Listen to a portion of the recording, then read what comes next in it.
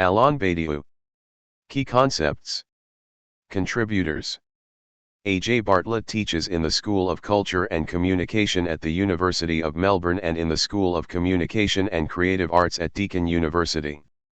He co-edited The Praxis of Alain Badiou, 2006, and is the author of Plato, Badiou, An Education by Truths, forthcoming. He is currently extending the latter inquiry to the thought of St. Paul, Marx, and Lacan in order to establish the non-state foundations of contemporary state pedagogy. Bruno Bissina is fellow researcher at the ICI Kulturlabor, Berlin, where he is in charge, together with Ozran Pupovac, of the Versus Laboratory project. He has published, in French, English, Italian, German and Slovenian, several articles on the relation between philosophy and its aesthetic and political conditions, especially via the thought of Jacques Rancière, Gilles Deleuze, and Alain Badiou. Together with Oliver Feltham he has edited the volume Écrits autour de la pensée d'Alain Badiou, 2007. He has also translated into Italian Jacques Rancière's La Fable cinématographique and other philosophical texts. Bruno Bastils is Associate Professor of Romance Studies at Cornell University. He is the author most recently of Alain Badiou, En trajectoire polémique, 2009.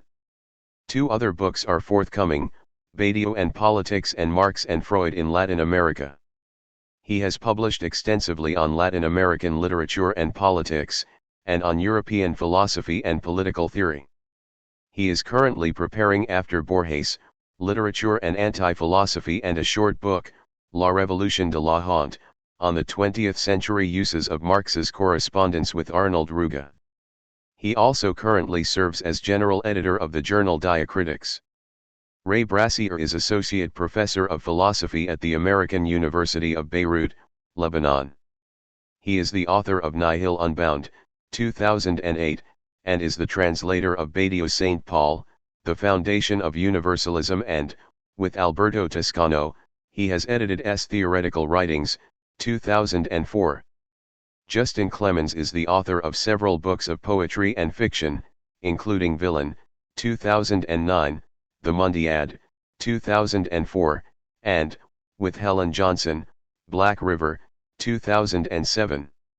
He is also co-editor of the Jacqueline Rose Reader, 2011, with Ben Naparstek, the work of Giorgio Agamben, 2008, with Nicholas Heron and Alexander Murray, and The Praxis of Alain Badiou, 2006, with Paul Ashton and AlainBartlett. He teaches at the University of Melbourne. Elie During is Associate Professor in Philosophy at the University of Paris-West, Nanterre. He studied at the École Normale Supérieure, ENS, Paris, and Princeton University. A member of the CIPC, Centre International d'études de la Philosophie Française Contemporaine, ENS, he also teaches theory at the École des Beaux-Arts de Paris. With Q. Malassou, P. Maniglier and D. Rabouin, he is series editor of Metaphysics at the Presses Universitaires de France. His current research focuses on the interplay between metaphysics, art, and science, with special interest in the contemporary constructions of space-time. He is the author of Matrix, Machine Philosophique, with A. Badiou et al. 2003. More recently, he has produced a critical edition of Henry Bergson's Durée et Simultanité, 2009, and a study of the Bergson-Einstein debate, Bergson et Einstein, La querelle de la relativité, forthcoming. His publications on issues of aesthetics include Faux Raccords, La coexistence de images, 2010, and a co-edited book, In actu, de l'expérimental dans l'art, with L. Jean-Pierre, C. Kim and D. Zabunyan, 2009. He has written several articles on Alain Badiou's philosophy, among them How Much Truth Can Art Bear? On Badiou's in Aesthetics, 2005, and Alain Badiou, 2009. Oliver Feltham is an associate professor in the Department of Comparative Literature and English at the American University of Paris, where he coordinates the philosophy program. His translation of Alain Badiou's Being and Event appeared in 2006. He has edited and contributed to 2 anthologies of essays on Badiou's work, Écrits autour de la pensée d'Alain Badiou, 2007, and Autour de logiques de monde d'Alain Badiou, 2006. His monograph on Badiou, Alain Badiou, Live Theory, was published in 2008. He is currently working on a book on political action, playing 17th-century English radical politics against early modern philosophy in the conceptualization of action. Z.L. Fraser is a doctoral student in philosophy at the University of Guelph, Canada. He has translated Badiou's 1969 book, The Concept of Model, and has written widely on Badiou's thought. Fraser's current research seeks to work out the philosophical significance of a recent metamorphosis in the science of logic. Peter Hallward teaches at Kingston University, London, and is the author of Damming the Flood, Haiti and the Politics of Containment, 2007, Out of This World, Deleuze and the Philosophy of Creation, 2006, Badiou, A Subject to Truth, 2003, and Absolutely Post-Colonial, 2001. He is currently working on a project entitled The Will of the People. Mark Hewson teaches in the School of Culture and Communication at the University of Melbourne. He has a study forthcoming, entitled Blanquette and Literary Criticism. Siji Jotkand is author of First Love, A Phenomenology of the One, 2010, and Acting Beautifully, Henry James and the Ethical Aesthetic, 2005. She teaches in the Writing and Publishing program at NMIT, and is a co-founder of the Open Humanities Press. Alex Ling teaches in the School of Culture and Communication at the University of Melbourne and is the author of Badiou and Cinema, forthcoming. John Malarkey was educated at University College Dublin, University College London, and the University of Warwick. He has taught philosophy for the past 16 years at the University of Sunderland, 1994 to 2004, and the University of Dundee, 2004 to date. He has published Bergson and Philosophy, 1999, Post-Continental Philosophy, An Outline, 2006, Refractions of Reality, Philosophy and the Moving Image, 2009, and edited, with Beth Lord, The Continuum Companion to Continental Philosophy, 2009. His work seeks new ways of engaging with non-philosophy, believing that philosophy is a subject that gains its identity through continual challenge from outsider thought, such as in film, design, and animality, the 3 non-philosophies with which he is most acquainted. Nina Power is senior lecturer in philosophy at Roehampton University and the author of One-Dimensional Woman, 2009. With Alberto Toscano she edited Badiou's On Beckett, 2003. John Roff is the founding convener of the Melbourne School of Continental Philosophy, and the co-editor of Understanding Derrida, 2004, and Deleuze's Philosophical Lineage, 2009. He is currently completing a comparative study of Deleuze and Badiou. Alberto Toscano is senior lecturer in sociology at Goldsmiths, University of London. He is the author of Fanaticism, On the Uses of an Idea, 2010, and The Theatre of Production, Philosophy and Individuation Between Kant and Deleuze, 2006, as well as the translator of several works by Alain Badiou, most recently Logics of Worlds. He is an editor of the journal Historical Materialism. Acknowledgements. The editors would like to express their gratitude to all the contributors and to thank the following for their support and encouragement: Angela Cullop, Haiti Gooder, Alex Ling, and John Roff. Thanks and appreciation are especially due to Tristan Palmer at Acumen for his invaluable direction, advice, and generosity. We would also like to thank Alain Badiou. Abbreviations. B. Being and Event, 2006. C. Conditions, 2008. C.M. The Concept of Model, An Introduction to the Materialist Epistemology of Mathematics, 2007. D. Deleuze, The Clamor of Being, 2000. E. Ethics, An Essay on the Understanding of Evil, 2001. Hi. Handbook of Anesthetics, 2005. IT. Infinite Thought, Truth and the Return to Philosophy, 2003. LW. Logics of Worlds, 2009. ML. Mark and Lack, On Zero, 1967, published 1969. MP. Manifesto for Philosophy, 1999. MS. The Meaning of Sarkozy, 2008. M. Metapolitics, 2005. NN. Number and Numbers, 2008. OB. On Beckett, 2003. OS. On a Finally Objectless Subject, 1991. P. Polemics, 2006. pp. Pocket Pantheon, 2009. sp. St. Paul, The Foundation of Universalism, 2003. tc. The Century, 2007. 2. Briefings on Existence, A Short Treatise on Transitory Ontology, 2006. ts.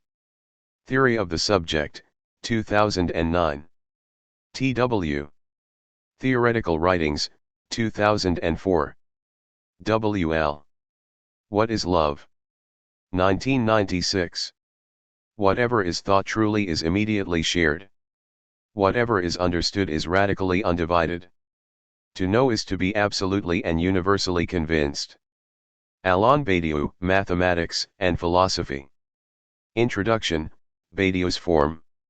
AlainBartlett and JohnClemens. Alain Badiou is perhaps the world's most important living philosopher. Few, if any, contemporary philosophers display his breadth of argument and reference, or his power to intervene in debates critical to both analytic and continental philosophy. Badiou's influence upon contemporary philosophy, psychoanalysis, ontology, history and philosophy of science, film studies, art history, theater studies, political philosophy and even geography has grown exponentially in the last few years alone. Badiou's work is now a constant reference for already established figures such as Jacques Rancière, Giorgio Agamben, and Slavoj Žižek, among others, and references to his work can be found in an enormous range of scholarly and non-scholarly texts.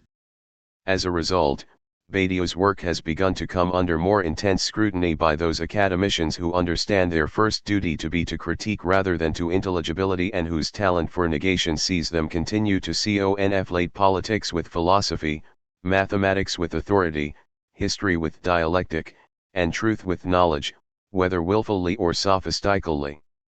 If this current volume seeks to clarify and contextualize Badiou's work as respectfully as possible, it cannot avoid being at once a contribution to the explication, to the extension and to the academic institutionalization of Badiou's work. Badiou's work emerges from what we might call a post-structural moment. That is, his work both follows on from and confronts that of Jean-Paul Sartre, Jacques Lacan, Louis Althusser, Michel Foucault, Jacques Derrida, Gilles Deleuze, Jean-François Lyotard, and others in a French context, but it also confronts some key elements of the predominantly Anglophone analytic context as well, including the work of Ludwig Wittgenstein, W. V. Quine, Richard Rorty, Donald Davidson, and others. From the so-called continental context, Badiou extracts what Heidegger calls the questioning concerning being. From the analytic context, he extracts the questioning concerning the hard sciences, the fundamental emphasis the latter places on mathematics and logic. This allows him to subject the prejudices and aporias of each, most particularly in regard to the concept of the subject, to extensive investigation, while at the same time renewing a classical approach to philosophy, one that is professedly Platonic, yet draws from a neglected mathematical tradition in contemporary French philosophy, Albert Lautmann and Jean Cavales, for example.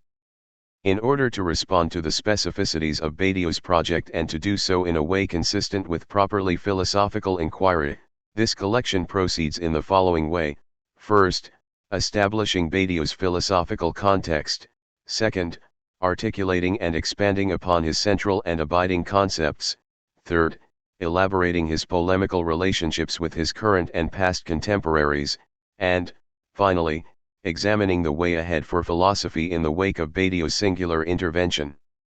Precisely because of Badiou's peculiarly complex fusion of neoclassicism and radical novelty, this book is divided so that his key concepts, truth, being, ontology, the subject, are at once given in their traditional signification and in their Badiouian extension, and both are given new impetus by the contributors themselves, who, as we note below, are uniquely placed to do so. As the editors of this volume, then, we attempt to present Badiou according to his own terms, as well as in the light of the problems that these terms present. In a talk given in Vienna, an extended version of which introduces the collection Polemics, Alain Badiou defines a philosophical situation as that which presents an impossible relation, an encounter between essentially foreign terms. Philosophy, then, is organized by three tasks. 1. Clarify the fundamental choices of thought, a choice in the last instance between that which is interested and that which is disinterested. 2. Clarify the distance between thought and power, between the state and truths. 3. Clarify the value of the exception, the event, of rupture. Moreover, do so against that which perseveres. On this description, to forge the link between a choice, a distance, and an exception is the philosophical program par excellence, with the proviso that this is philosophy as that which counts for something in life, for something other than an academic discipline, p8. Quite appropriately for a philosopher who conceives of his own project as the systematic articulation of a Platonic gesture or a Platonism of the multiple, Badiou's contentious opposition between philosophy and the academy here explicitly returns us to Plato's own foundational operations. However, there is a twist.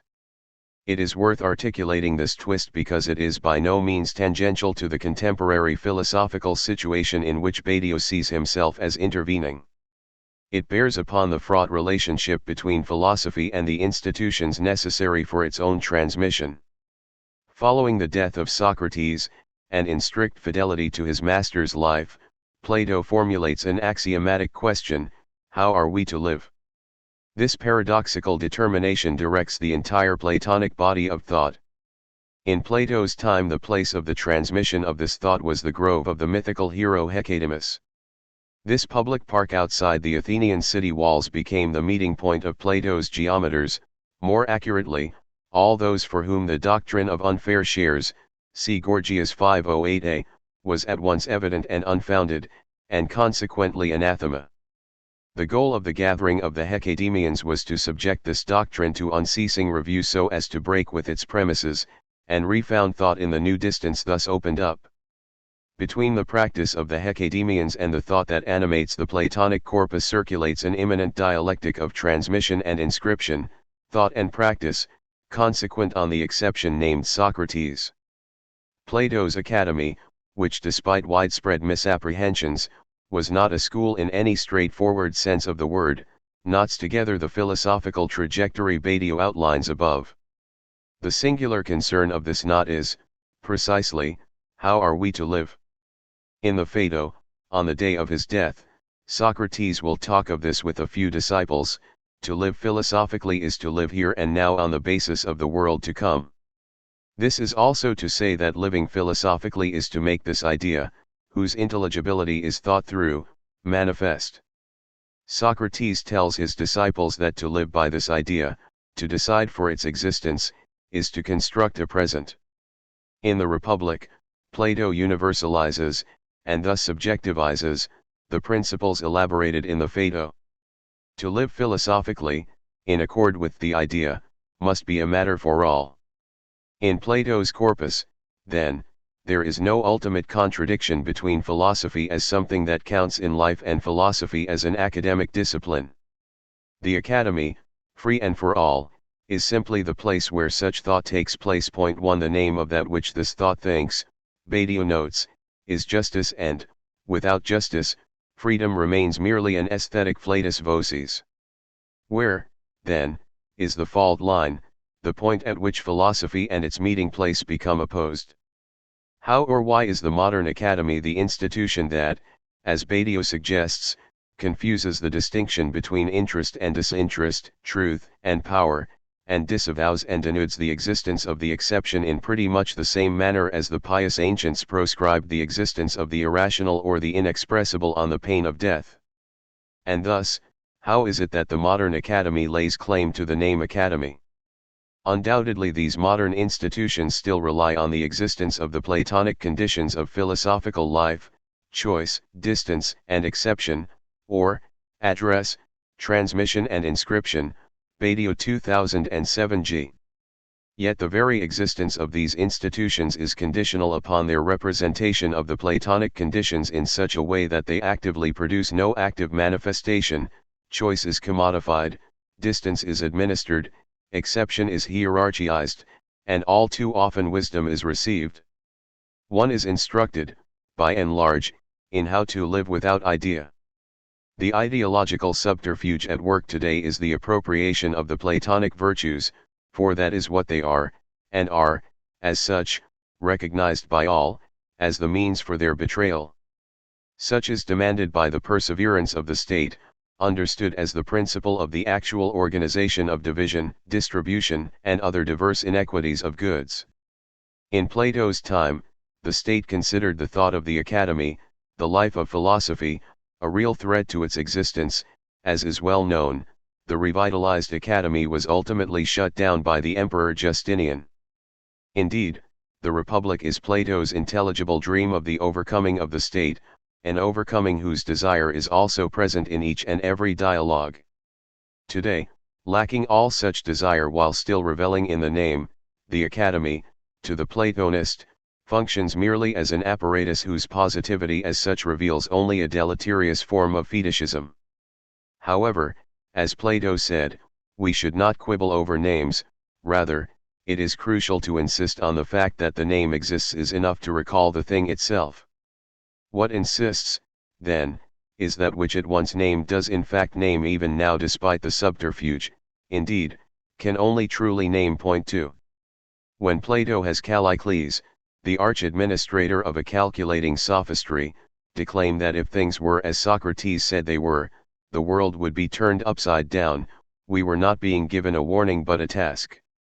If philosophy is to be something in life, to be a way of life, as its very foundation attests it does and must, then, that it is today other than an academic quibble, high 15, must be reaffirmed and made manifest. The world must be turned upside down, or inside out, existence changed, a present once again constituted. In this sense the contemporary world houses this desire in so far as it presents us with the impossibility of a relation between thought, that which is nothing other than the desire to finish with the exorbitant excess of the state, b. 282, and the academy.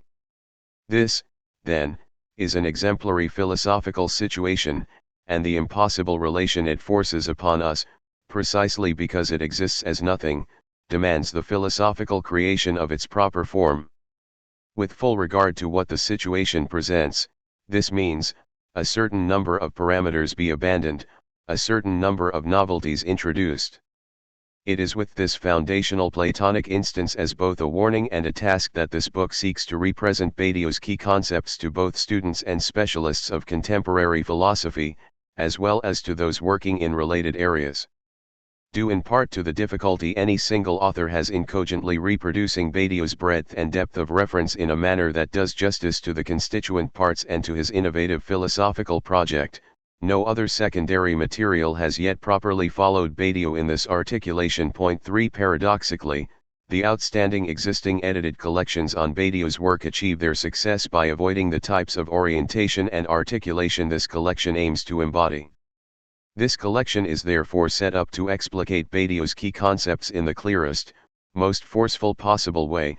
It presents the outstanding scholars on Badiou's particular topics writing on their own specialism vis-a-vis Badiou.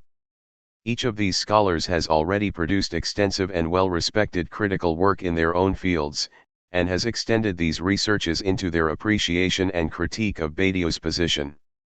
Not only are many of the contributors to this volume among the major commentators to date in the English-speaking world, and each has published on Badiou's new, and old, work, we should note that the translators of Badiou's major works, in order of appearance, Oliver Feltham, Zachary Luke Fraser, Bruno Bostiels, and Alberto Toscano, as well as the translators of Badiou's shorter works, Ray Brassier, St. Paul, Peter Hallward, Ethics, Nina Power, on Beckett, also contribute to this volume. Further, at least 4 of the contributors have completed major doctoral theses on Badiou, as well as contributing essays and translations of their own. Nonetheless, in that this collection introduces Badiou's key concepts, it also augments and extends their appreciation, applicability, and critique, thereby participating in the work of philosophy we outlined above. Each chapter focuses on the key points of one of Badiou's key foci, which are not always Badiou's own concepts so much as his revivification of the most traditional philosophical concepts, placing his contribution in its proper relation to the history of philosophy, and to the logic of his thought. At the same time, rather than simply painting Badiou's work by the numbers, this book deals with Badiou's thought in Badiou's own terms, thereby giving a new and more adequate division of labor. This labor, if it may not always look quite like dealing with concepts at first glance, in fact places Badiou's project in its proper conceptual framework, in which, for example, ontology cannot be separated from mathematics or from set theory. Such a procedure has necessitated certain decisions on our part, which have consequences that go beyond the merely editorial. For instance, Logiques du Monde, Logics of Worlds, 2006, is simultaneously a major reassessment and, as a sequel, a major reaffirmation of the concepts and categories of l'être et l'événement, being and event, 1988. Yet the relation of the latter to Theorie du Sujet, Theory of the Subject, 1982, is of a different character. In Theorie du Sujet Badiou practices an exhaustion of resources. Inasmuch as that work intimates a way forward for philosophy, it nevertheless constitutes a necessary aporia. The dialectic suspends itself at the point of its own lack. Being and event, encompassing mathematics as ontology in all its formalism and rigor, implements thereby the return of philosophy itself. It is by aporia and the intervention it demands that philosophy will have recommenced. We suggest, perhaps contentiously, that it is still the case that being and event stands, despite the chronology, as the foundational work of Badiou's oeuvre, one whose consequences have not fully been drawn, retrospectively or consequently. As such, it is this work that serves to orient the current collection. To invoke a motif central to Badiou, one that returns throughout his oeuvre and is the driving force of his unique participatory dialectics, being and event serves as a model, which is to say, the network traversed by the retroactions and anticipations that weave this history, whether it be designated in anticipation as a break, coupure, or in retrospect, as a remaking, refonte, cm 54-5. At the same time, if the key concepts here are ultimately derived from Badiou's work in Being and Event, the contributors make full use of the range of his oeuvre to properly situate, expose, and delineate his development as it relates to the concept, philosopher, or theme under review. Consequently, this book proposes to survey the broadest range of Badiou's conditional philosophy, extending the opportunities for those unfamiliar with his work to enter the fray, as it were, while not losing focus on the specificity of his thought. At every point, however, we ask the reader to bear in mind the problem of philosophy and its institution, that philosophy is always at risk of being betrayed by the academies developed to transmit it, and that the most faithful exegesis itself cannot help but swerve from the concepts it claims to comprehend and convey.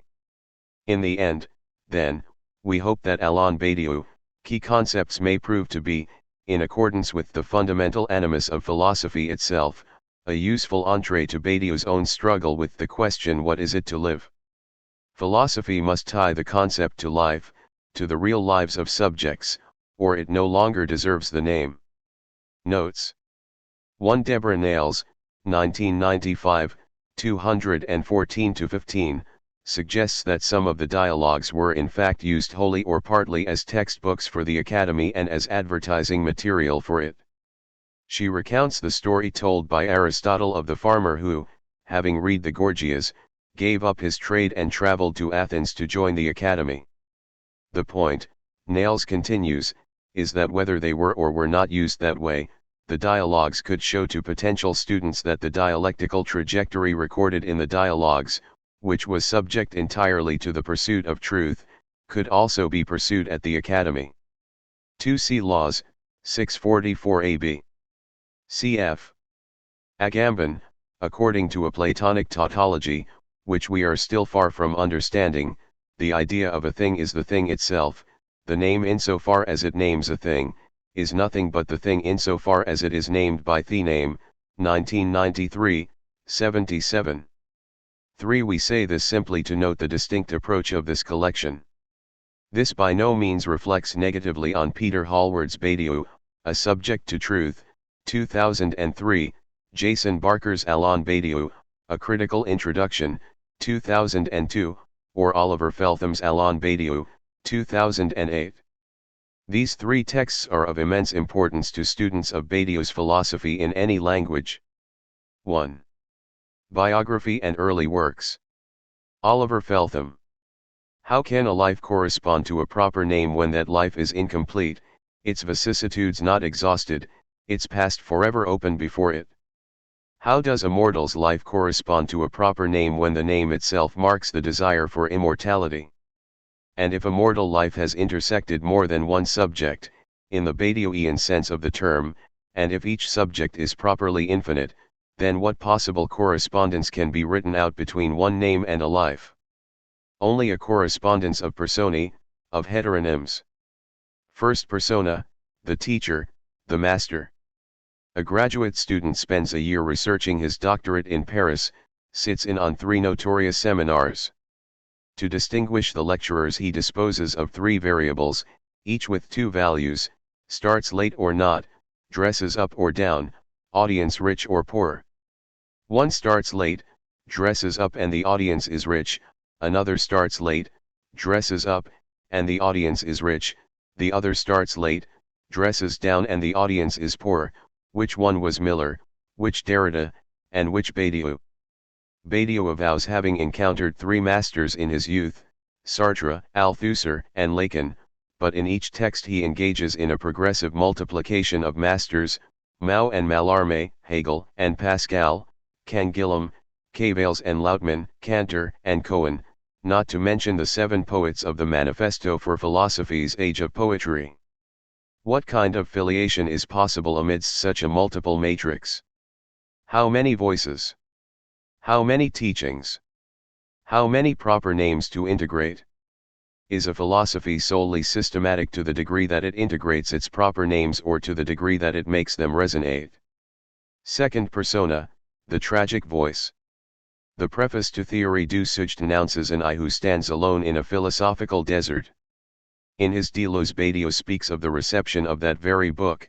Deleuze sent me a favorable note which was very touching given the public solitude in which I found myself, the silence, the absolute disdain for what I was trying to do in philosophy. D9. In the introduction to Bain Gandavent Badiou confesses I groped around for several years among the impasses of logic, developing close exegeses of the theorems of Gödel, Tarski and Lowenheim-Skolem, without surpassing the frame of Théorie du Sujet save in technical subtlety. Without noticing it I had been caught in the grips of a logicist thesis. I had mistaken the route, B5. So not only had Badiou been alone, deprived of recognition, but he had lost the way, perhaps more than once. What wilderness had he been through? And who had accompanied him? Lazarus, Mao, Gödel. Is this what led him to write, the only definition of courage is exile without return, loss of name, Badiou 1982, 185, my trans. Third persona, the world-famous philosopher. Badiou is invited everywhere, almost as ubiquitous as Zizek. The floodgate of translations and commentary is finally opened. Rival bibliographies are published and disciples compete to publish their translations of the same article first. Badiou's disciples get jobs, teach his texts, his interlocutors are well placed, and even the BBC interviews him on Hard Talk, ham-fistedly trying to pin him down as an apologist for communism. What is the meaning of Sarkozy? Is a bestseller in France and the UK, and his second magnum opus, Logics of Worlds, is translated into English only 3 years after its French appearance, whereas the first, Being and Event, took 17 years to arrive. In one of the early English commentaries, the authors say recognition of Badiou has been slow to come in the English-speaking world. What is it for a philosopher to come to fame, or recognition, late? Fourth persona, the brilliant radical student, the Normalian. Badiou was also famous when he was young. Well placed in the École Normale Supérieure, member of a closed seminar of students around Althusser including Rancière, Balibar, Regnault, and Macquarrie, he published 3 magisterial articles in the most avant-garde journal of the day, Cahiers pour l'analyse, completed television interviews with many of the major intellectuals of the day, Foucault, Aron, Hippolyte, Serres, wrote 2 novels before the age of 28, and his first book of philosophy, The Concept of Model, was a bestseller. What happened between that moment and his late fame? We know that May 68 was an event that signed a rupture with Althusser under the name of Mao, that years of activism and splintering groups followed, but for the philosopher who thinks life under the emblem of moments of intense and exceptional existence, what can this long period in between be called if its objective name is restoration? A Calvary? A sustained period of self-critique, the Maoist activists exercise par excellence? Or a fidelity, an exile without return? Fifth persona, Scapin. Or rather, Ahmed, the 1984 Scapin. Badiou played Molière's Scapin in a high school production, and sees his character, Ahmed, as Scapin's avatar. But Scapin is a troubleshooter, a fix-it man, a mischief-making middleman, a hatcher of farcical imbroglios whose harlequin habitat is the thick of things, an interrogator and ventriloquist of each and everybody. How could he be one of Badiou's heteronyms if the latter wrote, I practically boycott every instance of the department and the university, except my course. D3, what can you fix by boycotting? What milieu is Badiou in the middle of? One day, on the edge of a protest march for the sans papiers, I see Badiou a block away negotiating with the police, on the fly, to guarantee right of passage for the thin winding ribbon of protesters, all too vulnerable to instant arrest and expulsion from the territory. And I hear the slogan echoing between the peeling facades of Rue Faubourg Temple, I am here. I am from here. I'm not moving, and I think this slogan, in the end, is a mediating troubleshooting middleman slogan, a slogan that creates its own milieu.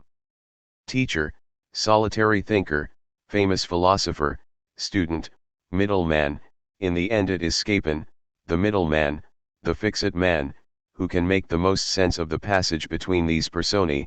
Badiou is Scapin, that exemplary mortal, who creates as he finds his own milieu. Part I. The foundations of Badiou's thought. 2. Philosophy. Oliver Feltham. Badiou is a fellow traveler, not of communism, being a Maoist, but of post-structuralism. He sympathized with its critique of philosophy's ubiquitous presupposition of unity and identity, he sympathized with its attempt to think multiplicity. One can detect thousands of tiny post-structuralist influences in every one of his texts. For this reason it was all the more surprising, especially for the Anglophone practitioners of theory and the permanent blurring of disciplinary boundaries, when Badiou suddenly called for a return to philosophy, for an end to the end of philosophy and its endless deconstruction, when he called for a restart. We were not ready. It sounded reactionary.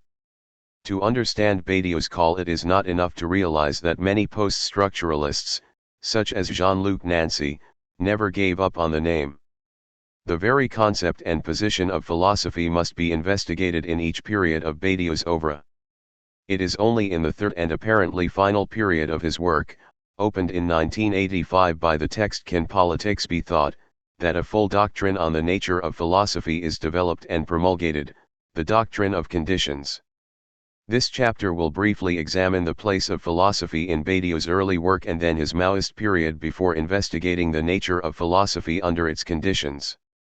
Althusserian epistemology. It is possible to distinguish a short period of Althusserian epistemological inquiry before Badiou's Maoist commitment takes over in the 1970s. This period, the only one that really deserves the term early work, runs from 1965 to 1969, the year of publication of The Concept of Model, a text whose preface is Maoist but whose body is largely Althusserian. During this period Badiou practices a recognized form of French philosophy, epistemology in the tradition of Georges Canguilhem and Gaston Bachelard, albeit with a Lacanian twist and a rare focus on mathematics. Philosophy itself as the name of Badiou's discipline is not explicitly thematized. This is not to say that it was a tacit institutional background for Badiou. Not only did he practice other disciplines, or rather the art of the novel, and mathematics, but the status of philosophy had become a serious problem in a seminar that he attended. The seminar was run by his early master, Louis Althusser, whose major teachings included a fundamental distinction between science and ideology. Althusser's students, Jacques Rancière, Étienne Balibar, Pierre Macquarrie, Badiou, Francois Regault, and others, were not happy about the status of philosophy with regard to this distinction. Althusser argues that the field of theoretical practice is divided by a contradiction between science and ideology, defined in the following manner. Science is the productive practice of knowledges, whose means of production are concepts, whilst ideology is a system of representations, whose function is pratico-social, and which auto-designates itself in a set of notions. The proper effect of science, effect of knowledge, is obtained by the regulated production of an object essentially distinct from the given object. Ideology on the other hand articulates lived experience, LEVQ, that is, not the real relation men have to their conditions of existence, but the manner in which men live their relation to their conditions of existence. Althusser 2005b, 40, see also 239. Philosophy is then defined as the theoretical practice that draws a line of demarcation between science and ideology. This line is not simply to be drawn between, say, the news on state television and Marxist science of history, but rather within scientific and theoretical texts themselves insofar as the latter spontaneously generate ideologies, see Althusser 1974. In his early review of Althusser's work, Badiou cites another definition of philosophy: it is the theory of the history of production of knowledges, 1967, 448, see Althusser 1996, Volume I, 70. These two definitions are consistent thanks to Althusser's appropriation of Bachelard's notion of an epistemological break. For Bachelard, a science constitutes its objects of knowledge by continually separating its results from the illusions of immediate knowledge and ideological representations of its field. This process of separation is called an epistemological break or cut. Unlike Kuhn's paradigm shift or even the shift between epistemes in the early Foucault, an epistemological cut is not chronologically situated between two stable structures of knowledge, but takes place continually as part of the very production of scientific knowledge. Indeed, Althusser appropriates it as a concept of both change and novelty. Philosophy's central task for Althusser is thus to trace an epistemological cut in a particular scientific field. In doing so it doubles the work of science itself, recalling the Platonic definition of philosophy as the thought of thought. This should already sound uncannily familiar to adepts of Badiou's doctrine of conditions, but the similarities do not stop here. For Althusser there is no proper object of philosophy, such as the limits of reason, or the epistemological foundations of science. 1 Kant's project, for instance, is problematic insofar as it situates philosophy as the juridical guarantee of the rights of science, as well as its limits. Althusser 1974, 92, see also LW 535-6.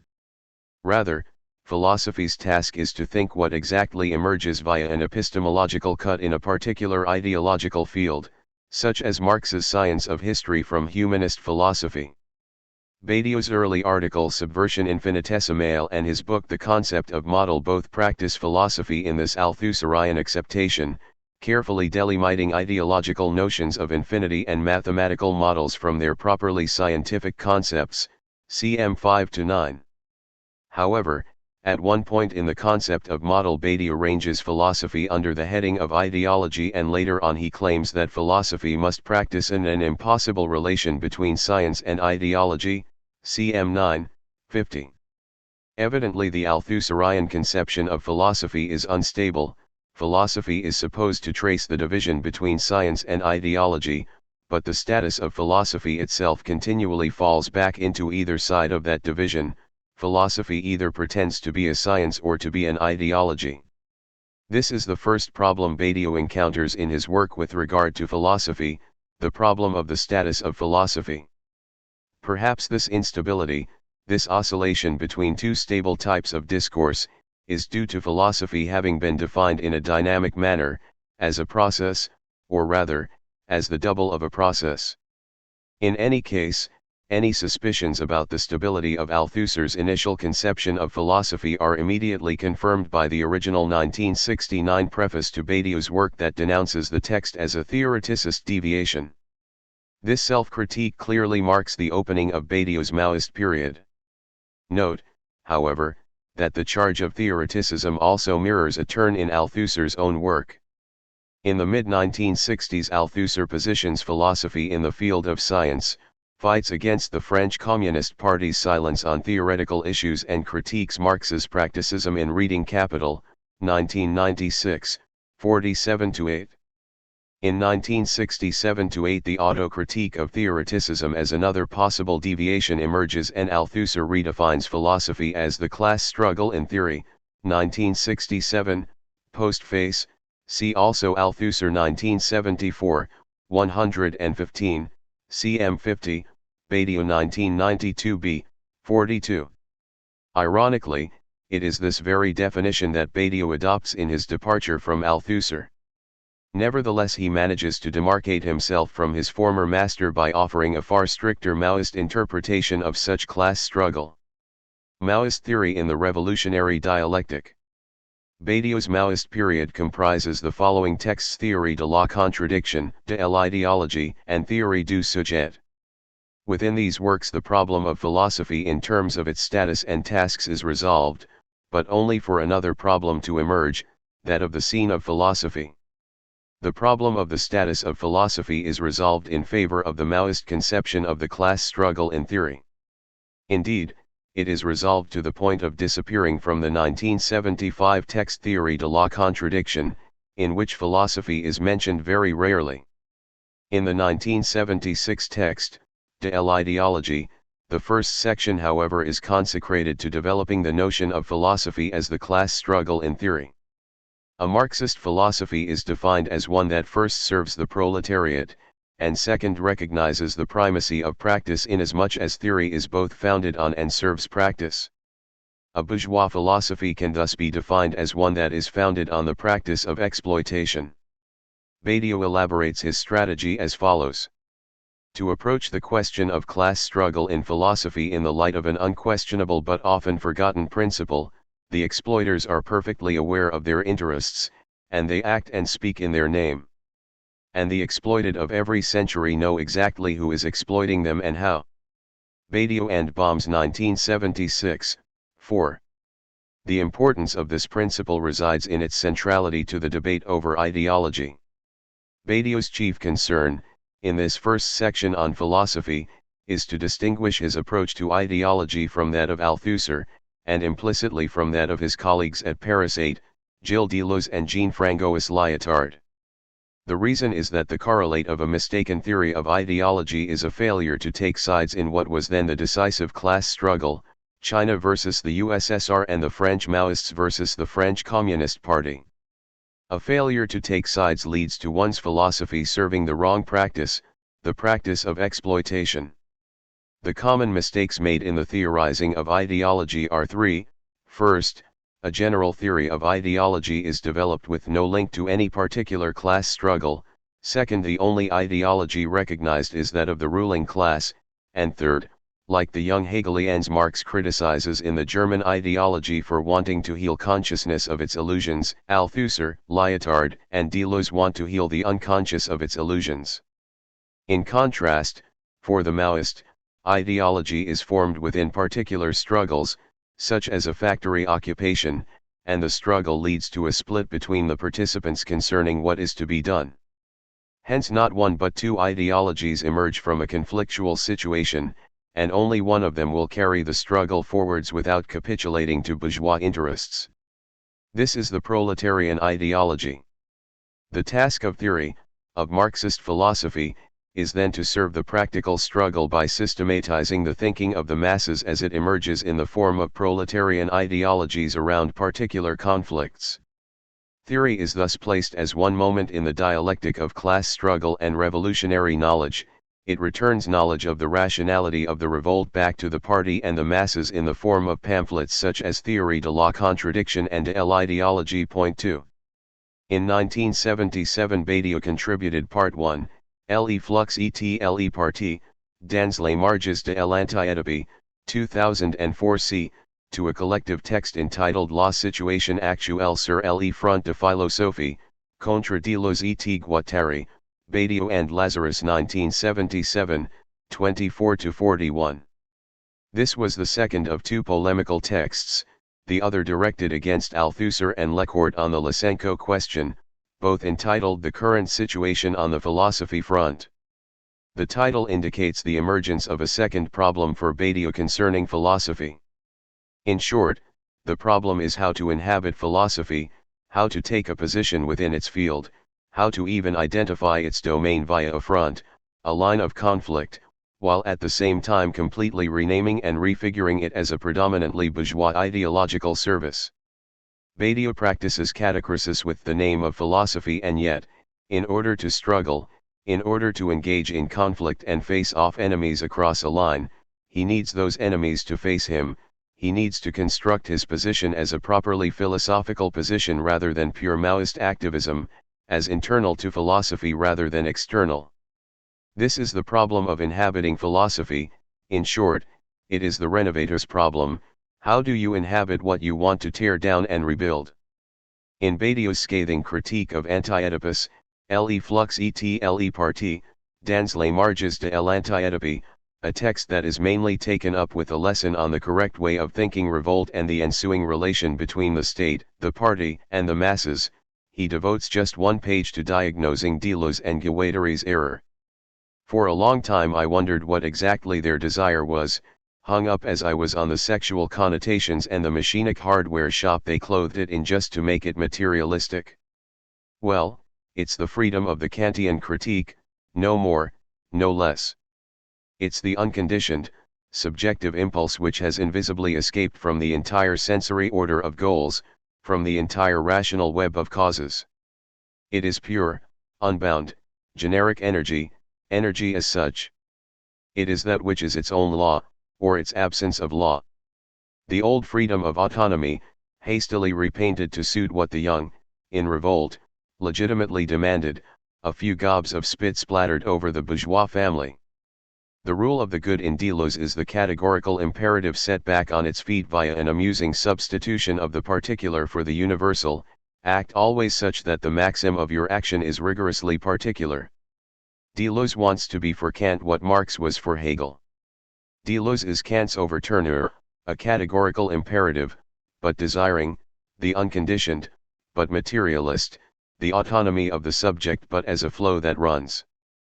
Badiou 1977, 30, My Trans. This is a classic exercise in the use of the history of philosophy, debunking the new by revealing the withered body behind the fancy clothes. The satire is rough, the history sketchy, no argument is offered and the prose is decidedly unacademic, but this critique sets up a properly philosophical scene. Deleuze is not only chosen as a target for being a false radical, for strengthening the wrong tendency in the post-68 left. Deleuze is targeted because he is practicing a return to Kant under the cover of the new. Kant is thus set up as the figure of a philosopher who does not provide the resources for a philosophy adequate to its times. In very minimal form we thus have a scene of philosophy, inhabited by three figures: the Maoist with the up-to-date theory of ideology, the rival philosopher with an outdated and abstract theory, and the hidden master of the latter, a liberal philosopher. In 1982, the philosophical scene has altered.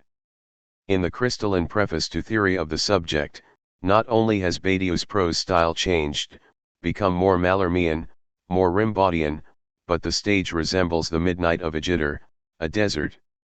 One sole voice in the desert, that of the systematic proletarian. And the desert is not only philosophical, but national, political. In the last century France has known three moments of glory: the Paris Commune, the resistance in the Second World War, and May 1968. It has also known moments of abjection: the triumph of Versailles after the Commune, of colonialist wars after the resistance, and the rise of the nouveaux philosophies after 1968. Those moments of abjection have lasted longer than the triumphs. They bear the mark of a failing, which is ultimately subjective. It concerns the way in which potential forces, amidst the people, have been distanced from their own concept. Ts. 13. Badiou writes and acts, not alone, he insists, while naming one sole interlocutor or comrade, Paul Sandovince, in an attempt to remember and continue what occurred in those moments of glory despite the massive forgetting of their promise. The scene of philosophy is thus deserted. So what does this modern philosopher, alone with his friends, do? He repopulates it with a curious collection of dialecticians: Hegel and Hölderlin, Pascal, Rousseau, Mallarmé and Lacan, Marx, Engels, Lenin and Mao. However, this population was not enough to allow the modern philosopher to inhabit philosophy. As we find out 15 years later in Badiou's Deleuze, the book Theory of the Subject surfaced alone. In 1982 I published a transitional philosophical book. Deleuze sent me a favorable note which was very touching given the public solitude in which I found myself. The silence, the absolute disdain for what I was trying to do in philosophy. D9. To inhabit philosophy Badiou tears it down, it is a desert, and then rebuilds it, but in his new house he still finds himself alone, with some friends. A new strategy is required. Philosophy under its conditions. In 1985 Badiou publishes a short text drawn from a series of seminars organized by Jean-Luc Nancy and Philippe Lacoue-Labarthe called The Withdrawal of Politics, 1983. Badiou's text is entitled Can Politics Be Thought? Again it is a matter of an absence in the field of politics, of a withdrawal. And again it is the philosopher who is called upon to answer. But this time the status of philosophy will not be left in suspense. It is not simply a front, nor is it a desert, it is a field of inquiry that is capable of progression. In 1989, in his Manifesto for Philosophy, in reaction to a series of declarations concerning the end of philosophy and steps not beyond, Badiou calls for a step further. In doing so he reanimates an Althusserian tactic, and divides the field of philosophy, distinguishing between philosophies of finitude and philosophies of infinity. Later he will divide this latter category, philosophies of infinity, again into the vitalist, Deleuze, and stellar, Badiou, types of multiplicity. But this division is not simply the name of communism as a process, as in the Maoist days, leading to a marginal and unguaranteed future. It is, rather, a return to authenticity via a Heideggerian claim. Modern philosophy under the banner of anti-Platonism has not only misrecognized the contemporary actuality and radically of Plato, but also, pace Heidegger and the Platonic forgetting of being, it forgot the Kantorian event that revealed infinite multiplicity in the form of set theory. This claim is both Heideggerian in its form: the field of philosophy is structured by a forgetting, yet anti-Heideggerian in its content: we must have done with the philosophy of finitude. It can also be inscribed as a double denial: Plato did not forget being as spoken in the poem, and being was not originally and uniquely spoken in the poem by the Greeks. In its affirmative form, being can be inscribed by an idea, in particular, being is inscribed in the mathematical ideas, the axioms of set theory. The first tactic in Badiou's reconstruction of the philosophical scene is thus the call for a step further by rescuing Cantor from oblivion. The second tactic is the reformulation of the Marxist axiom of the primacy of practice. It is no longer political praxis alone that both precedes and orientates philosophy, it is artistic and scientific and amorous praxis that precede and orient philosophy. These practices are conceived as being woven out of a series of investigations that tease out and realize the consequences of a disruptive event. The investigations in turn make up a generic truth procedure, where truth is the unfolding of novelty, and the procedure is generic insofar as it escapes capture by any of the established categories of its situation. Philosophy in itself does not produce truths, rather it gathers them after the fact. In thinking the immanent inventions that occur in these truths, and in creating a common conceptual space for them, philosophy will finally render itself contemporary with its own times. This is the doctrine of conditions. According to this doctrine, it is not every day that a new philosophy is created, a space of compossibility must be conceptually constructed for four truth procedures, one political, one scientific, one amorous and one artistic. Without one of these conditions philosophy dissipates, that is, one may have an apparently philosophical text, but one will not have a philosophy, MP 35. This relatively complicated genesis immediately generates some easy diagnostic tools to apply to other would-be philosophies. For instance, a philosopher may have fallen into the trap of attempting to fuse philosophy with one of its conditions, resulting in a disaster. Such is the case of Althusser, trying to fuse philosophy with politics. It is debatable whether this is also a self-diagnosis with regard to Badiou's Maoist period. In order to avoid a disaster, philosophy must rigorously separate its own names from the immanent names of a truth procedure. Another trap is that of believing that one truth procedure can pass via another, believing that there is such a thing as directly political art, which would imply the fusion of an artistic and a political truth procedure. Point 3. However, it is debatable how far one can insist upon the separation of conditions. Badiou himself recognizes that one truth procedure can intersect another, and that it is the very intersection between political and amorous truth procedures that forms the subject matter of an artistic truth procedure in the form of many novels. What matters here is what kind of philosophy results from the procedure of conditioning. What does a unified conceptual space for the nomination of events look like? MP 37. In the introduction to Bain-Gand event, Badiou claims that philosophy is a circulation through the referential. By logics of worlds, he speaks of his system, infamously leaving the trouble of joining the category theory construction to the early set theoretical construction to his exegetes, LW 39.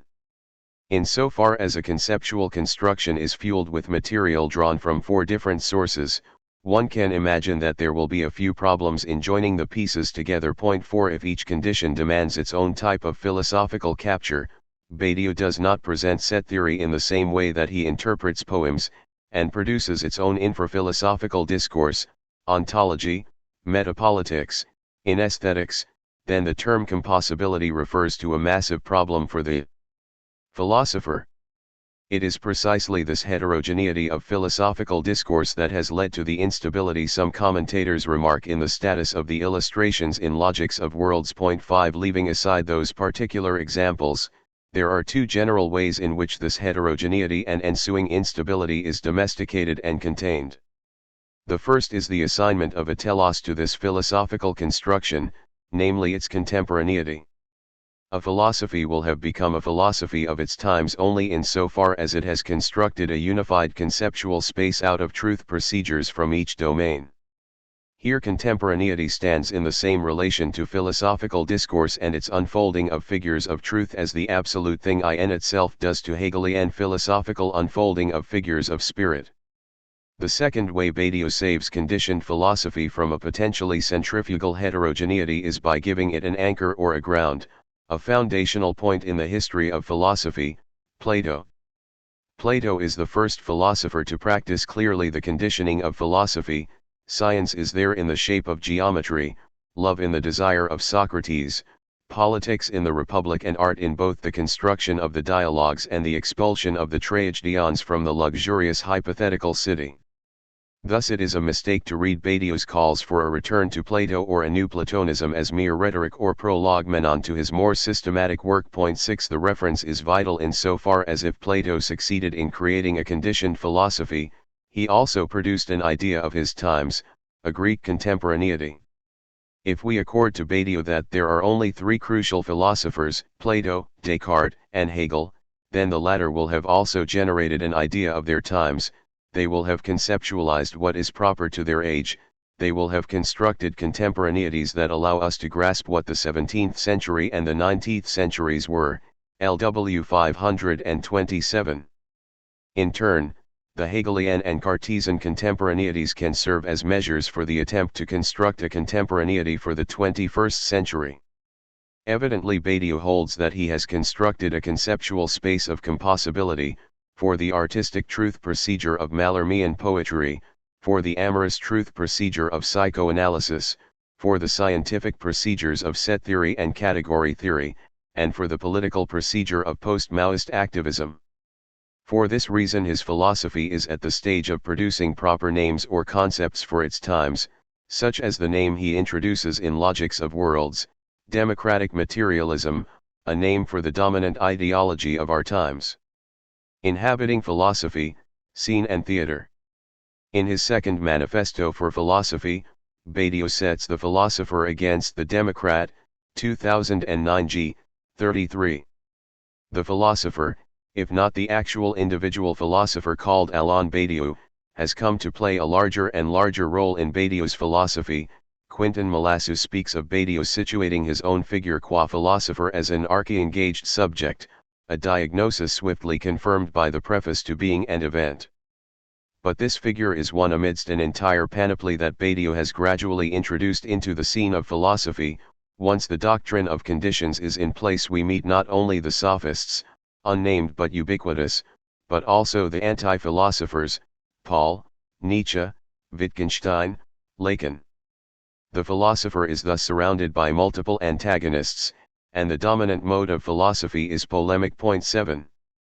This is where we find Badiou's solution to the second problem concerning philosophy, the problem of how to inhabit a discourse while attempting to completely transform it, while criticizing all of its predominant institutional forms. One inhabits philosophy by making polemic the very heart of philosophical practice. The redefinition of the field of philosophy, the division of the field into philosophers versus anti-philosophers or philosophers versus the sophists, the publication of manifestos, the discounting of much research as sterile academic specialization, all of these activities are central to the very production of philosophy. More importantly, none of these polemics can be reduced to the status of an expression of one larger extra-philosophical conflict, as was the case under the Althusserian definition of philosophy as the class struggle in theory. In short, the solution is to create not just a scene of philosophy, already present in theory of the subject, but an entire theater of philosophy, a tragic theater insofar as the unfolding of conflictual action, or polemic, continually separates subjects, and a comic theater insofar as there are grotesque figures to unmask, the sophist, the anti-philosopher, the reactionary subject, the obscure subject, and ideologies to debunk. A theater and not only a scene insofar as the doctrine of conditions generates more than one scene and more than one set of characters. Indeed, armed with this doctrine and concepts such as event, fidelity, and generic multiple, one can reread the history of philosophy, reorganized according to epochal configurations of truth procedures and their more or less complete recognition by philosophers. This new history of philosophy, a history of truths rather than a history of being, generates still more scenes, and even a virtual audience insofar as our contemporaneity will be measured against those of Plato, Descartes, and Hegel. And so the philosopher is no longer the lone proletarian in the desert of theory. The philosopher as archi-engaged subject is also an avant-garde artist, a scientist on the edge of madness, and a lover. The philosopher is a member of a new republic of letters, a trans-historical custodian of the eternal becoming of truths. The philosopher still engages in struggle, but never alone, surrounded by disciples, friends, and colleagues. Finally, the philosopher is never alone, not only because there are always more young to corrupt, but because the philosophical institution, the proper philosophical education, always remains to be built. Point 8. Notes. 1. It is worth meditating on the current institutional fate of philosophy from this point of view. Are the orthodox categories of analytic and continental philosophy fundamentally anchored by a conservatism with regard to the sole objects of philosophy, a well-formed language and human agency?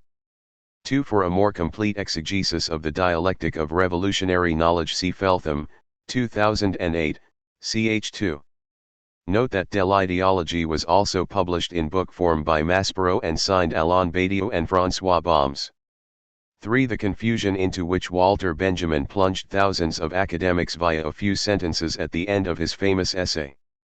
4. Indeed, in a typically satirical assessment, Jacques Bouveris, as Badiou reports, accuses Badiou of being a hare with 8 paws, running top speed in the direction of mathematical formalism, and then suddenly he turns, incomprehensibly, back in the other direction and runs at same speed in order to throw himself into literature.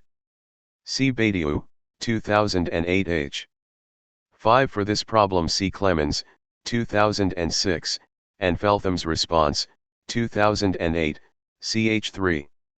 6. One question to explore is which Plato, especially given the immense scholarly debate over the coherence of his views, the variations in the theory of ideas, the third man argument, and the problem of the historical Socrates, to mention a few thorny points. A preliminary answer is given by identifying the texts Badiou refers to, the Republic, the Parmenides, and the Sophist. 7. See François Nicolas' website consecrated to the transcription of all of Badiou's seminars over the years, www.entretemps.asso.fr/badiou/, accessed April 2010. See in particular the 1989-90 course on the Republic. 8. See one of Badiou's most important and most neglected essays, What is a Philosophical Institution? Or, Address, Transmission, Inscription, 2007 g. 3. The Conditions. JohnClemens. The concept. Perhaps the crucial concept in Badiou's work since Being and Event, 1988, is that of conditions. 1. The concept is developed between Theory of the Subject, 1982, and Being and Event, and is the marker of an irreversible internal rupture. Its importance is consecrated in the title of a collection of essays, Conditions, 1992, and its implications explored in every significant text from Manifesto for Philosophy, 1989, to Logic's Off-Worlds, 2006. This is not to say that there are not abiding interests throughout Badiou's early writings and his post-Being and Event work. But abiding interests are not necessarily evidence of real continuity. The rupture in Badiou's work between Theory of the Subject and Being and Event may be considered a move from assuming philosophy's actuality to reconsidering philosophy's possibility. In doing so, Badiou comes to recognize that philosophy is not a synonym for thought in general, nor is it the essence or paradigm of thought, nor is it what gives firm grounds to knowledge, nor is it even what interrogates thinking as such. What does it mean that philosophy is always on condition? First, that philosophy is not an independent discourse. On the contrary, philosophy is entirely dependent on its conditions. Philosophy does not and cannot think by itself. Second, philosophy emerges only in response to a certain kind of demand. Philosophy thinks only under pressure. But this pressure is not merely the result of empirical factors. Only the fact that there is already thinking going on and, moreover, heterogeneous kinds of thinking, makes philosophy possible. Philosophy emerges as a belated response to differing forms of thought, each with its own particular claims and modes of operation, as an attempt to articulate what relationships such forms can bear to each other, to identify and explicate their status vis-a-vis each other and the world. Philosophy therefore thinks what it is constrained to think by and about other kinds of thinking. For Badiou, these are the four practices, conditions, truth, procedures, or genres, of science, love, art, and politics. Outside these four conditions, philosophy simply cannot exist, or degenerates into a species of sophistry.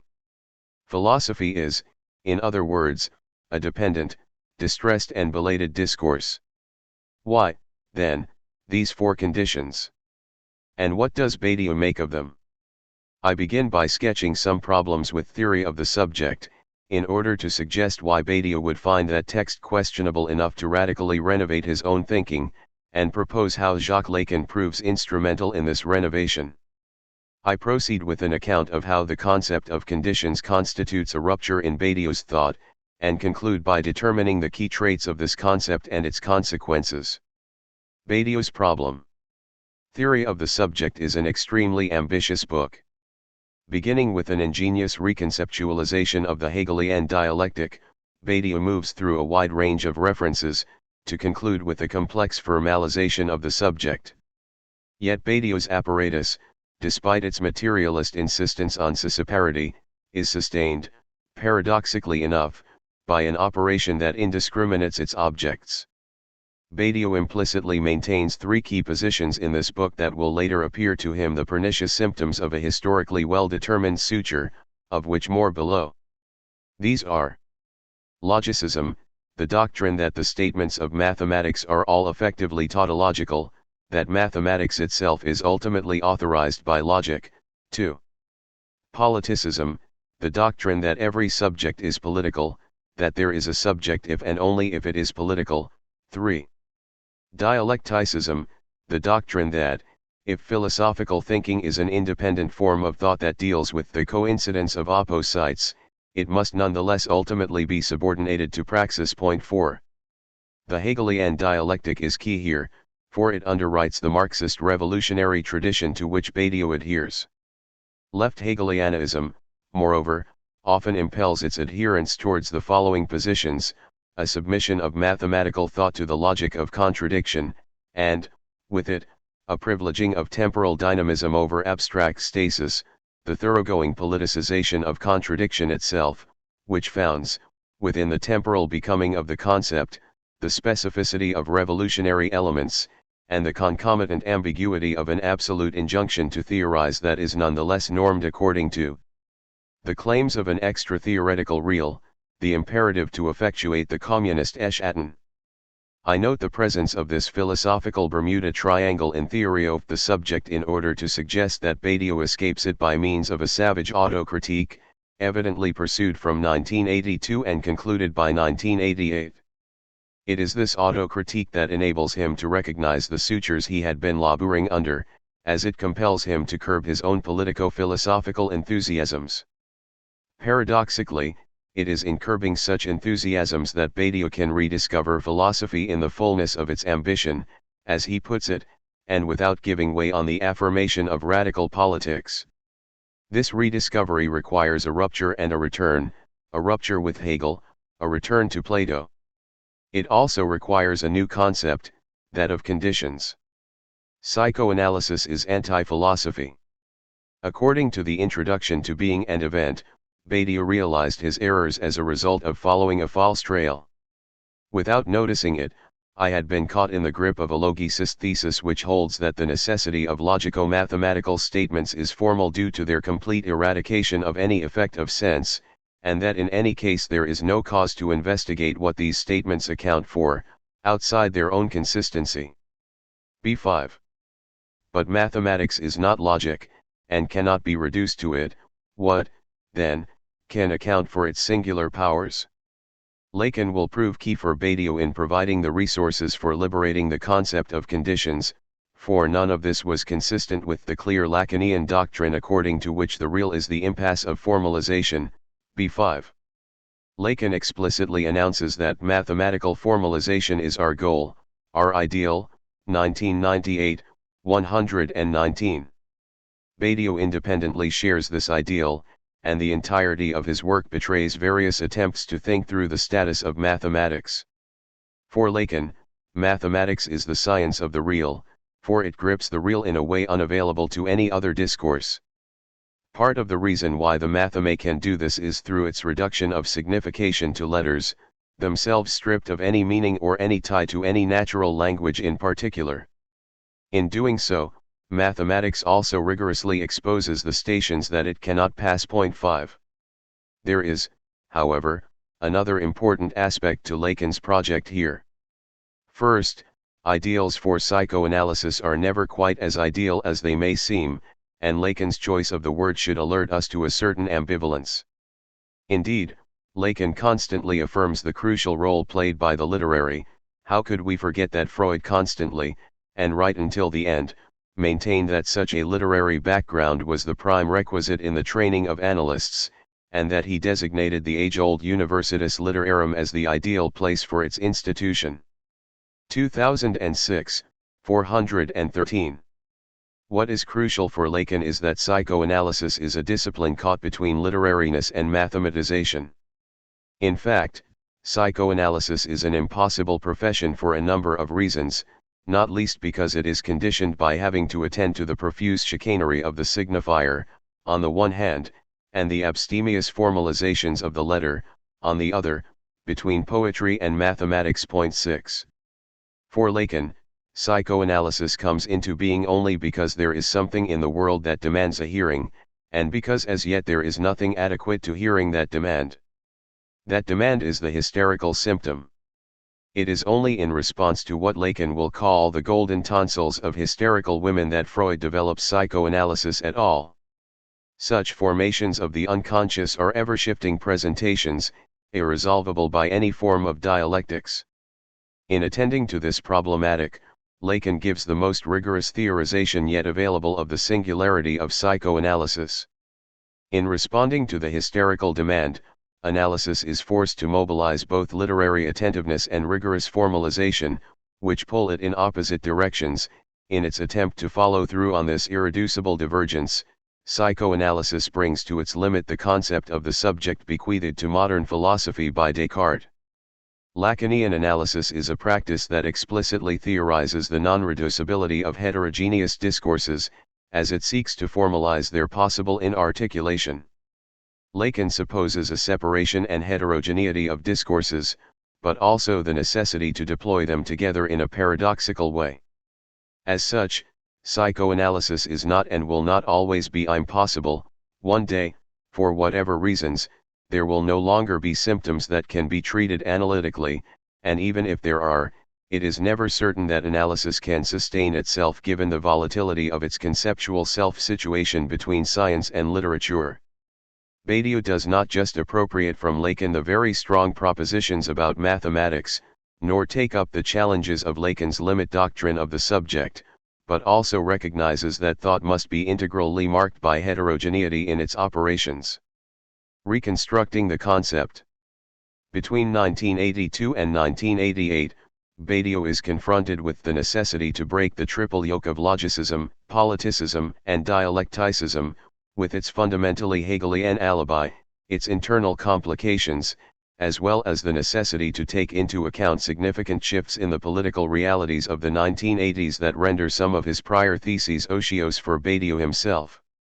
Accomplishing such a break entails the discernment of new conditions of possibility for thought, the construction of a new concept of transcendental condition à la Kant, but which escapes the Kantian subjective juridice, so to speak. For this, there are the resources offered by Lacan, whereby a particular kind of thought, psychoanalysis, is called into being by a contingent worldly demand, the hysterical symptom, and which can only maintain itself in an impossible way between the matheme and the poem. If psychoanalysis did emerge in response to hysteria, a singular form of discourse, such a conditioning immediately gives a distinct temporality and topology to analysis, which is not simply empirical nor historical. Part of the scandal of the unconscious is its timelessness. Psychoanalysis must break with historicism.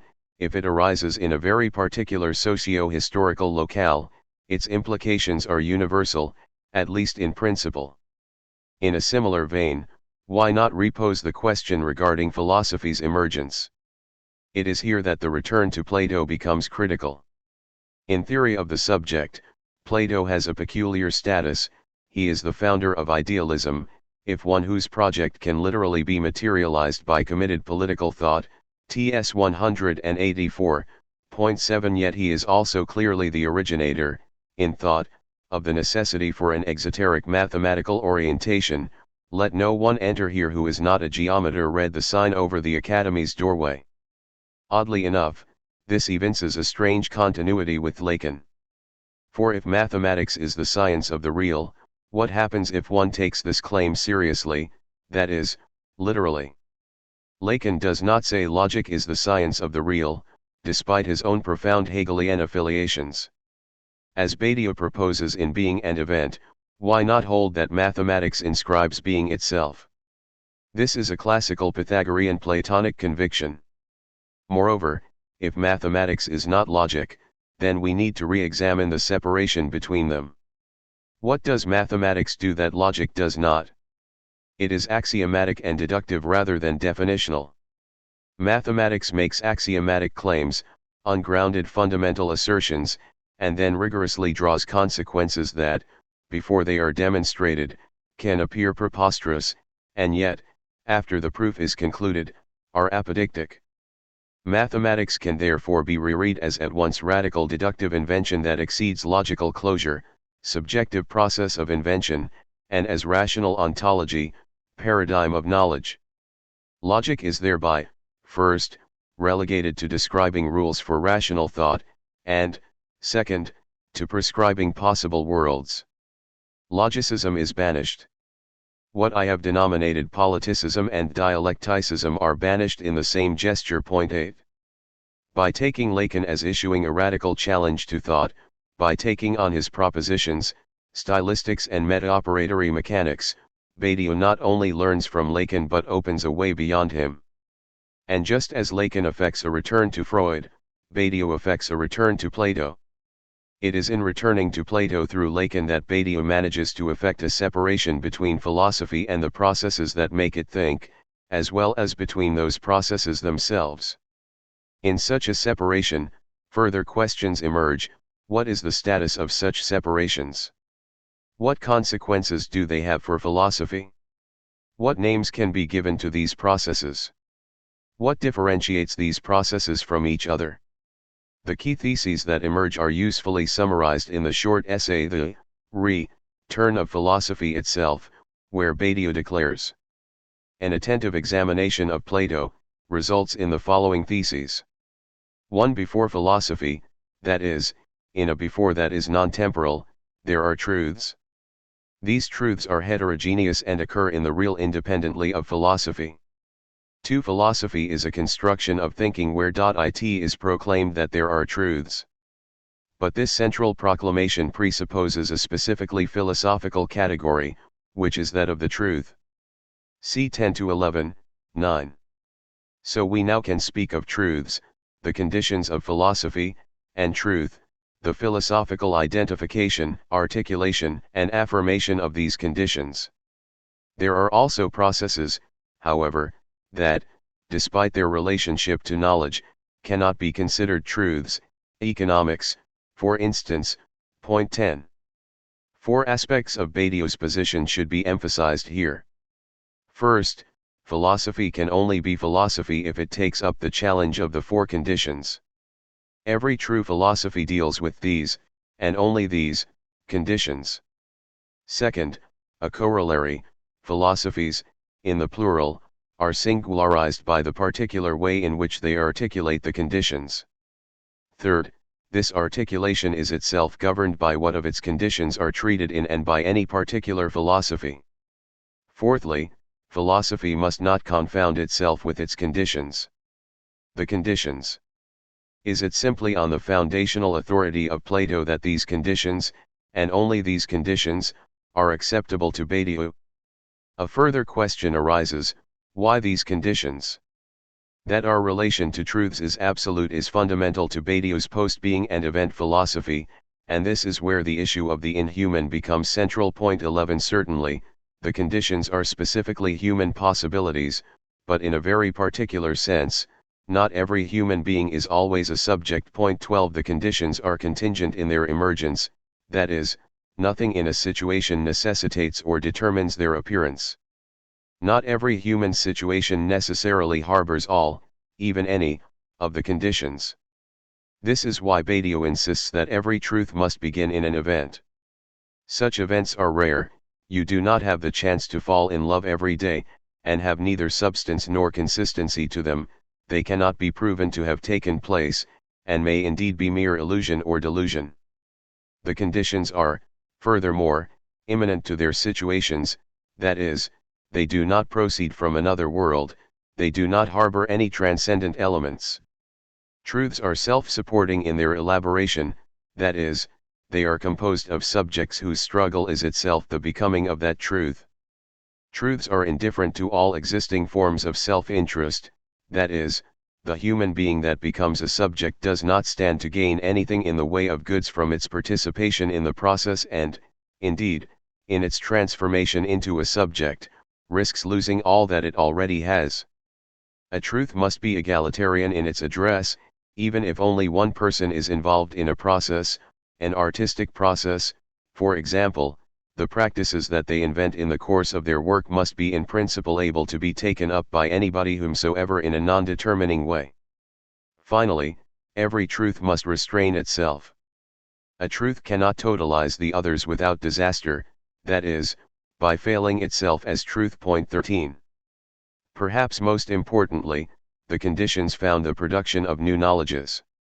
The predicate new is crucial because it enables Badiou to escape Kantian legislative metaphysics, which constantly discerns transcendental subreptions in the modes of speculative thought, judging them as exceeding their proper purview and therefore as philosophically worthless.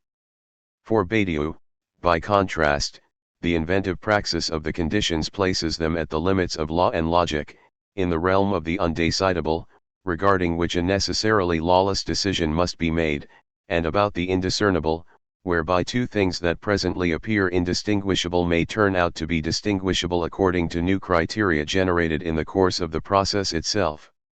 In a less abstract vein, one commentator notes, one can sometimes be at a loss to explain a happening in terms that others will understand. One is lost for words. Hewlett 2004, 344. This lost for words aspect of a subject working under the aegis of a truth condition is integral to Badiou's theory. Since a truth procedure is the production of the new by means of subjective struggle, there is no existing language in which its status can be propounded by any subject of that truth. This inexpressibility is not in any way a mystical apprehension, it is rather the rational consequence of a subject's aleatory trajectory. Is this X connected to the event or not, as well as the infinity of the process itself? The process is never finished as such, but continues to be elaborated bit by bit. A condition is literally conditional for a subject of that truth, that is, if this event did in fact take place, then what are the consequences for the world at this point? There are therefore no existing assurances at any point that an event has taken place, that a truth is indeed in process, that it will indeed have any consequences at all, hence the necessity for courage, terror, anxiety, and justice, on the part of any subject. The four conditions, moreover, each think in their own way. Love deals with the two of sexuation, politics with the traumatic infinity of collective human situations, mathematics embodies the power of formalization, and poetry forges new relations between the intensity of sense and formal qualities, cc 44, LW 72-8. Philosophy is the transliteration of the singular injunctions delivered by its transmaterial conditions, and the recomposition of these effects in a system under the heading of truth. In this respect, philosophy is the only discourse capable of affirming what the human animal is capable of, a becoming immortal that is also an affirmation of a non-humanist humanity. Humanity is the historical body of truths, c. 184, point 14. Since philosophy worthy of the name, must be conditioned by all four conditions, we can recompose the history of philosophy as the history of the diverse knottings of these conditions. To give two telegraphic examples, Plato uses mathematics as the primary pedagogical device to rupture with the arts, which are banished from the ideal republic in the name of political justice, and which at once presumes and enables the proper love of the idea. In Aristotle, the paradigm of thought is not mathematical, at which Aristotle was reputedly hopeless, but biological. The arts become mimetic and cathartic modes with no stake themselves in truth. Politics becomes the study of various organizations in the service of the good life, and love founds the relation to virtuous activity. Further issues. Because Badiou conceives of the conditions as at once inventive, i.e. forever new, and eternal, i.e. forever new, several further issues arise. First, what of the apparent obsolescence of truths? Second, what of their external suppression or internal exhaustion? Third, what other things can happen to truths? Fourthly, what of philosophy's relation to these problems? Briefly, Badiou holds that truths are never rendered obsolete. If each necessarily emerges in a world in time, a truth is absolutely irreducible to its time. A truth has to be infinitely extensible in principle. As Badiou shows, although contemporary mathematics has gone far beyond ancient demonstrations regarding prime numbers, it remains the case that Euclid's demonstrations are well founded. In the decisive absence of truly operative numerical and literal notations, and hampered by their fetishism of ontological finitude, the Greeks of course only thought through part of the problem. They were incapable of clearly identifying the general form of the decomposition of a number into prime factors. Nevertheless, they grasped the essential: prime numbers are always implicated in the multiplicative composition of a non-prime number. LW 13. The same goes for the other truth procedures. See in particular Badiou's demonstrations throughout MP and LW. Point 15. Regarding a truth's exhaustion, it is just as much the case that a particular truth process can be crushed, as with the failure of Spartacus's slave revolt. Nonetheless, although Spartacus is brutally suppressed, the subjective identity which is fashioned in and by these military movements is not identical with them. It passes through operations of a different kind, which constitute subjective deliberation, division, and production. LW 51. It is the traces of this subjectivization, that is, as an event which originates for the ancient world a maxim of emancipation in the present tense, that can always be picked up again, in radically different circumstances, as it was by Toussaint Louverture in 1796 and Karl Liebknecht and Rosa Luxemburg in 1919, and Spartacus, lest we forget, was Karl Marx's self-confessed hero. Yet a truth can also become saturated, that is, unable to escape repetition. So classical Greek theatre became saturated when, though hardly externally menaced, it was unable, after Euripides, to accomplish anything really new. As Badiou underlines, however, the saturation of a configuration in no way signifies that said configuration is a finite multiplicity.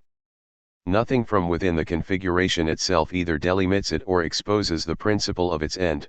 High 13. Again, the subjective aspects of such a configuration may indeed be picked up at a later date, just as 17th-century European dramatists picked up on their classical antecedents. Our third question is the most complicated, and can be given only the sketchiest treatment here. Moreover, it is necessary to break the question in two, one part concerning the ethics of truths, the other concerning the problem of the suture of truths. Concerning ethics, Badiou maintains there are three main ways that a truth can go rotten: through ecstasy, terror, or sacralization. In conditions, he claims that evil is the desire to name at any price, c. 127.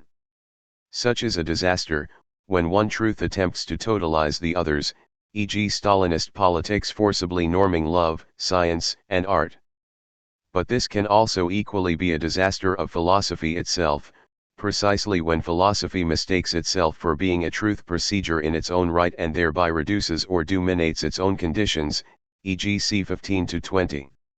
This is one reason why the concept of conditions is so crucial for Badiou. It is the guardian against philosophical disaster. Finally, we come to the concept of suture, most fully developed in Manifesto for Philosophy, where Badiou gives an extraordinary interpretation of European philosophy from Hegel to Heidegger as being dominated by sutures between it and its conditions. A suture occurs when philosophy delegates its functions to one or other of its conditions, handing over the whole of thought to one generic procedure. Philosophy is then carried out in the element of its own suppression to the great benefit of that procedure, MP 61.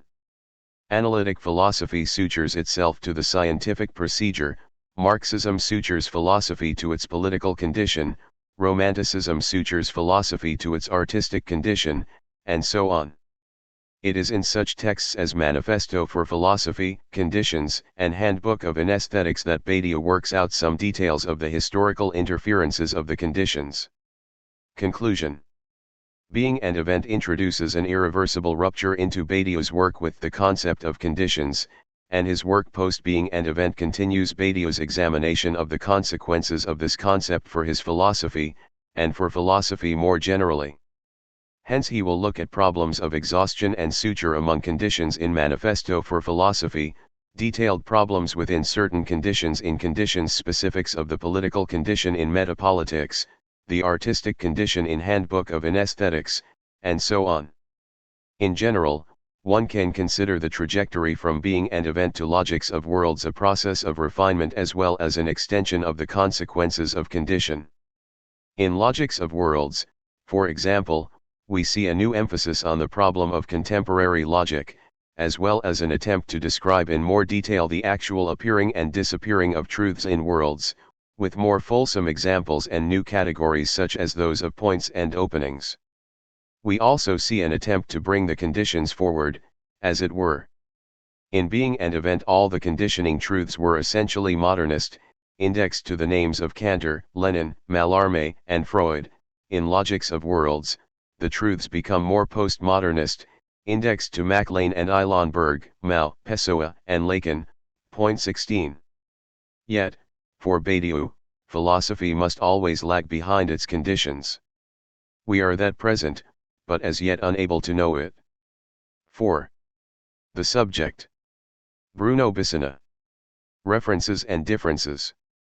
Throughout his work Alain Badiou underlines both the centrality of the notion of subject, and the fact that a subject is neither a specific type of substance, nor the name for the higher functions of human cognition, nor a set of universal conditions a priori of experience. For Badiou, a subject is not a substance, OS 26. Against any materialist reduction, a subject cannot be identified with the human animal. And against sociological reduction, it cannot be identified with a social individual, with an individual component of a given mode of organization of the collectivity, e.g. the subject of the state, or the subject to power. The subject is therefore not a residential extensa, an object of a situation. But it cannot also be identified with the residential cogitans. If Badiou somehow identifies the subject with a position, the empty position from which one thinks, at the same time he refuses to define it, along with Descartes, as a substance. A subject, in other words, is not a given, a datum, that exists independently of the material contingencies of the situation, but is an operation that might or might not appear, an operation the existence of which is not necessarily embedded in the simple existence of a human being. At the same time, Badiou does not follow the Kantian idea of the subject as condition of possibility of experience. A subject is in no sense the organizing of a meaning of experience.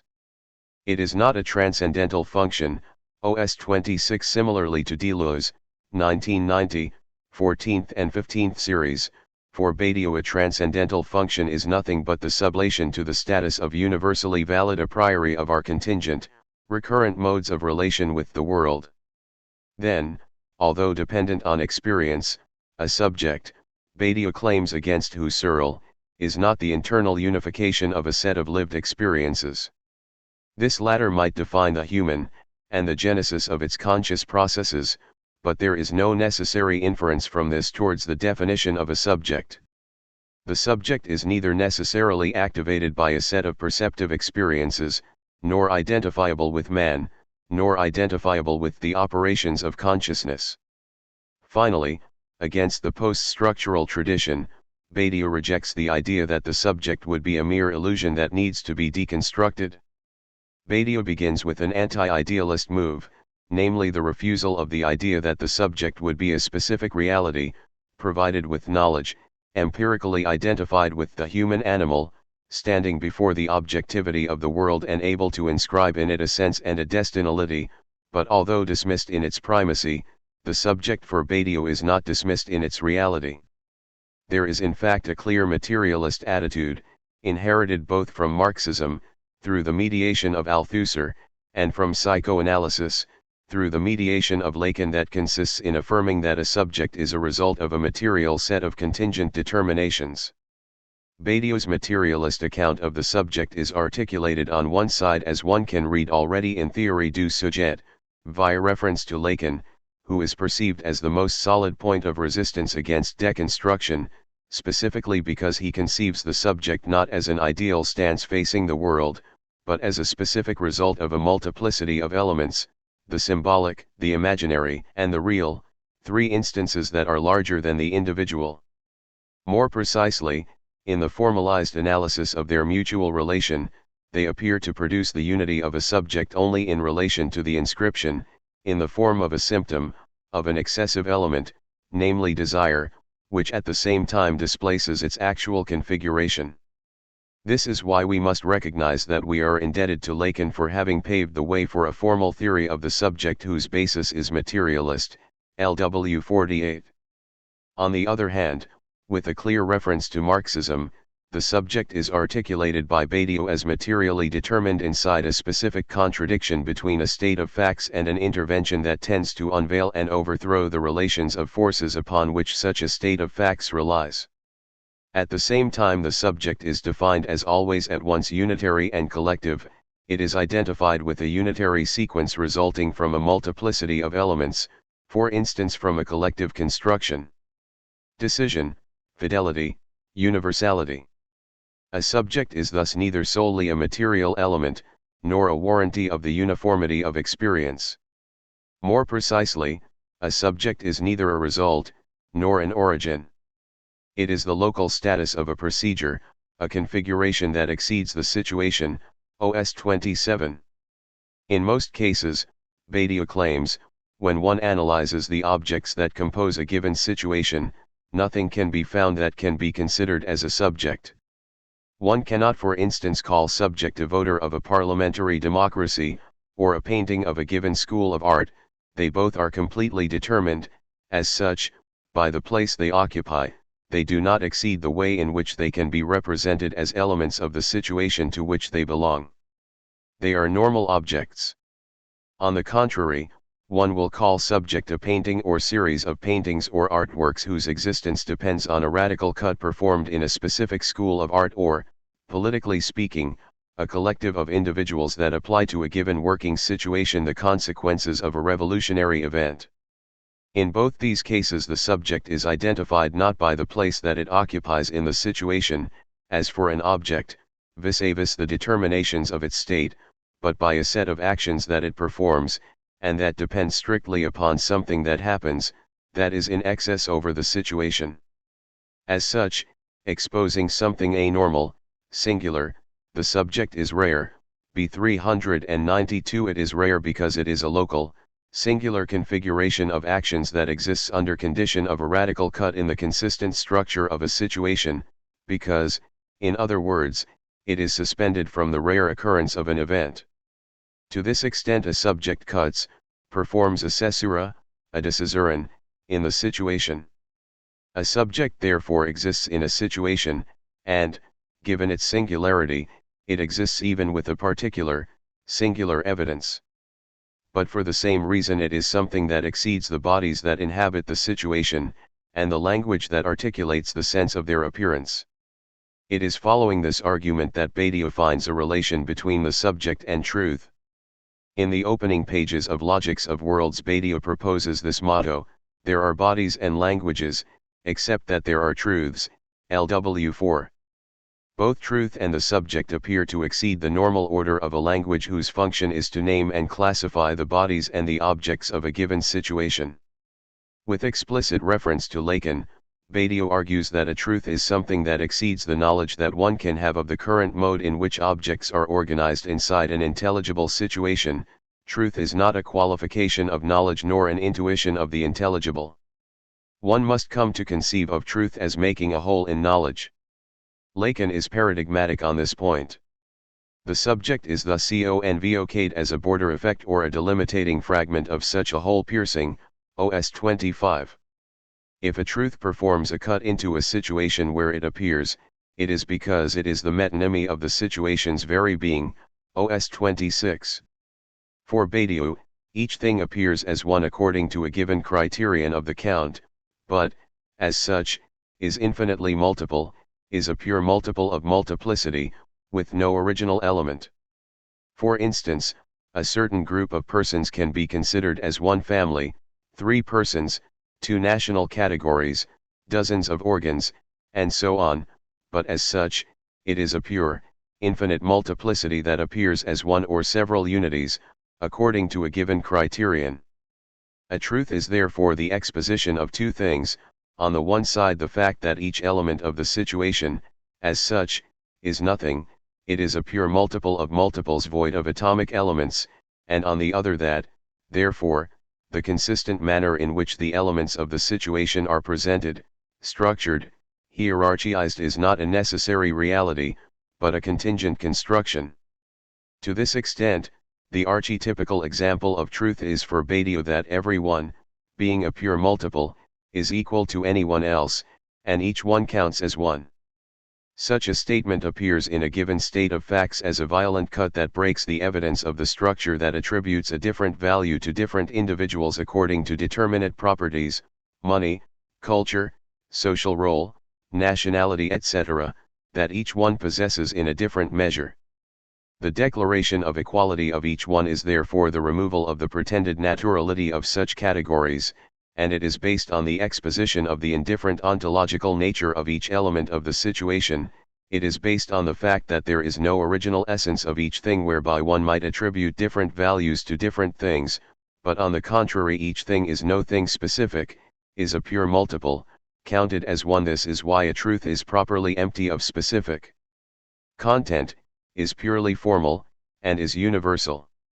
Furthermore, exceeding the current mode of organization of the objects of a situation, a truth cannot appear as a normal part of the situation, but only as a dramatic rupture with the latter.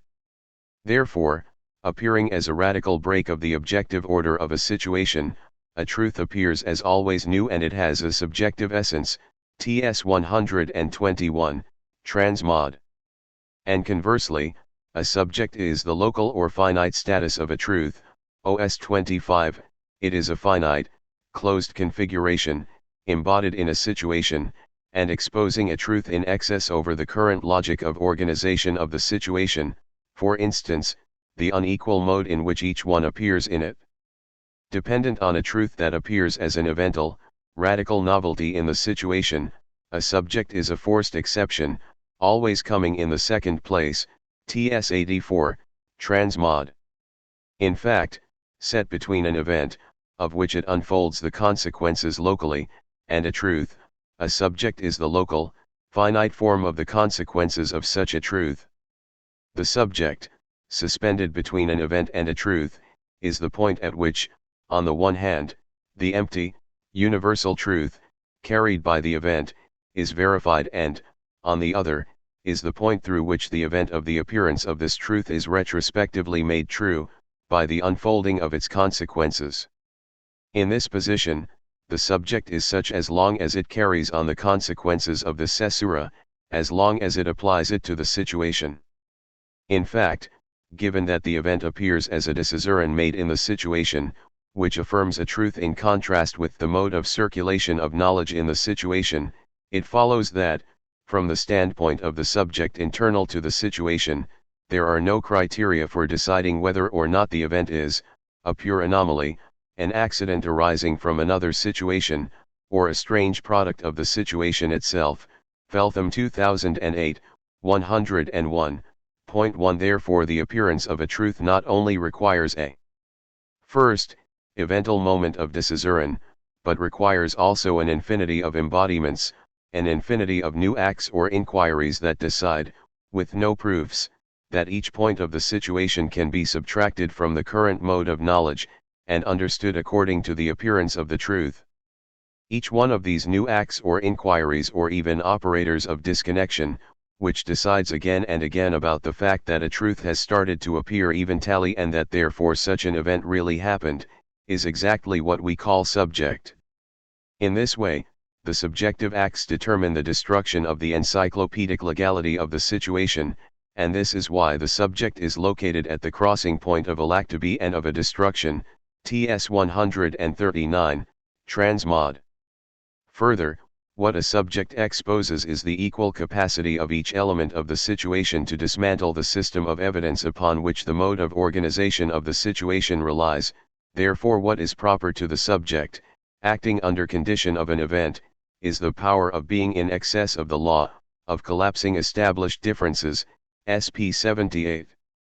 The subject is exactly what, at each moment, performs a decision, which is the application to a specific contest, to a specific point, of the decision that what happened was not a fact among others, but the real eventual appearance of a truth that has produced a decision in the consistency of the situation.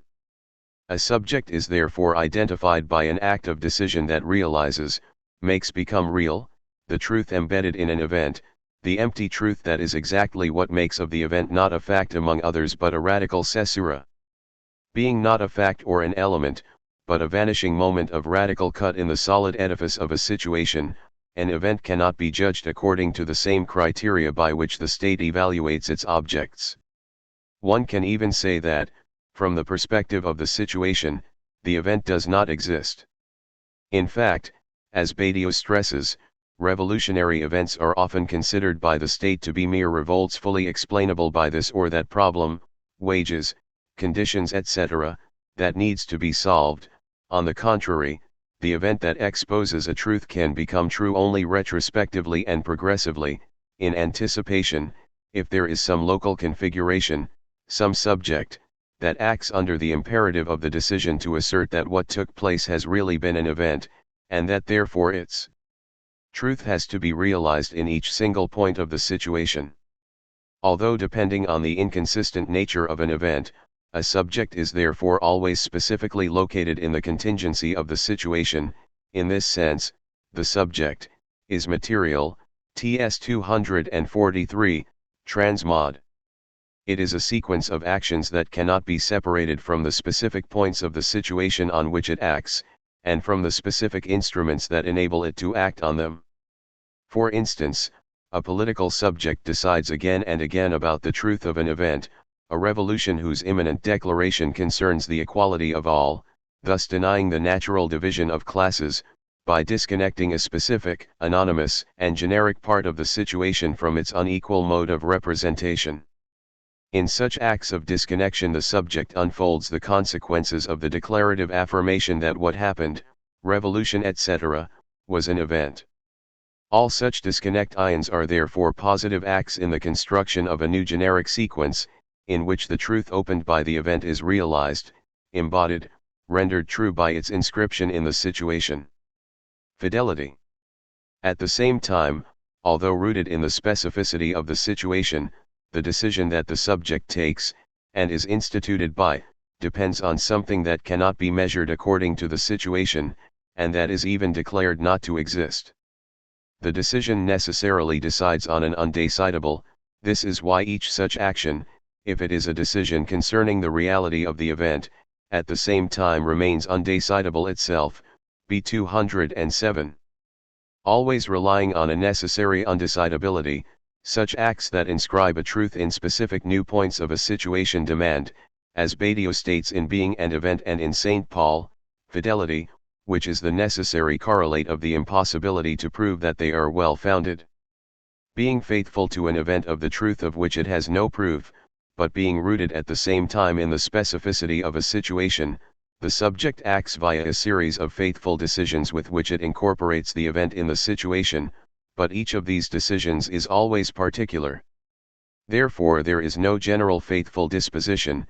B 233 Fidelity is the specific mode of the rootedness of a decision. To this extent, the faithful action of a subject consists, first, in discerning those elements that are more disconnected from the particular, actual mode of representation and organization of the situation, those elements that, for contingent reasons, are more singular, those that, instead of being defined by some essential particularity that makes them belong to one or another subset, have on the contrary some aspects that cannot be taken into account by the situation. Second, to decide that an element is in excess over the situation means also to decide it, to disconnect it, from the law of the situation, and to connect it to the event that proclaims the contingency of the actual laws of organization of the elements. We see again that the subject is defined as that which decides an undecidable. B407 At each moment, the subject takes a decision without the knowledge to do so, and disconnects a point from the current mode of organization of the elements of the situation. This mode of faithful, subjective action is not only a procedure of disconnection, but it also produces a new consistency.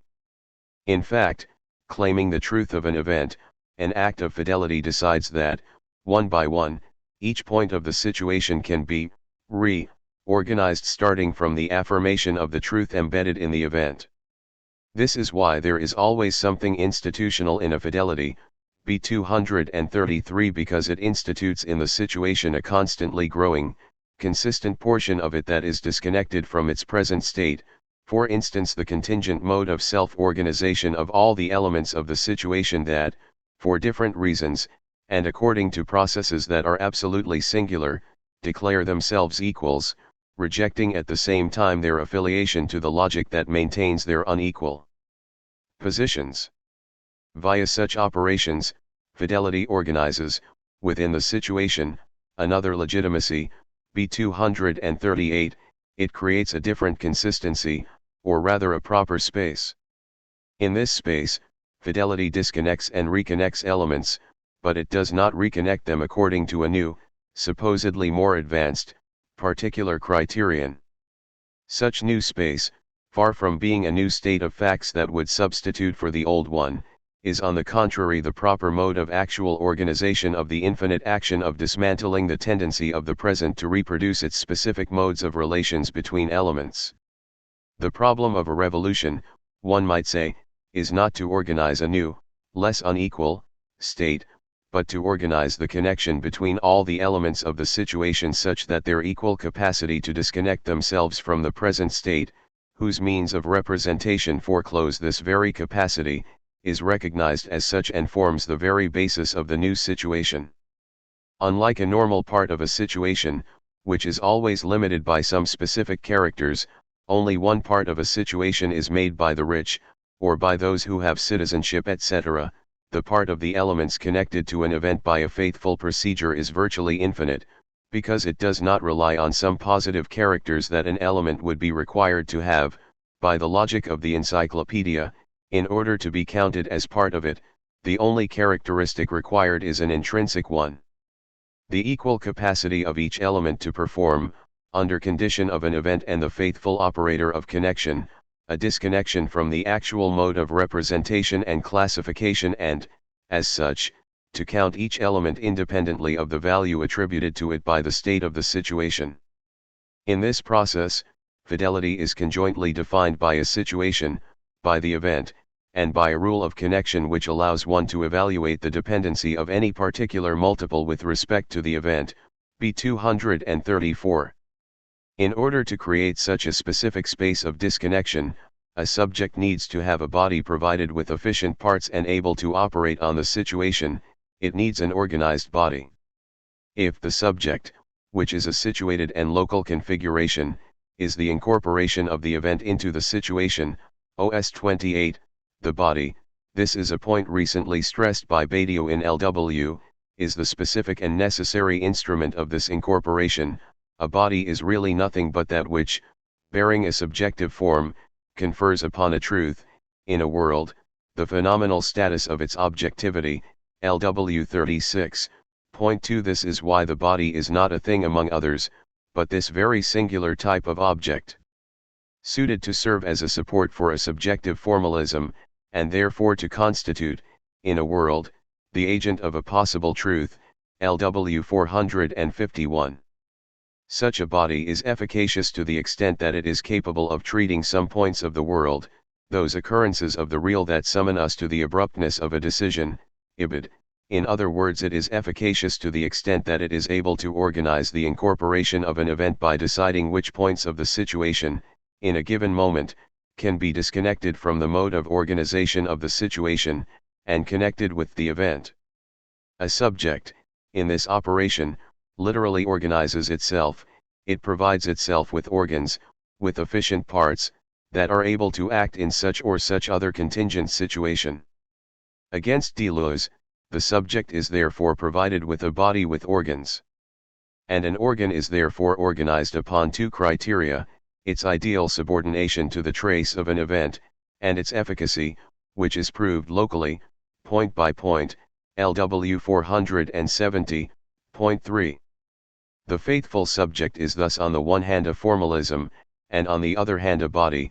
It is a formalism because it is not an original entity, but a structural result of the intervention of an evental truth, and it is a body because the truth exists only inasmuch as there is a part of the situation that is provided with the tools adapted to act in the situation, to disconnect and reconnect all the elements of it, to decide on each point. Universality. A subject is the finite and organized fragment of the exposition of a truth that is universal, that is indifferently addressed to each element of the situation. As such, the subject, although rare, is never isolated. It is under condition both of a situation and of an event, and more specifically it participates in a specific and finite sequence of unfolding the consequences of an event. At the same time it is contingently finite. It is essentially infinite.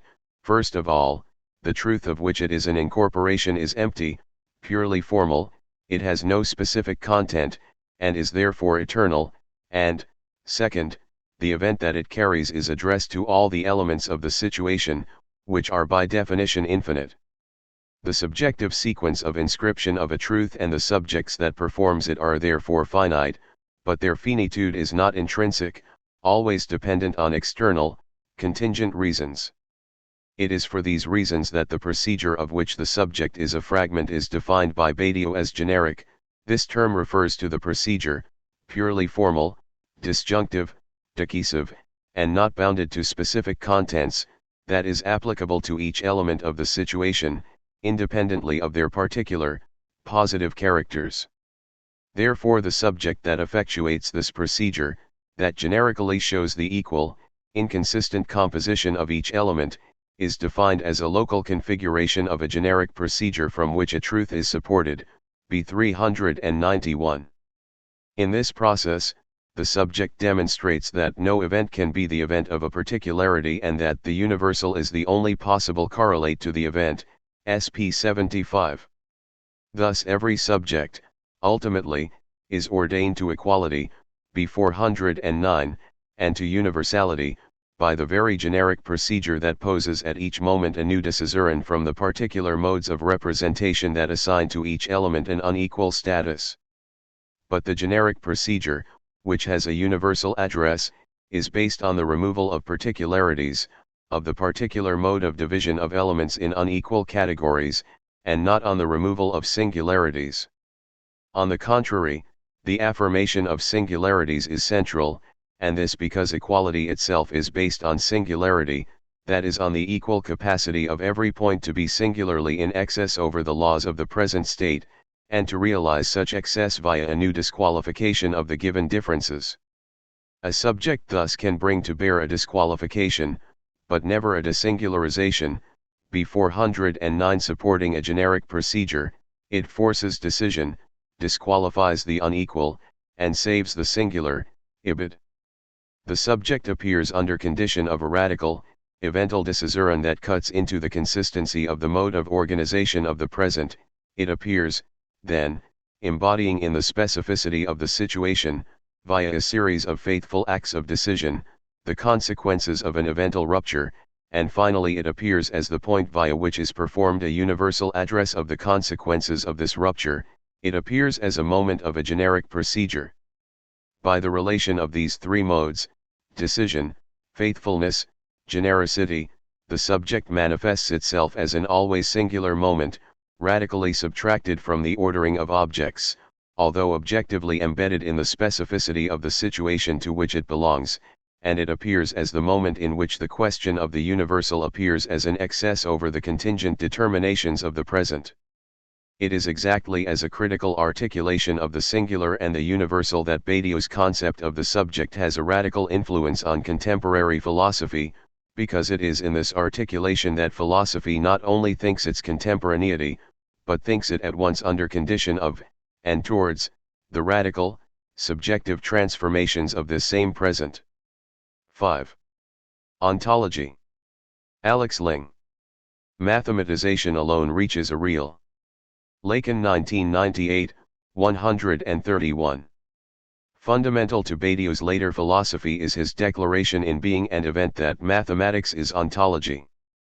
Everything that follows from this assertion, from the structure of situations and their states all the way to events and the subjects and truths they can engender, must be understood as the carefully drawn-out consequences of this properly philosophical decision. 1 could even argue, such is the rigor with which Badiou constructs being and event, that those who reject Badiou's core philosophy do so foremost because they reject his initial thesis on the equivalence of mathematics and ontology. For if this thesis is unfounded, so too is Badiou's entire philosophy. Conversely, in accepting the equivalence of mathematics and ontology, it is hard to avoid its manifold ramifications, meticulously laid out in Being and Event and subsequent works. That ontology, which, since Aristotle, designates the science of being qua being is mathematics, in no way means that being is mathematical. Mathematics rather figures the discourse on being. Or again, mathematics, throughout the entirety of its historical becoming, pronounces what is expressible of being qua being, B2. It is for this reason that Badiou holds philosophy proper to begin with the Greeks, because it is there that ontology established, with the first deductive mathematics, the necessary form of its discourse, B10. It is however only today, which is to say, after Cantor's invention of set theory and its subsequent axiomatization by Zermelo, Frankel, and others, that we can truly know this. 240-41.2 Philosophy's mathematical foundation is moreover a vexed affair, for the immediate upshot of the equation of mathematics and ontology is that philosophy finds itself primitively split from what had formerly been considered its privileged discourse, in so far as philosophy can only speak mentology. Cali, whereas philosophy only offers second-order considerations on the nature of being, mathematics, in its pure intelligibility as much as its apodicticity, is the practice of directly inscribing pure multiplicity, which, for Badiou, is what being is. It is in this precise sense that mathematics is ontology, because it, and it alone, makes truth out of the pure multiple. High 22. Ontology of the multiple. The opening gesture of Being and Event literally turns the history of ontology, which, from Parmenides on, holds that what is one and what is there, or is presented, is multiple, on its head. Considering the famous theses on the one and the multiple in the Parmenides, Badiou, in a philosophical tour de force, argues that the true Platonic assertion is not if the one is not, nothing is, but rather if the one is not, the nothing is. B36.3 At base this means that, if there is no ultimate consistency or unity to being, if the one is not, this being for Badiou the necessary precondition for any truly non-theological ontology, for then being must be that which inconsists, the nothing is. In fact, this is the very kernel of Badiou's subtractive ontology, that which is one, or is consistent, is not, strictly speaking, what is. Rather, what is per se is multiple, devoid of any instance of the one, radically withdrawn from all possible unification. Which is finally to say that being, thought in its very being, the beingness of being, or being qua being, is nothing other than inconsistent multiplicity. This is why Badiou holds that ontology is the science of the pure multiple. 5. While the one is not, there is nevertheless an effect of oneness, which is necessarily posterior to the pure multiple. The fundamentality of this point cannot be overlooked. Pure multiplicity is for Badiou anterior to the one, inconsistency precedes consistency. Point 6. Now, insofar as that which is consistent is clearly one and the same as that which is presented of being, we must conclude that the retroactive oneification of pure multiplicity, or the rendering consistent of inconsistency, is nothing other than the presentation of multiplicity as such. Indeed, this fact would appear self-evident given that in everyday life what is presented or brought to experience is in one way or another unified. Simply, our experiences are of the one, and in no way of the multiple without one. Such unified presentation constitutes what Badiou calls a situation. A situation is thus any presented multiplicity whatsoever. Or again, a situation is the constitution of inconsistent multiplicity. It is literally the place of taking place, B24. If the latter is then to have any relation to the place of presentation, it can only be as the taking place anterior to the place itself, that is, the presentation of presentation itself, or presentation in itself, pure presentation prior to the structured presentation that is the situation. As structured presentation, a situation can be anything whatsoever: a July business meeting, Eastern Europe, ontology, several platypuses, a political demonstration, an atom. This concurrently implies that the one and the multiple can quite happily be at the same time both different and the same. Simply, any situation, any presented multiple, admits sub-situations, as much as any situation is itself a sub-situation of another situation, ad infinitum. Badiou terms the operation by which pure multiplicity is oneified, or situated, the count, or count as one. The count constitutes the structure of the situation and operates by determining certain elements, multiples, as belonging to the situation. To this effect the situation itself is indistinguishable from the count. The crucial ontological distinction is then found at the level of the situation's being. The pure being of the situation, the before of the count, remains beyond the situation itself, inasmuch as its being is uncounted multiplicity. Or to put it another way, the being of consistency is inconsistency. The paradox here is fundamental: the inconsistent being underlying all consistency is itself radically unknowable, inasmuch as all knowledge is necessarily situated, and to this effect any consideration of what precedes the situation is itself hopelessly compromised by its very situatedness. Inconsistency is therefore the real of presentation, the precise point at which thought butts against its own limit. Which is why Badiou's initial embrace of the multiple, and concurrent assertion that the one is not, is a pure decision. The actual status of inconsistent multiplicity is itself properly undecidable. Moreover, this is precisely why Badiou's is a subtractive ontology, in the face of a classical metaphysics defined as an enframing of being by the one. Badiou decides that ontology can be nothing other than the theory of indifferent, inconsistent multiplicity, radically subtracted from the power of the one. 234. In formulating his ontology, Badiou must still account for the seemingly irreducible and apparently illogical gap between the known, consistent multiple and its radically unknown, inconsistent being. Thus we return to his Platonic reformulation of the Parmenidean thesis: if the one is not, the nothing is. We must take his words literally here. Badiou really is asserting that the nothing is. This nothing is as crucial as it is complex. Inasmuch as the situation and the count are one and the same thing, it is clear that the inconsistent underside of a situation is itself fundamentally ungraspable. However, the count itself, being an operation, clearly indicates its status as result, thereby necessitating a corollary must be counted an uncounted remainder, and it is precisely this before of the count that, in Badiou's words, causes the situation to waver towards the phantom of inconsistency, B53. Given the seemingly self-contradictory fact that, while everything is counted, the count itself necessitates a phantom remainder, namely, the initial pure multiple, we must conclude that the pure multiple is simultaneously excluded, or subtracted, from the situation, from presentation itself, and at the same time included in the name of what would be the presentation itself. the presentation in itself, B53. Excluded from presentation itself, included in presentation in itself, the pure multiple must really be nothing in the situation. However, as Badiou at once points out, being nothing is not at all the same thing as non-being.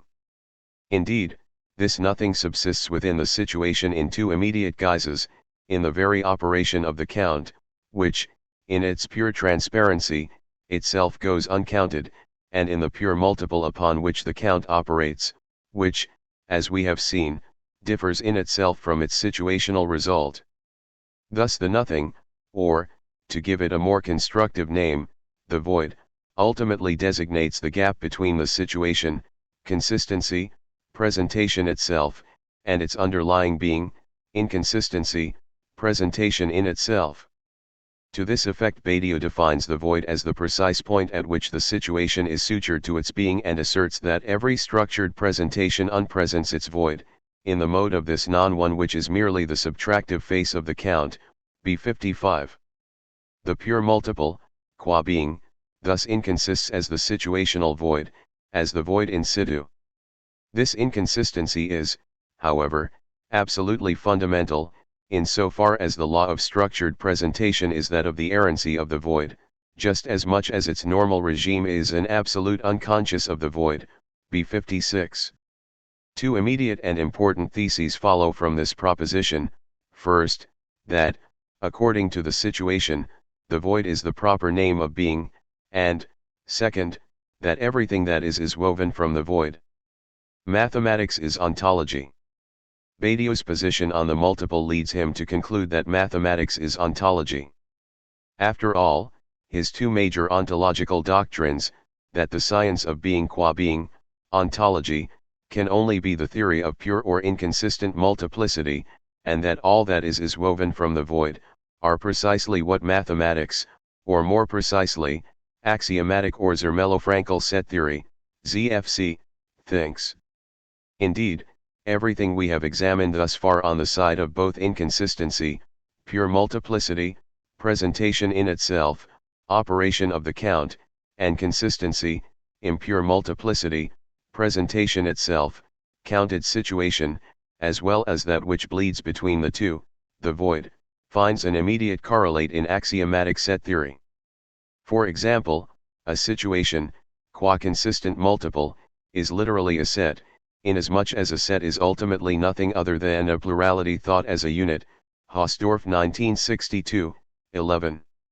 Moreover, ZFC admits of only one relation, belonging, epsilon, which alone dictates what composes, or one nifis, a set, meaning the set itself, qua multiple, possesses no unary predicate, no essence other than its being a multiple. 7 So too set theory, through the axiom of the empty set, premises existence itself on the void, that is, on the empty or mem-burless set, on the set to which no elements belong, written O.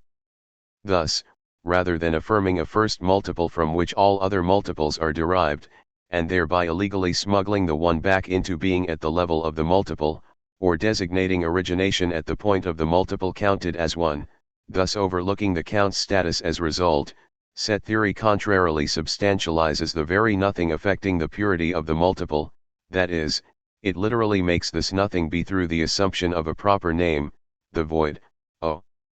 Of ZFC's 9 axioms, one is of a special concern here. 8 This is the axiom of the power set, which tells us that if there exists a set chi, then there also exists a set of all the subsets of chi. For example, if we call chi the set A, beta, y, then the power set of chi noted P, chi, establishes the patently larger set alpha, beta, gamma, alpha, beta, A, y, beta, gamma, alpha, beta, gamma, O. Note the void is included in every set. The number of subsets of a given set can be easily measured by the formula 2n, where n is the number of elements in the initial set. For example, in the above case of an initial set with 3 elements we have 23 or 8. Thus 2n measures the size, or cardinality, of the power set. This axiom further illustrates a fundamental ontological distinction between belonging, epsilon, and inclusion, proper subset symbol. For example, each of the elements of our set chi, that is, alpha, beta and gamma, clearly belongs to, or is presented in, chi. However, as we have seen, the elements of the set chi also form subsets, namely alpha, beta, gamma, alpha, beta, gamma, beta, gamma, alpha, beta, gamma, O subsets that include the initial set chi. The fundamentality of the power set axiom lies in its providing the schema for the protective mechanism or riposte to the void that is the count of the count, B98. For while existence itself owes all that it is to the void, the latter's errancy necessarily threatens the fabric of structured presentation. Thus the situation must prohibit that catastrophe of presentation which would be its encounter with its own void, B93. To avert this ruin of the one, every situation, with the notable exception of ontology itself, necessarily subjects itself to a structural recount, establishing a metastructure whose principle is essentially that of the power set. Indeed, as we saw above, the void insists within the situation by virtue of its own structuring principle, inasmuch as, in its operational transparency, the count itself fails to be counted, which means the recount literally involves counting the count, being the successional count by which the voided count is itself counted. The recount thus secures the situation against the void's emergence in the vanishing point of consistent multiplicity that is the very operation of the count, thereby nullifying the gap between inconsistent and consistent multiplicity, B94. This double structuring, ensuring that there is both presentation and representation, by which the structure of a situation is itself counted as one, is what Badiou calls, due to a metaphorical affinity with politics, the state of the situation, B95.9. Moreover, it is in this precise sense that Badiou can say that in our world what counts, in the sense of what is valued, is that which is counted, NN2. Things get rather complicated when the situation in question is infinite. And the fact of the matter is that virtually every situation is infinite. 10. Certainly, when dealing with finite quantities the domination of the state over the situation is readily calculable, we simply have to follow the rule 2n. However, this is not the case when dealing with infinite quantifications. Key to Badiou's philosophy is his theory of statist, or representative, domination, whereby the state is seen to enjoy an indeterminate excess over the situation. Suffice to say that the indeterminate nature of this quantitative excess results from E.A.S. Dunn's theorem, which effectively tells us that in order to designate the value of p, chi, where chi is an infinite cardinal, it is entirely consistent to simply choose any superior successor cardinal of chi. The ramifications of such infinite errancy on the relation of the situation to its state are immediate. In Badiou's words, however exact the quantitative knowledge of a situation may be, one cannot, other than by an arbitrary decision, estimate by how much its state exceeds it, B 278. Herein lies the impasse of ontology. Given an infinite, albeit measurable, situation, we cannot know, we can but decide the size of its state. Between structure and metastructure a chasm opens, whose filling in depends solely upon a conceptless choice, B 280. This means in turn that the state, whose very function is that of excising the void, ultimately serves to facilitate the void's re-emergence at the juncture between itself and the situation over which it presides. Fundamental to Badiou's philosophy is his contention that this ontological impasse cannot be seized or thought in immanence to ontology itself, nor to speculative meta-ontology, but rather can be overcome only through recourse to an extra-mathematical anomaly qua event, B 284. Beyond being. Badiou's axiomatic equation of ontology with mathematics is equally crucial to his more radical concepts of the event, the subject, and truth. Truth, for example, far from being an adequation or a revelation, designates for Badiou an infinite generic set. That a truth is generic means that it is absolutely aparticular or indiscernible with regard to the situation of which it is a subset, being composed entirely of terms that themselves avoid every property formulable in the language of the situation. While strictly speaking mathematics has nothing to say about the production of a truth, it nevertheless, through recourse to the work of the mathematician Paul Cohen, delineates its ontological form. Indeed, it is Cohen's concept of the generic set that tells us that the being of a truth is ultimately situated in that space opened up by the impasse of ontology. Moreover, Cohen's mathematics shows us how the universality of a truth qua infinite generic set resides in the fact that it has no other property than that of referring to belonging, b. 339.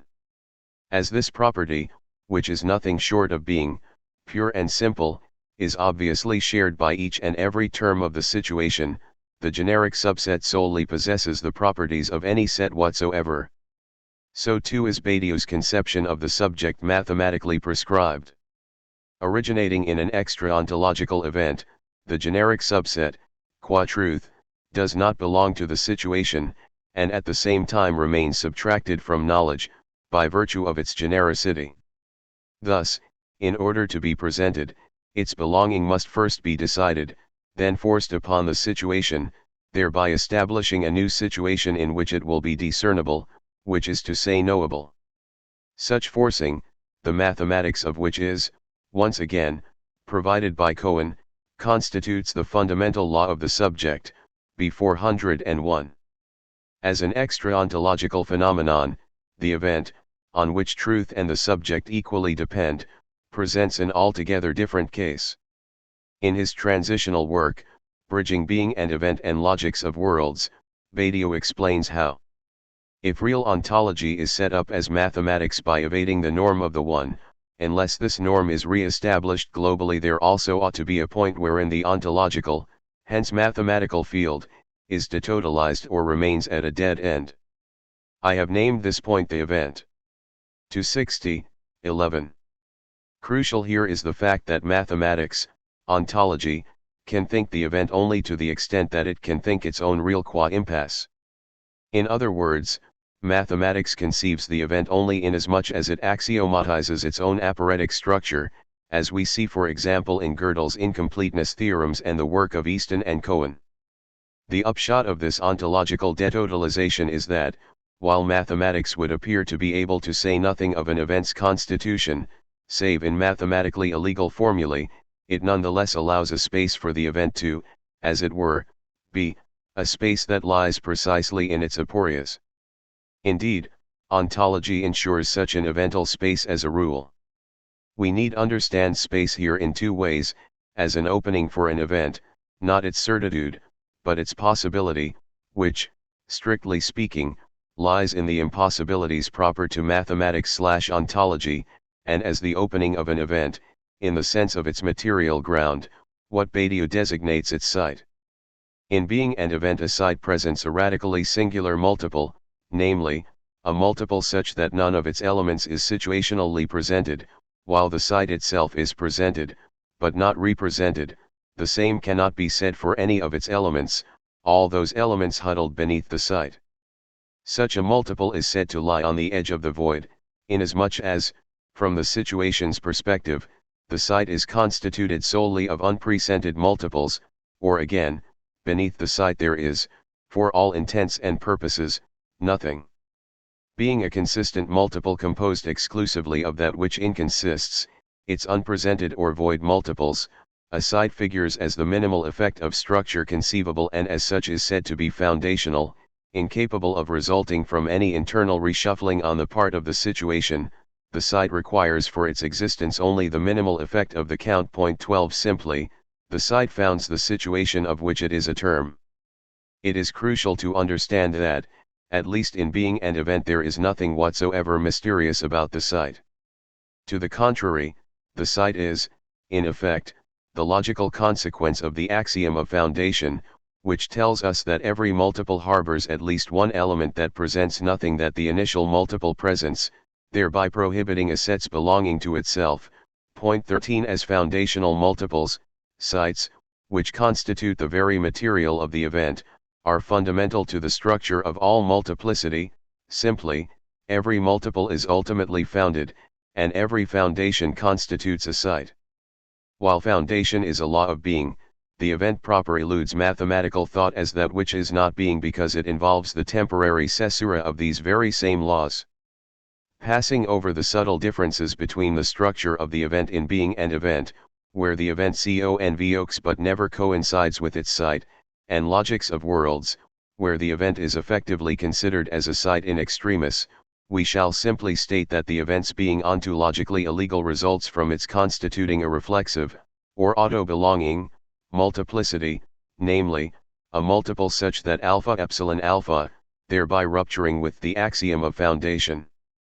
To this effect the event, whose thought is conditioned by art but whose path is paved by the aporias proper to mathematics 14 involves an ontological dilemma, inasmuch as it entails the sudden and inexplicable complication of an ontologically prescribed foundation, the site, and an ontologically proscribed anomaly, reflexivity, both of which directly result from the axiom of foundation. Yet such anomalies are precisely what ontology, in its necessary detotalization, or in its axiomatizing of its own real, at once precludes and makes space for. Indeed, in the final meditations of being and event Badiou relies heavily on one such aporia, namely, that of the undecidability of the measure of statist excess, qua impasse of being, to at once formulate his concepts of the subject and truth and demonstrate how its proof reproduces within mathematical ontology itself the chance of the generic procedure, b. 429. Badiou contends that any philosophy worthy of its name must first come to grips with the ontological question. His own answer is to equate ontology with mathematics, an equation that must be taken seriously if his work is to have any real significance. This gesture founds his philosophy while simultaneously cleaving it from its foundation. In drawing out the manifold consequences of his declaration that mathematics is ontology, Badiou is able to unfold a complex and articulate theory of not only what is, but also of what is not, as well as what can be.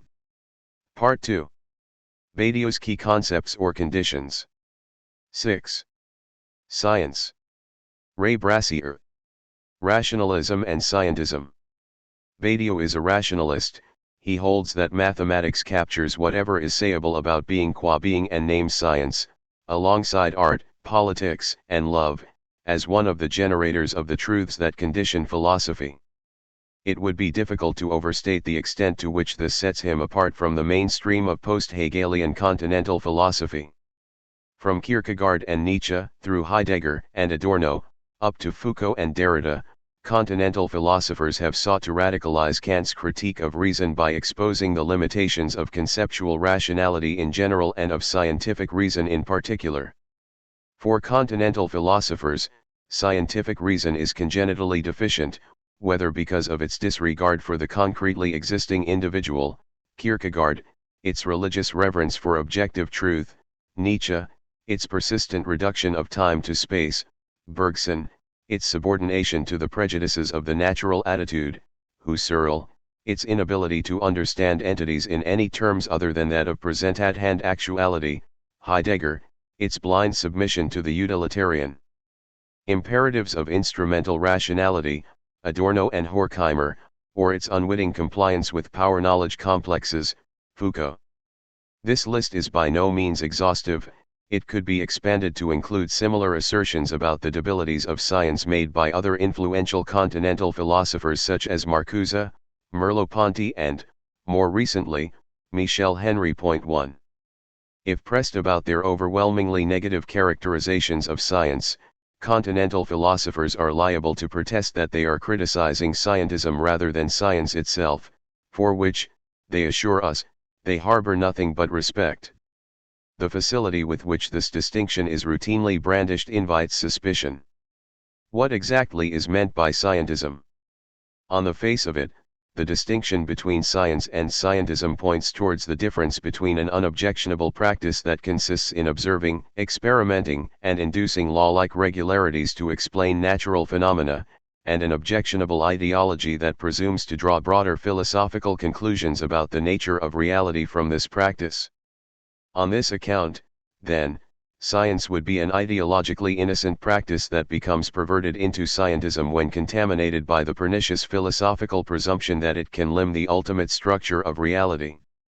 The trouble with this definition of scientism, however, is that it ignores the way in which ideology is necessarily implicated in practice, and in doing so it unwittingly indicts the scientist's own understanding of her activity. Is it not part and parcel of the scientist's own conception of her practice that her methods and procedures provide a more reliable basis for investigating reality and uncovering truths about the world than the armchair intuitions habitually brandished by metaphysicians? And is not this practice necessarily informed by the scientist's conviction that her theorizing is more credible than metaphysical speculation, precisely in so far as it is constrained by standards of deductive and evidential stringency that cannot be matched by any other type of theorizing about the world? The attempt to dissociate the denunciation of scientism from the denigration of science quickly founders upon the observation that so-called scientism is inextricable from scientific practice. Such denunciations of scientism, so prevalent among continental philosophers, cannot but imply an attack upon the autonomy of scientific rationality, insisting as they do that science is internally conditioned by factors that it is intrinsically incapable of comprehending, as when Bergson asserts that quantification depends upon the utilitarian conception of space, or when Heidegger claims that chronological time depends upon existential temporality. These critiques mount a direct challenge to the conviction, espoused by educated non-scientists and scientists alike, that mathematized natural science is our most authoritative source of knowledge. Moreover, it is important to note that the scientism habitually vituperated by continental philosophers does not target just those who proclaim science to be infallible and indubitable, an indefensible claim that no scientifically literate person would maintain, but also those committed to the more modest assertion that science, although fallible, continues to provide the basic epistemological yardstick by which to measure the credibility of all other cognitive claims. Seen in this light, the distinction between science and scientism is dubious, and invoking it to absolve oneself of the charge of being anti-science is unconvincing. The common thread running through all these critiques of scientific reason by continental philosophers is the idea that science leaves out something fundamental in its account of the world. This remainder is variously characterized depending on the philosopher in question: self-consciousness, life, being, duration, power, non-identity, etc., but what underlies all these various accounts is the claim that there is something that cannot be captured in scientific concepts and categories. In a gesture that is the exact inverse of the one carried out by those philosophers in the analytic tradition who have sought to realign philosophy with the natural sciences, continental philosophers have opted to fix upon this a rational residue as the proper concern of philosophy, while marking it as forever inaccessible to scientific reason. This leaves us facing a stark alternative: either embrace the positivistic claim that scientific discourse encompasses everything worth knowing about the world, or insist that there is something forever recalcitrant to scientific conceptualization. The choice is between a positivistic conception of immanence and an obscurantist conception of transcendence. Badiou's rationalism allows him to refuse both horns of this dilemma. On the one hand, Badiou's mathematical ontology, indifferent as it is to the varieties of qualitative particularity, phenomenological, experiential, perceptual, fetishized by those who reproach science for disregarding the concrete richness of experience, can easily accommodate the claim that mathematized natural science has a direct purchase upon being, in the final analysis. Physics, which is to say the theory of matter, is mathematical. It is mathematical because, as the theory of the most objectified strata of the presented as such, it necessarily catches hold of being as being through its mathematicity. Badiou 1998 c. 127. On the other hand, Badiou's conception of generic truth renders transcendence intelligible while ruling out any presumptive erasure of the discontinuity between nature and culture. Thus Badiou proposes a non-positivistic, anti-empiricist, conception of immanence and an anti-obscurantist, rationalist, understanding of transcendence, rooted in the post-Kantian distinction between what is and what is knowable, the distinction that Badiou recodes as the distinction between truth and knowledge. Accordingly, although Badiou shuns the kind of vulgar positivism that remains completely beholden to the authority of current science while being unable to understand or explain the discontinuities in scientific history, He also abjures every variety of anti-rationalism that would belittle the power of scientific reason while exalting the irrational as philosophy's proper concern. Philosophy, science, ideology. Badiou accepts the Marxist claim that science is never ideologically neutral, witness for example the recurring attempts to enlist Darwinism and complexity theory in order to legitimate competition, inequality, and the free market as ineradicable natural phenomena. However, he refuses the facile inference that science is nothing but technology plus ideology. Point 2. The challenge is to recognize the imbrication of science and ideology without capitulating to the self-serving conceit whereby philosophy, or theory, would relegate science wholly to the realm of ideology while arrogating the power of critique to itself by virtue of its allegedly privileged access to some transcendent source of truth, spirit, being, history, etc. What distinguishes Badiou's stance towards science is its simultaneous acknowledgement of the inextricability of science and ideology together with the novel suggestion that it is science itself, rather than philosophy, that proves to be the most acute diagnostician of those ideological prejudices that hinder its development. Badiou's most sustained account of the relation between philosophy, science, and ideology occurs at the beginning of his philosophical career in 4 texts published between 1967 and 1969. These are the Commencement of Dialectical Materialism, 1967, Mark and Lack, on Zero, 1967-1969b, Infinitesimal Subversion, 1968, and The Concept of Model, 1969a. Point 3. Badiou's account unfolds under the aegis of 2 fundamental distinctions. 1. The distinction between historical materialism, understood as the Marxist science of history, and dialectical materialism, understood as the latter's philosophical counterpart. 2. The distinction between ideological notions, philosophical categories, and scientific concepts. In The Concept of Model, Badiou describes philosophy as constituted by its parasitic relation to scientific innovation on one hand, and its subservience to dominant ideological interests on the other. Philosophy is the practice of an impossible relation between science and ideology, cm 50. For the most part, philosophy carries out an ideological envelopment of science.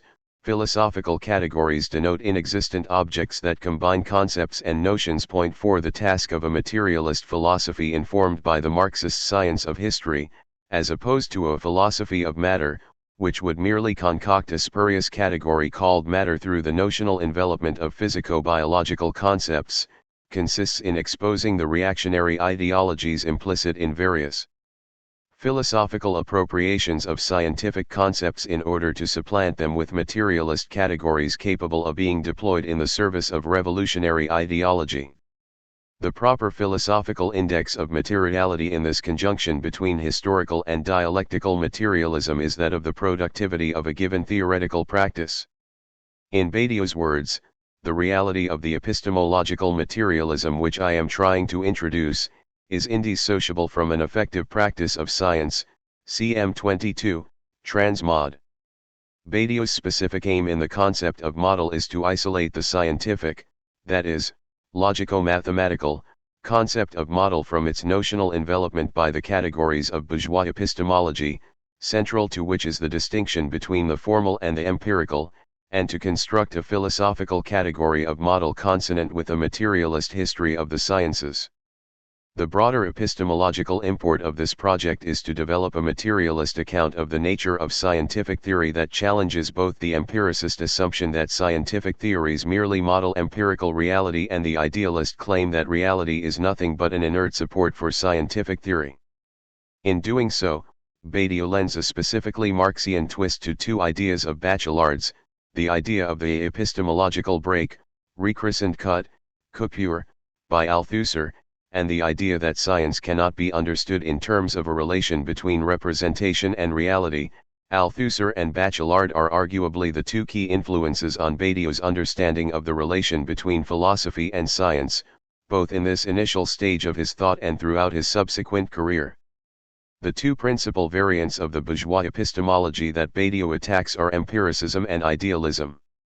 Both are coordinated around the notional difference between theoretical form and empirical reality. Science is deemed to be a formal representation of its object, whether the representation be characterized in terms of the effective presence 5 of the object, as in empiricism, or in terms of the primacy of a formal apparatus, that is, of the mathematical code through which the object is represented, as in formalism. The specific variety of idealist formalism that Badiou has in mind here is structuralism. However, the representationalist dualism of fact and form includes the materiality of science as process of cognitive production. Science neither mirrors nor molds an allegedly pre-existing reality. It is an autonomous process for which mathematics provides the primary means of production.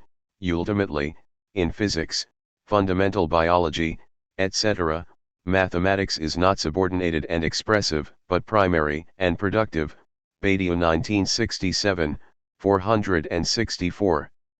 Thus mathematics is not an a priori formal science grounding the empirical sciences' access to reality, but rather the paradigmatic instance of a productive experimental praxis.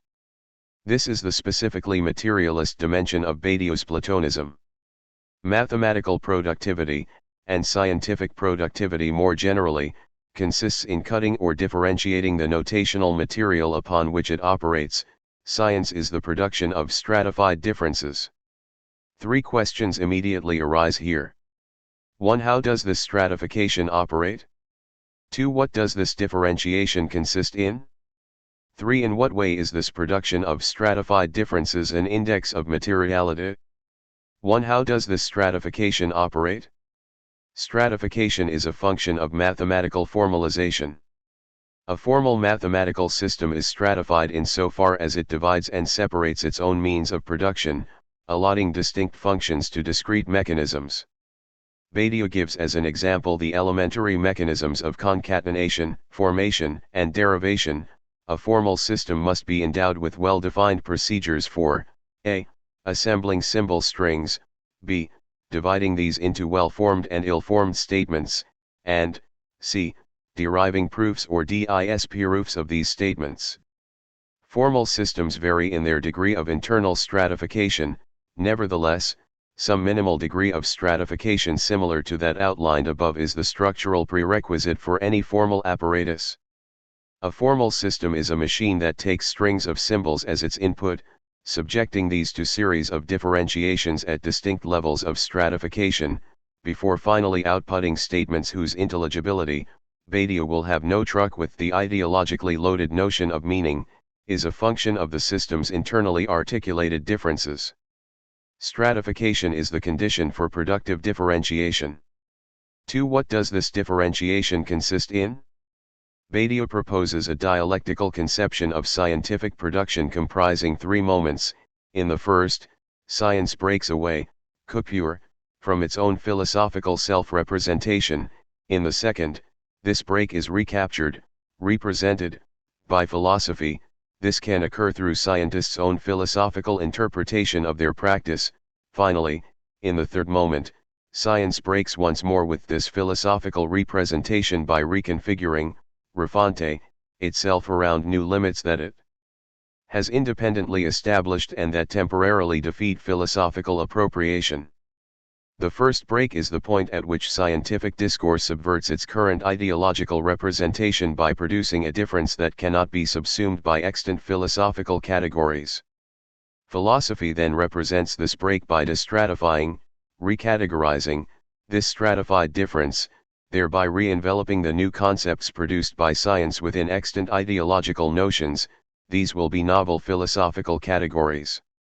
Lastly, the moment of reconfiguration is the moment of the second break, understood as a restratification of what philosophy has destratified, a restratification wherein the parameters of scientific discourse are re-established independently of science's current philosophical representation. In Mark and Lack, Badiou illustrates this dialectic with regard to the history of mathematics. He identifies 7 moments punctuating the dialectic of break and recapture from Pythagoras to Gödel. I. The existence of a historical mathematics, namely intuitive arithmetic, one that is open in principle, indefinitely stratified signifier. 2a. the ideological representation of this existence as the transmathematical norm of completely controllable rationality, the ideological destratification of the mathematical signifier. 2b. The posing of a question to mathematics about its conformity to this ideological norm, in the form of the axiomatic and formalist intention, whose goal is to display a founded transparency. This is the ideological motivation of Freya and Russell. 3. Break, the mathematical treatment of this ideological representation of mathematics via the actual construction of formal systems that represent historical arithmetic, Principia Mathematica. 4a. The ideological representation of this break, formal systems conceived as transmathematical norms of rational closure via the idea of a nomological system, Husserl. 4b. The posing of a question to mathematics about its absolute conformity to the ideological norm of closure. This is the metamathematical intention, relative to the internal demonstration of a system's consistency, Hilbert. V. Break, the mathematical treatment of ideological representation via the actual construction of a mathematical metamathematics, the arithmetization of syntax. Gödel's theorem, the structural stratification of the mathematical signifier does not answer the question of closure. 6. Ideological representation of this break, Gödel's theorem is experienced as a limitation relative to the normative expectation. Ideological exegesis of this limitation as openness of speech and concealment of being, Ladriere. Finitude. Splitting, suture. 7. Break, the general theory of the limitation effect, positively conceived as a structural instance of certain mathematical objects, Smulyan's epistemological truth. The epistemological upshot of this convoluted adventure reminds us that mathematics operates upon its own existence such as it is designated in ideology, but that this operation, conforming to the specific constraints of a science, takes the form of a break, such that the ideological questions which make up the material upon which mathematics carries out its working reprise, find no answer in the latter. ML 172. The dialectic between scientific production and its ideological representation is one in which science responds to the questions put to it by philosophy by forging differences that subvert the pertinence of the categories presupposed by those questions. Science works with its own ideological representation, the philosophical destratification of what science has stratified, with which it then breaks by deploying a new layer of stratification, producing a difference for which no category yet exists. Ideology, understood as philosophical categorization, is not extrinsic to science, but scientific productivity requires constantly breaking with its own ideological self-representation. 3. In what way is this production of stratified differences an index of materiality? But in what sense is science's production of difference material? Clearly, the materiality of mathematical practice is not to be understood as an analog of the specious philosophical category of matter, whether physically, biologically, or even economically construed, but rather as an index of the scriptural production of difference. What Badiou means by scriptural materiality is somewhat opaque. As Zachary Luke Fraser has pointed out, the materiality Badiou has in mind here cannot be understood in terms of the substance of graphic marks, whether they consist of chalk, graphite, or ink. Introduction, in CM 30. The materiality at issue can only be understood as incorporeal. Badiou persistently reiterates the Marxian link between productivity and materiality, with the former providing the veritable index of the latter.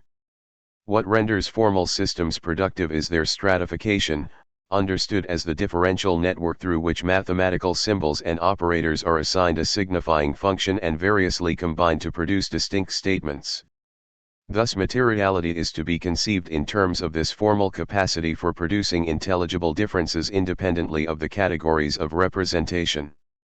Logico-mathematical inscription circumvents the metaphysical primacy of the linguistic signifier via a stratified multiplicity of differential traces such that no signifying order can envelop the strata of its discourse. ML 163. Scientific stratification subverts the representational categories of designation and reference, neither thing nor object have any chance here of acceding to any existence beyond their remainderless exclusion, ML 156, and dispenses with the need for the activity of a constituting subject, T. Here is no subject of science. Infinitely stratified, regulating its passages, science is pure space, without inverse, or mark or place of what it excludes. Science is an outside without a blind spot, ML 161-2. Here we encounter all the essential features of Badiou's Platonist materialism. Scientific thought is outside, that is beyond the enclosure of ideological representation, not because the subject of science is endowed with a faculty of intellectual intuition that would grant her intuitive access to a transcendent realm of intelligible objects, but, on the contrary, because the remorselessly mechanical rule-governed transparency of logico-mathematical inscription results in a cognitive practice for which the categories of subject and object are completely superfluous. The non-representational character of scientific discourse is a consequence of its machinic nature, since a formal system is a mathematical machine, a machine for mathematical production, positioned within that production, cm 43, transmod. But the means of mathematical production are themselves produced, the mathematical machine or instrument is also a mathematical product, a result. There would be no formal systems without recursive arithmetic, and no rigorous experimental protocols for such systems without set theory. Yet it is because this scientific reproduction of the means of production harbors a constitutive historicity that science's self-reproduction is inherently differential. Or rather, it is the inherently differential, dialectical, nature of scientific reproduction that generates its historicity. Scientific reproduction is self-differentiating because of the way in which science itself intervenes within a determinate epistemological conjuncture by means of formal experimentation. Thus, for example, by proving the consistency of a model of axiomatic set theory with the axiom of choice and the continuum hypothesis, Gödel demonstrates that these two axioms can be integrated into the formal theory without compromising its coherence. He thereby provides a conceptual sanction for mathematical practice. In doing so, Gödel's experimentation transforms, not the theory, but the status of the theory within the historical process of the production of knowledges, cm 51. Given a mathematical configuration inscribed within the history of the science, to treat it as a model of a formal system is to situate its specificity by transposing it beyond the narrow ambit of the illusions engendered by its ideological recapture and into the wider mathematical space constituted by the various models of the system. In the history of a science, the experimental transformation of practice via a determinate formal apparatus retrospectively assigns the status of model to those antecedent instances of scientific practice. For Badiou, then, the materialist category of model designates formalism's retrospective causality upon its own scientific history.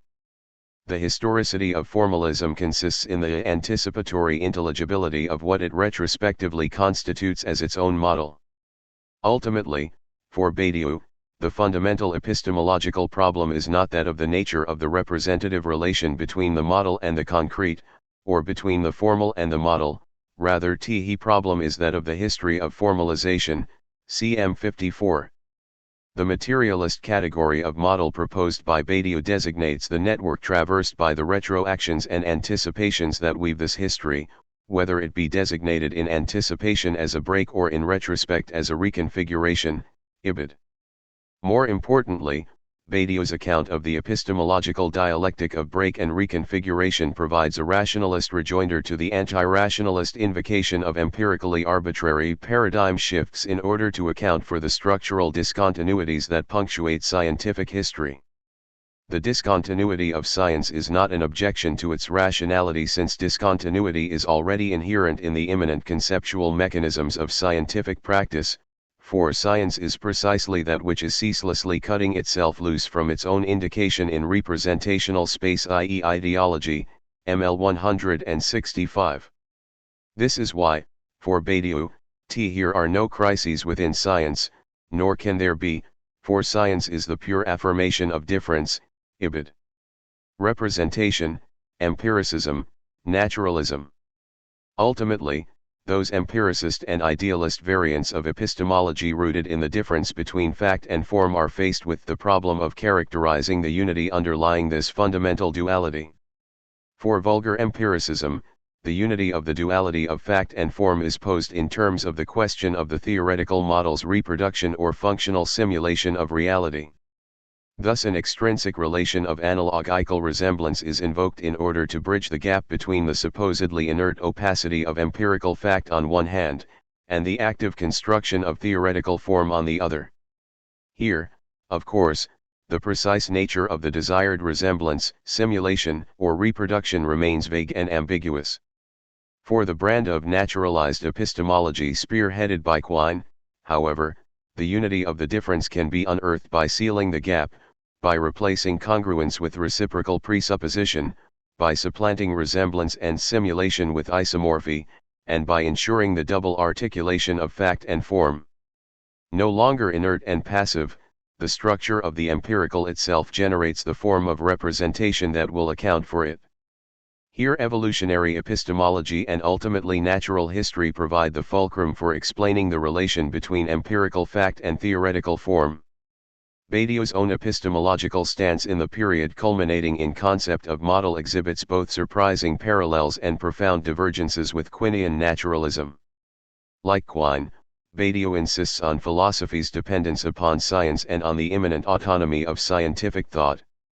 Like Quine, he refuses any recourse to a science-transcendent philosophical foundationalism. One establishes oneself within science from the start. One does not reconstitute it from scratch. One does not found it, cm 33, Transmod. But, unlike Quine, Badiou will have no truck with empiricism and hence refuses to reintegrate the sciences into a broader evolutionary and ultimately biological narrative about the development of human cognitive prowesses.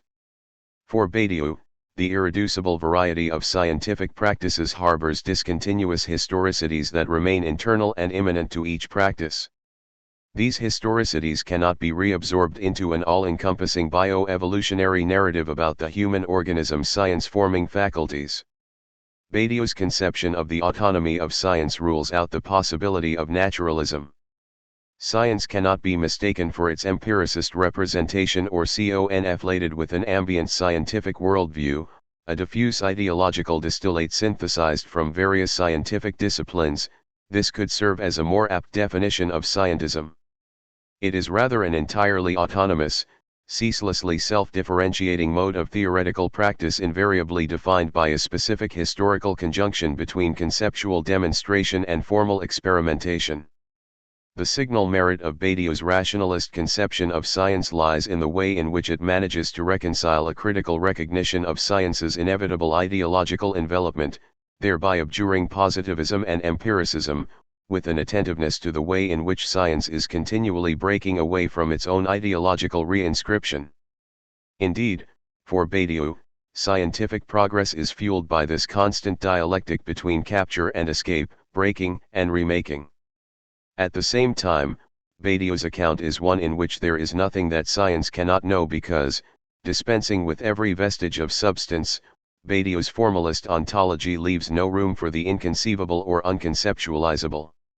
Truth is the sole exception to the order of being, but science is one of the harbingers of truth. 7. Love. Siji Jotkand. The recent interest in Alain Badiou's thought has had an additional, welcome effect of turning critical attention back to the philosophical idea of love.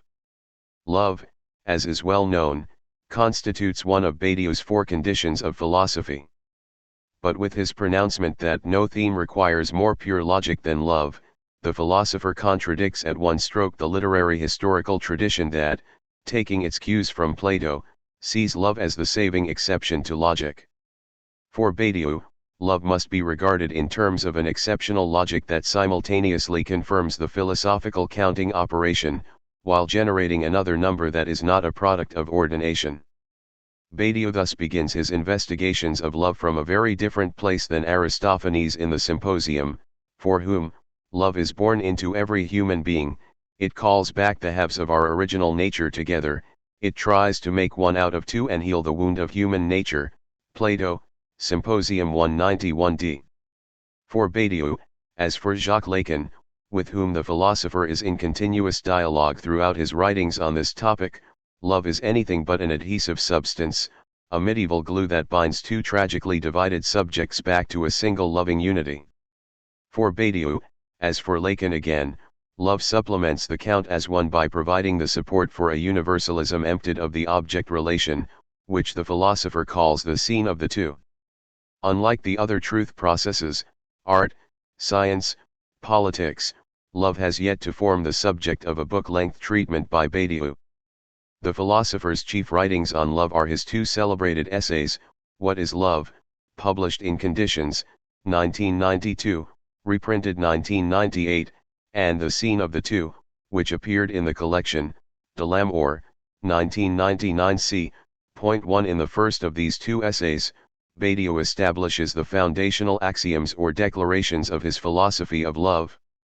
Rejecting the fusional, ablative or superstructural conceptions of love that he says have characterized until now the most frequent philosophical approaches to love, Badiou, WL 40-41, asserts the following four theses.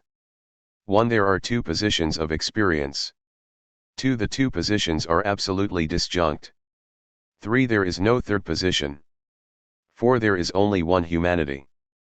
Badiou's theses on love are best approached in reverse, beginning with his fourth declaration, there is only one humanity.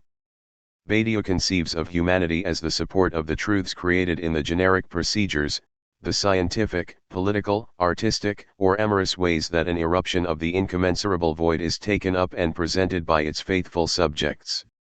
Out of step with much of the critical Dasein of the 20th century, Badiou asserts that the truths produced through these four processes are necessarily for everyone. There are universal or transpositional truths that are indifferent to the particularity of their emergence, thanks to the fact of humanity's unicity. Nevertheless, as the third thesis asserts, despite there being only this one humanity, it does not follow that humanity therefore occupies an external, meta-position outside or overlooking the world.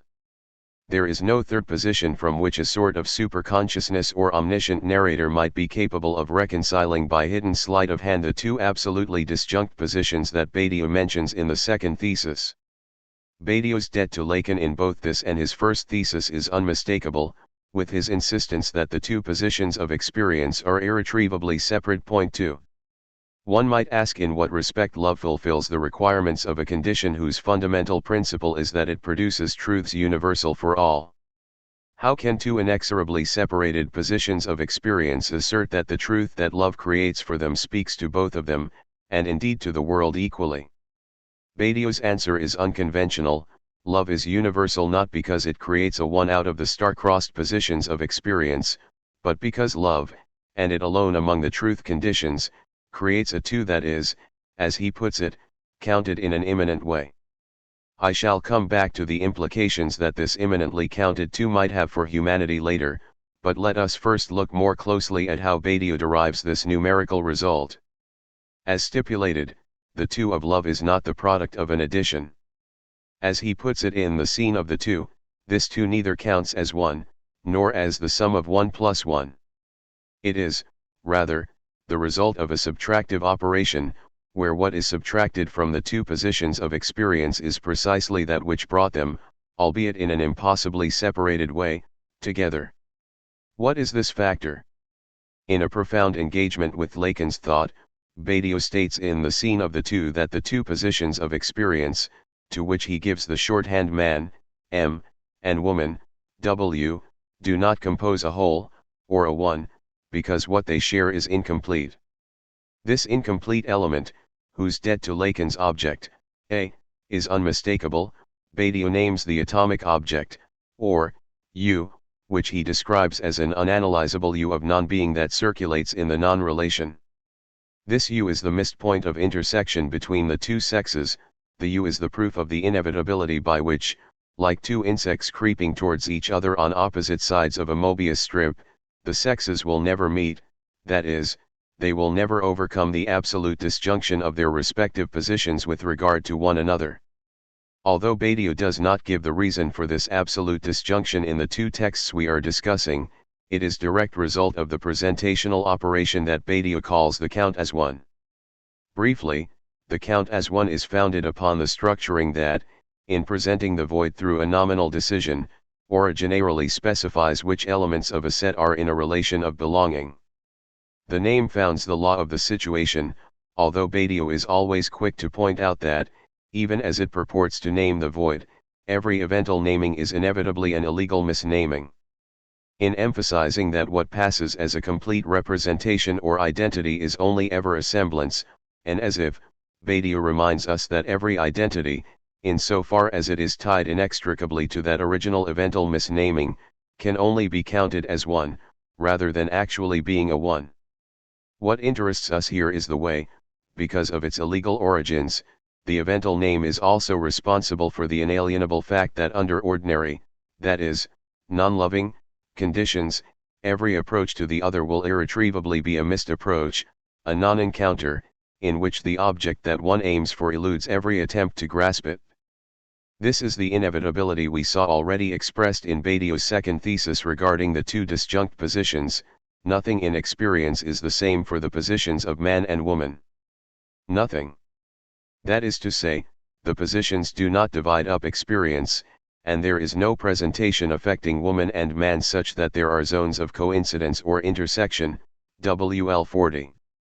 Nevertheless, despite this stricture, Badiou still maintains that love enables us to step out of presentation's logical structure of non-relation, which would otherwise dictate the entirety of our encounters with others and with the world. Love does so, uniquely of all the truth processes, by subsuming the object beneath the subject. The loving encounter goes straight to that aspect of the object from which the subject draws its little bit of being, explains Badiou. It drives right at the heart of the non-relation of the sexes to enlist the disjunction as the basis for constructing the scene of the two. The scene of the two comes to take the place of the count as one in love's supplement to the presentational logic that informs the other three truth processes. As mentioned, the two arises not from an addition but through a subtraction, where the you, the point of the missed encounter, is mutually internally excised from the two disjunct, sexed positions. Note that a certain ambiguity remains regarding whether the disjunction of the sexes precedes the work of love, or if the two is what, retroactively, causes the lack of coincidence or intersection of the sexes. Once subtracted from the disjunct positions of experience, however, the you authorizes a different sort of numerical operation. It pairs the two external halves side by side through you, woman minus you, and man minus you, giving rise to a two that Badiou says is counted immanently. This amounts to saying that the two is not a product of presentation's usual logic of ordination, which counts the subject as a one on the basis of the original misnaming of the void. The two is rather formed from the subtraction of the remains of that original misnaming that circulates in the situation as what Badiou calls the you relieved in this way of the misunderstood object they shared. The two together construct the world as a scene of inquiry through which they investigate that world from the perspective of the two. Badiou clarifies that the scene of the two is therefore not a presentation but a work and a process. Accordingly, the two are not counted but instead operate in the situation. At this point, it is important to note that love in Badiou's conception is not the scene of the two per se. Love, or the amorous event, is rather the hazardous authorization given to the double function of the you, claims Badiou. For the philosopher, love is where or how the you is thought together in both of its functions, that is to say, as the mistaken object of desire and as the excess of that object, the support of the two. Hence love is neither simply the first reading of the you, in which the two sexes misunderstand the object, the common cause of their desire. Nor is it properly speaking just the second reading, that is, the scene of the two created by the subtraction of the you from both man and woman. Rather, as a truth procedure, love lies in the limping rhythm through which the first and second readings are exercised together. It inhabits what Badiou describes as the double reading, which alternates between the contracting movement back towards the object, with its mutual misunderstanding, and an expansive movement outwards through which the two, subtracted now from the you, faithfully conduct their inquiries about the world and its common practices. The condition of love in Badiou's work is clearly intended to offer a means of extrication from the otherwise ubiquitous logic of presentation, and is in this sense a supplement to that logic.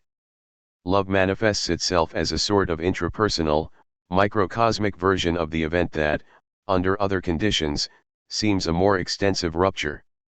In love's truth procedure, the name of the evental encounter is shared only by the couple in love, and yet Badiou still claims that this unique, profoundly personal nomination nevertheless has validity for all. How it succeeds at this is as follows.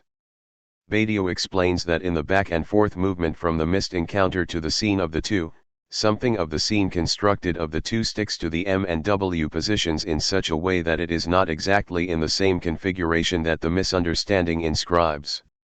Something brought back from the scene of the two inflects the missed encounter when, inevitably, the two return from their tarrying in the second reading, to take up their disjoint positions as sexed beings. On this latter point, Badiou is unmistakable. Love is a halting movement, a limping rhythm that passes from the first reading to the second, and then again in reverse. One can say that love's work amounts to the difficult, hazardous, and usually failed, attempt to somehow hold these two readings together in a creative act, an almost impossible undertaking, Badiou admits, that tries to hold both readings of the U simultaneously together. Yet curiously, and in a manner never fully explained, as they stick in this way to the two positions, the results of the creative, constructive inquiries into the world conducted by the two manage to resituate the sexual non-relation in a different topological configuration than before. The non-relation becomes reoriented in the representational field as a result of the two's creative investigations such that, as Badiou puts it, the lover becomes in excess of himself, because the uncertain course trace aléatoire of fidelity passes through him, transfixes his singular body and inscribes him, from within time, in an instant of eternity, E45. And as the object relation becomes charged and saturated with the discoveries from the scene of the two, love's universalization literally takes place. The singular, object-directed sexual misunderstanding becomes sufficiently transformed such that a double reading of the declaration of love truly does become possible. Simply put, love's nomination, the declaration I love you, emerges from the scene of the two to embrace the you of the individual lover and the you of humanity at large. In this respect, the unique individual lover becomes at the same time an impersonal subject of truth that bears the humanity function, X. Badiou's concept of an uncounted two is his stunning contribution to the philosophical dilemma of unity and difference that, in the scene of the two, he phrases in terms of absolute transcendence and the Trinitarian doctrine. Read from a Lacanian point of view, one would say that Badiou introduces the two as a creative solution to the impasses of desire, to the fact that, insofar as the subject is a speaking subject, its relation to the world will only ever be through the fantasy. Badiou responds to the desiring impasse by proposing a space that has been purified of the object relation. He proffers the scene of the two as a world cut loose from its tie to the name, and from the situation's founding law. Badiou is able to propose this supplement to the logic of presentation by stripping Lacan's concept of the object, A, all the way down to its atomic form, as the you, which may be added or subtracted in the relation between the sexes. In essence, Badiou adapts Lacan's account of desire in proposing the you as his own interpretation of the A. This introduces some important differences with Lacan. For one, unlike Badiou's you, Lacan's object, A, can never be subtracted to form the absent support of the scene of the two. The A remains indelibly present throughout both the first, or phallic, reading and the second reading.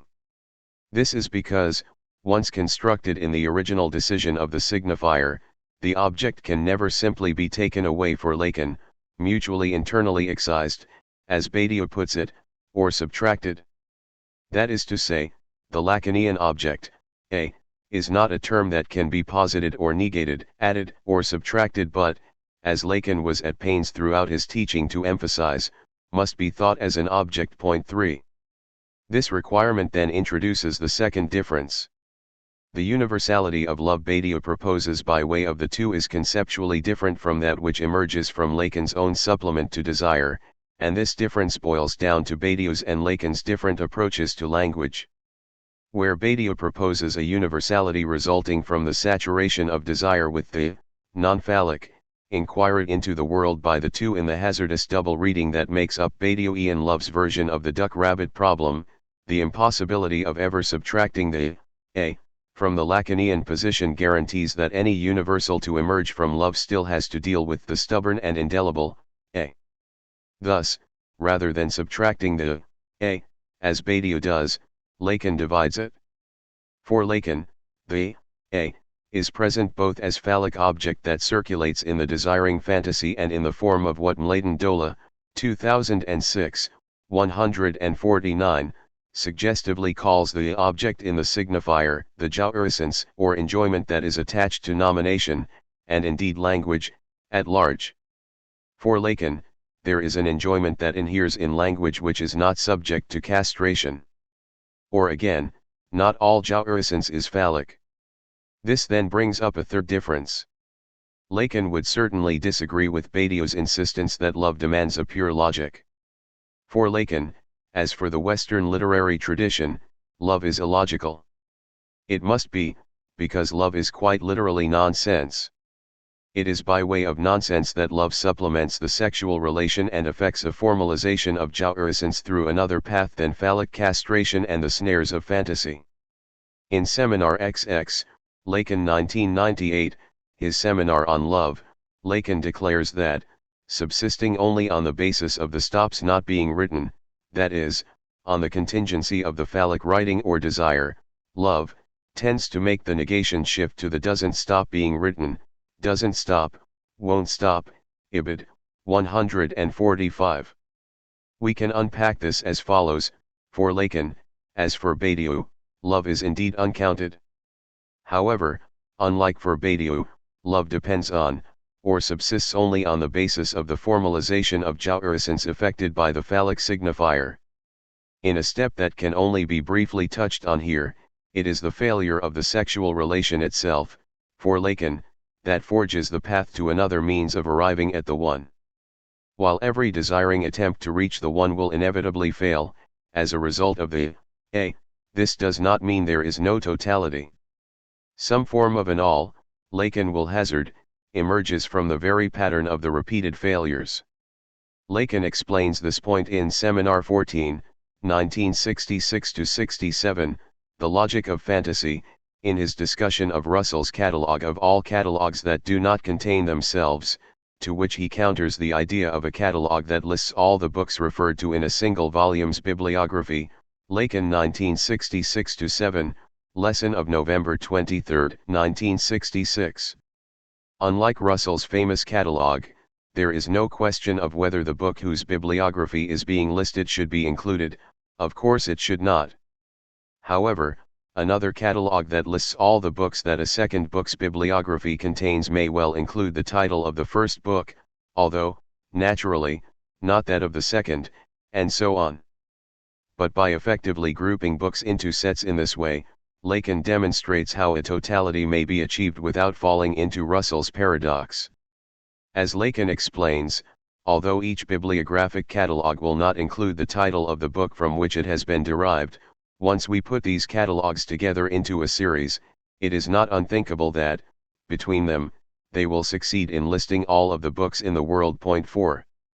Although limited in advance by a structural failure that ensures that lovers will, by certain inevitability, fail to reach the desired object, if each of these unsuccessful attempts is placed together into a series, an all is created that is more than the sum of its individual parts. This all is what Lacan names a supplementary one, un n plus, so named because it is an additional signifier, as he puts it, one that is not grasped, or, counted, in the chain. The final difference between the two thinkers on love can now be addressed. As a consequence of the above, for Lacan love will always concern not a two but a one, the uncounted but necessarily written one that is best known to us as the crazy nonsense of lovers as they form their lips around and around their beloved's name in love. Both the a and the proper name, Lacan suggests in Encore, are means of writing the absent one, but they do so in the utterly different ways that Lacan proposes. The A writes the supplementary one through the failure represented as the fantasies, as phallic jouissance.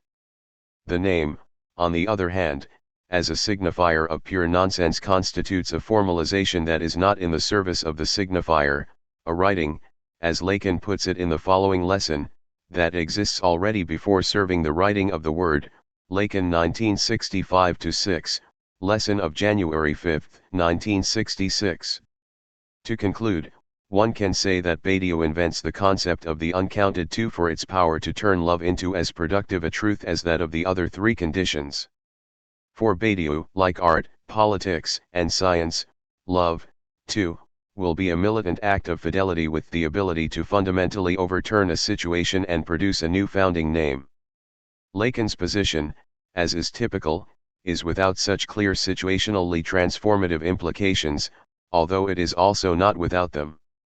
Love in Lacan gives access to a universal, but the universal is always still tied to the law of castration, even as it supplements it. Notes. One editor's note: Badiou has recently published Éloge de l'amour, 2009b. This new work would seem to confirm the position elaborated here. 2. In The Scene of the Two, Badiou even calls his essay a commentary on Lacan's claim that love supplements the failure of the sexual relation. Badiou, 1999 c. 2009 f. 3. In the seminars from the mid-1960s, when Lacan was developing his conception of the object, he repeatedly claimed that, for him, topology was not a metaphor, not a figure of speech but the real support of his thinking. See, for example, his opening words in the lesson of May 4, 1966, Lacan 1965-6. For this can be expressed in diagrammatic form, where each letter outside each set represents the title of the book whose bibliography is being catalogued. B, C, D. A, C, D. A, B, D. A, B, C. Between them, every book has thus been catalogued, represented, even though there is no single catalogue that contains them all. For further discussion, see Lacan, 1966-7, Lessons of 16 and November 23, 1966. 8. Art. Elie During. The relation of philosophy and art, according to Alain Badiou, himself a great stylist and successful playwright, is at once obvious and somewhat twisted. For one thing, they do not communicate directly, but through the relation both entertain with the third term, which they do not reach in the same way, truth. If philosophy does not produce truths of its own, it certainly has something to say about truth, it reaches it through eternity, by formalizing the production of universal patterns of thought. Art, on the contrary, produces truths of its own, but it does so through oblique means, by dealing with sensible images, objects, bodies, or the material dimension of language, the finiteness of which seems to stand in contradiction with the infinite nature of truth. This intricate disposition of art and philosophy with regard to truth results in the following paradox. On the one hand, art is held to be one of the conditions of philosophy, along with mathematics, politics, and love. As such, it is only natural to expect it to play a major role in the doctrine, MP 35.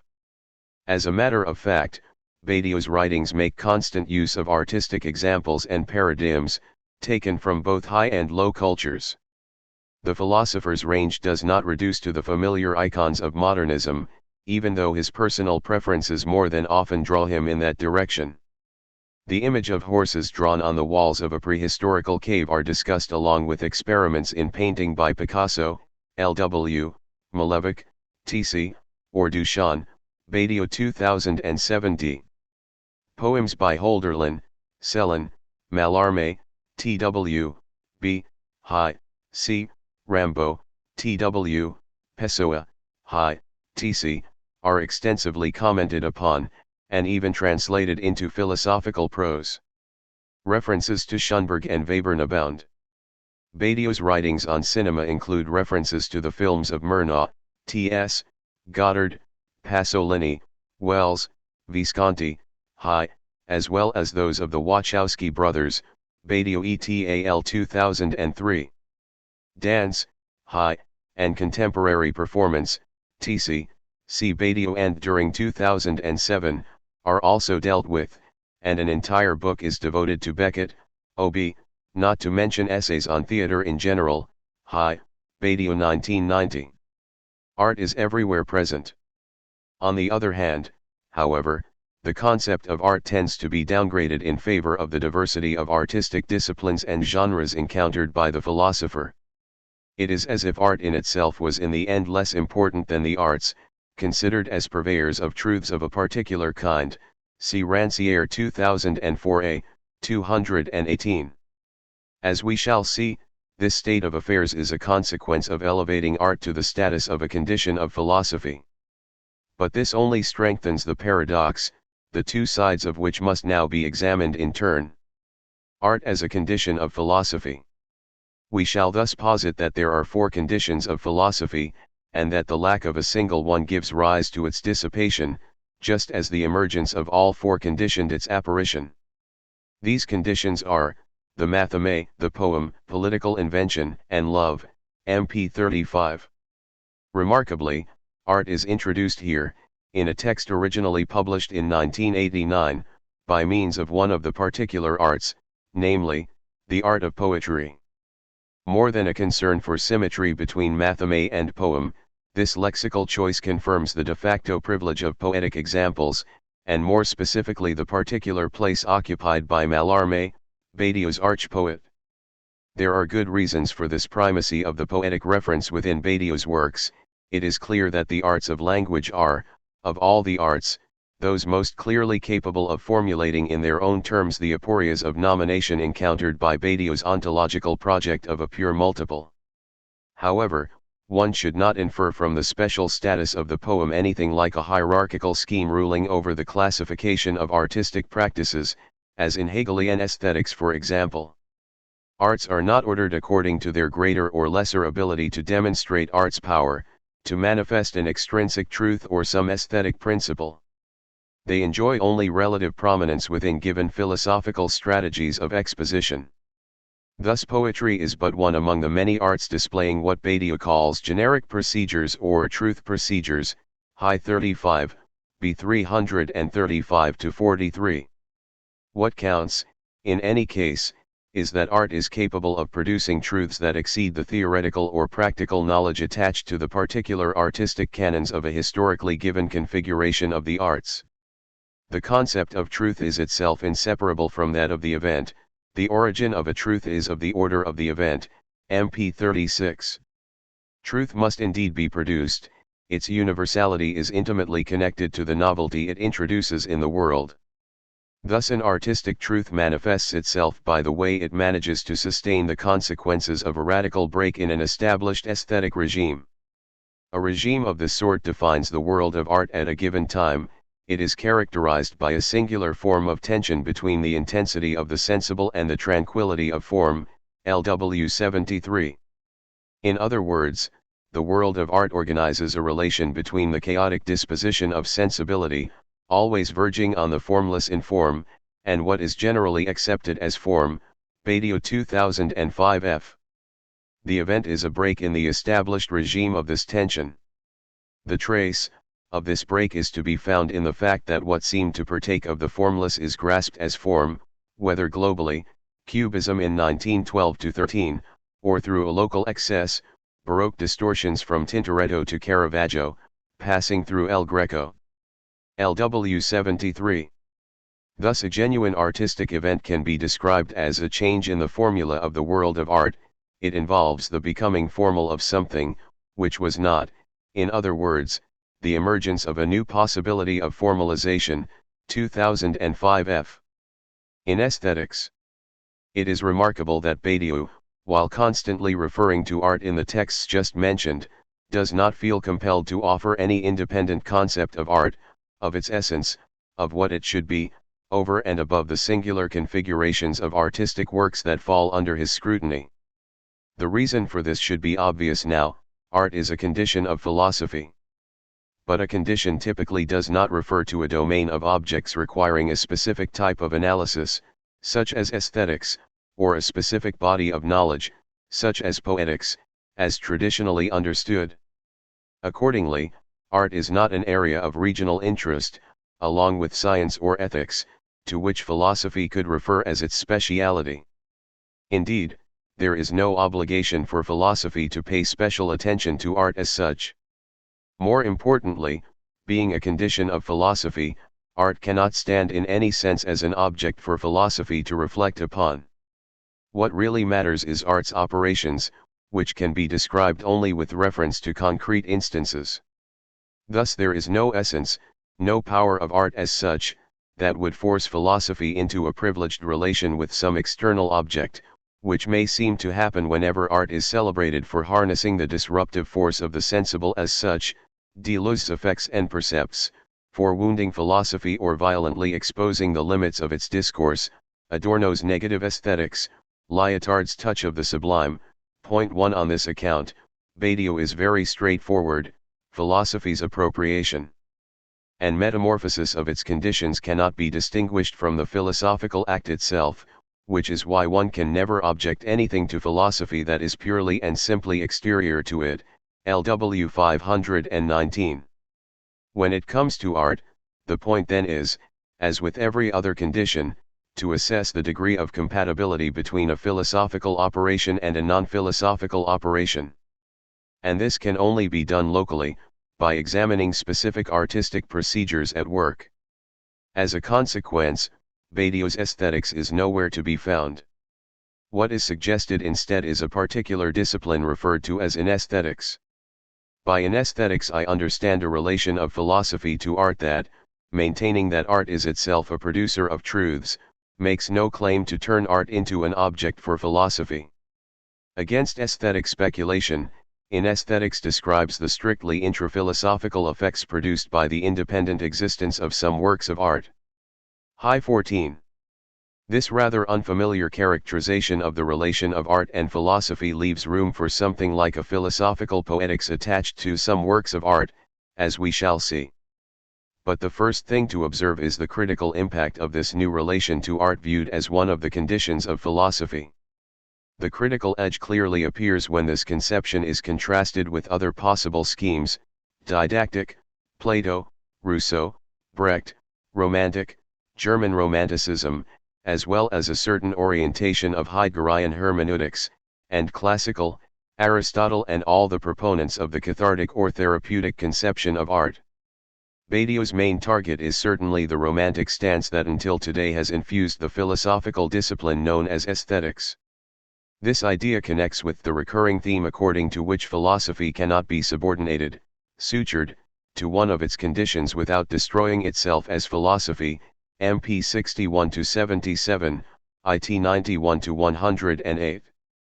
The way Badiou conceives it, philosophy operates a deposition of the poem by ridding it of the oratic and oracular pretenses to access an ineffable and absolutely incommunicable meaning. In fact, as the example of poetry clearly indicates, art produces truths to the extent that it resists the charm of interpretation, image, fiction, or narrative, or the lyrical impulse, and operates by purely subtractive means in order to capture the event on the verge of nonsense, in the guise of a vanishing presence. Badiou's underlying poetics is at once anti-mimetic and anti-lyrical, see Rancière 2004a. Hermeneutics and aesthetics are thereby rejected in the same stroke. What the Handbook of Anesthetics introduces as a fourth modality of the link between philosophy and art implies that art itself is a truth procedure, High 9. In a way, this amounts to restating that art is a condition of philosophy. But how are we to understand the singular nature of artistic truth? One way to answer this question consists in underscoring the sensible dimension of any artistic procedure. Artistic novelty is basically a matter of introducing new ways of formalizing the seemingly formless within the sensible. This much was already granted by Badiou's description of the creative transformation of the world of art, and this alone would be enough to distinguish the poem from the matheme. Yet if Badiou is not interested in providing us with a general concept of art, he is equally reluctant to characterize the general operation of art. Point 2. In the end, it seems that in aesthetics is not so much about art itself as it is about its ability to convey, through the local production of truths within definite configurations, a truth of a more general kind that philosophy welcomes and shelters. High 63, the only truth that matters, namely that there are truths, yes, even in art. Admittedly, philosophy should always reveal a truth of this art, an art truth, but ultimately, the arts, in their very diversity of intents and means, express in various degrees and at various levels of clarity only the simple truth that art, as the configuration in truth of works, is in each and every one of its points the thinking of the thought that it itself is. High 13-14. This rather tautological formulation suggests that there is nothing else for philosophy to learn from art, not only because truth fundamentally exceeds the regime of knowledge, but more fundamentally because philosophy's chief mission is to declare that there are truths. But this cannot possibly be Badiou's last word on the issue. At this juncture, two questions arise, difficult to simply brush aside. First, what justifies the singling out of art as a condition of philosophy, rather than, say, religion or games? Second, is there something specific to the generic or truth procedures displayed by the various arts that may justify capturing their diversity within one single category, that of art, or, as Badiou likes to say, the poem? In other words, what singularizes art within the set of conditions to which it belongs, beyond the obvious fact that art deals with the sensible, a statement nearly as tautologous as art is art? For such is Badiou's claim, not only is truth immanent to art, as opposed to the view that truth does not belong in art and must consequently be produced by another discourse, that of philosophy disguised as aesthetics, for example, but it is in addition singular, in the sense that the truths produced by art belong to it absolutely and cannot be confused with the general ideas or formal schemata that circulate among other registers of work-producing thought. High 9. Thus the truths that art activates are irreducible to other truths, be they scientific, political, or amorous. What are the grounds for such a claim? Artistic configurations. The key to the whole issue, as Badiou suggests, may well lie in identifying the pertinent unity of what is called art. High 10. The composition of the Handbook of Aesthetics, originally published in 1998, is in itself symptomatic. It is of course nothing like a treatise in aesthetics, but it hardly counts as an essay in the philosophy of art in the traditional sense either. The book is a collection of articles written independently of one another in relation to various artistic figures and disciplines, poetry, dance, cinema, theater. The opening essay, entitled Art and Philosophy, focuses on the question of philosophy's task with regard to art. There we understand that what philosophy ultimately deals with is artistic configurations, rather than singular works of art or artistic figures, authors, creators. An artistic configuration is composed of works only, yet it manifests itself in no work in particular. It is itself a generic multiple, initiated by an event. It presents itself as an identifiable sequence comprising a virtually infinite complex of works. High 12-13. Point 3. Such an open-ended structure naturally resists all attempts at totalization under a single predicate. To sum up, artistic truths necessarily take the form of artistic procedures within particular, yet essentially indefinite, artistic configurations. This compact formula requires some explanation. We have already mentioned that a distinctive character of artistic truths seems to lie in the fact that their production involves a particular disposition of the sensible in relation to the formal, or rather, to possibilities of formalization.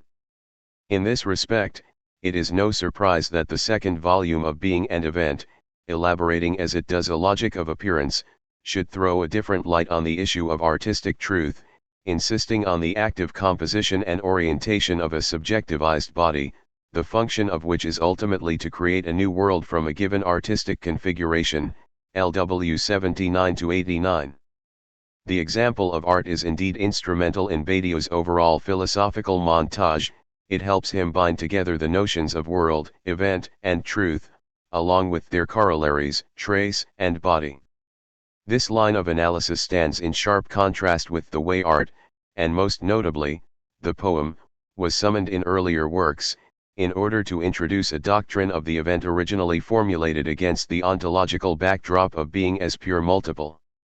In the first volume of Being and Event, Mallarmé's Unco Deeds was described as a symbolic, or rather, analogical, staging of the event in the guise of a disappearance, vanishing or cancellation of the object.